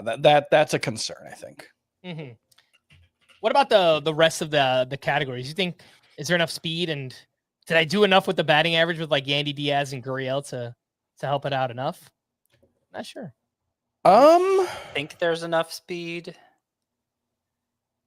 Yeah. Batting average, it's a lot of high-low in batting average, and that's always worrisome to me. Yeah. Yeah. I think a lot of the speed will come down to Jackson Churio and whether he takes that. I think that's kind of the hinge point of your team, maybe, is if he's just what he was last year, okay, you're probably okay. If he takes the step forward that everybody's hoping for as that, future first rounder, then I think everything looks a lot better. All right. Don't love it, but hopefully I'm wrong. On the pitching side, Sonny Gray, Clay Holmes, David Bednar, Corbin Burns, Jesus Luzardo, Trevor McGill, Logan Webb, and Brandon Pfaadt. I like the pitching staff. I was thinking more while you guys were talking about whip. Whip could maybe be a problem here. Yeah. Luzardo has had high whips at times. Clay Holmes, we're not entirely sure. Like the control is, questionable. Logan Webb had a 124 whip last year. So yeah, that Webb could be a little bit of a drag relative to the rest of his stats. I did get 4 of my top 40, I think. And Schwellenbach should be great with whip. Right, did I read him? Oh, I didn't even read Schwellenbach. Yeah, there you go. That makes it look a lot better. Yeah, I was like, whoa, I'm missing hiding there. There's about $14 missing from this pitching staff. He should help with the whip, right? So that absolutely, yeah. Unless he regresses. Well, unless he's bad, but if he's bad, then that's he's a problem. Then yes, he'll help. Not a possibility for elite strike thrower Spencer Schwellenbach. On the bench, I've got Justin Verlander, AJ Puck, Shane Bieber, Jesus Sanchez, Tyler Soderstrom, Ha-Seong Kim, and Bubba Chandler. So gonna put Bieber and Ha-Seong Kim on the IL and pick up some other players. Do you have any IL guys in your starting lineup? No, I don't think so. Okay. Yeah. So that's it. Yeah, I'm probably gonna wind up dropping Bubba Chandler. I think it's gonna be a while before he's up the season. Maybe like a June, July call up, something like that. I don't love it, but I'm gonna make the same excuse I do every year. Hosting while drafting, you're just not gonna have a good team. What can I say? I don't know. It's tough. I don't envy you. It's very hard. And that's why we give you a free Kyle Schwarber every draft. Exactly. I was going the same direction there. Well, thank you guys. I do appreciate it. We are officially going to wrap there. For Scott and Chris, I am Frank. Thanks as always for tuning in to Fantasy Baseball today. Please make sure to follow and leave a 5-star rating on Apple or Spotify. And we will be back again tomorrow. Bye-bye.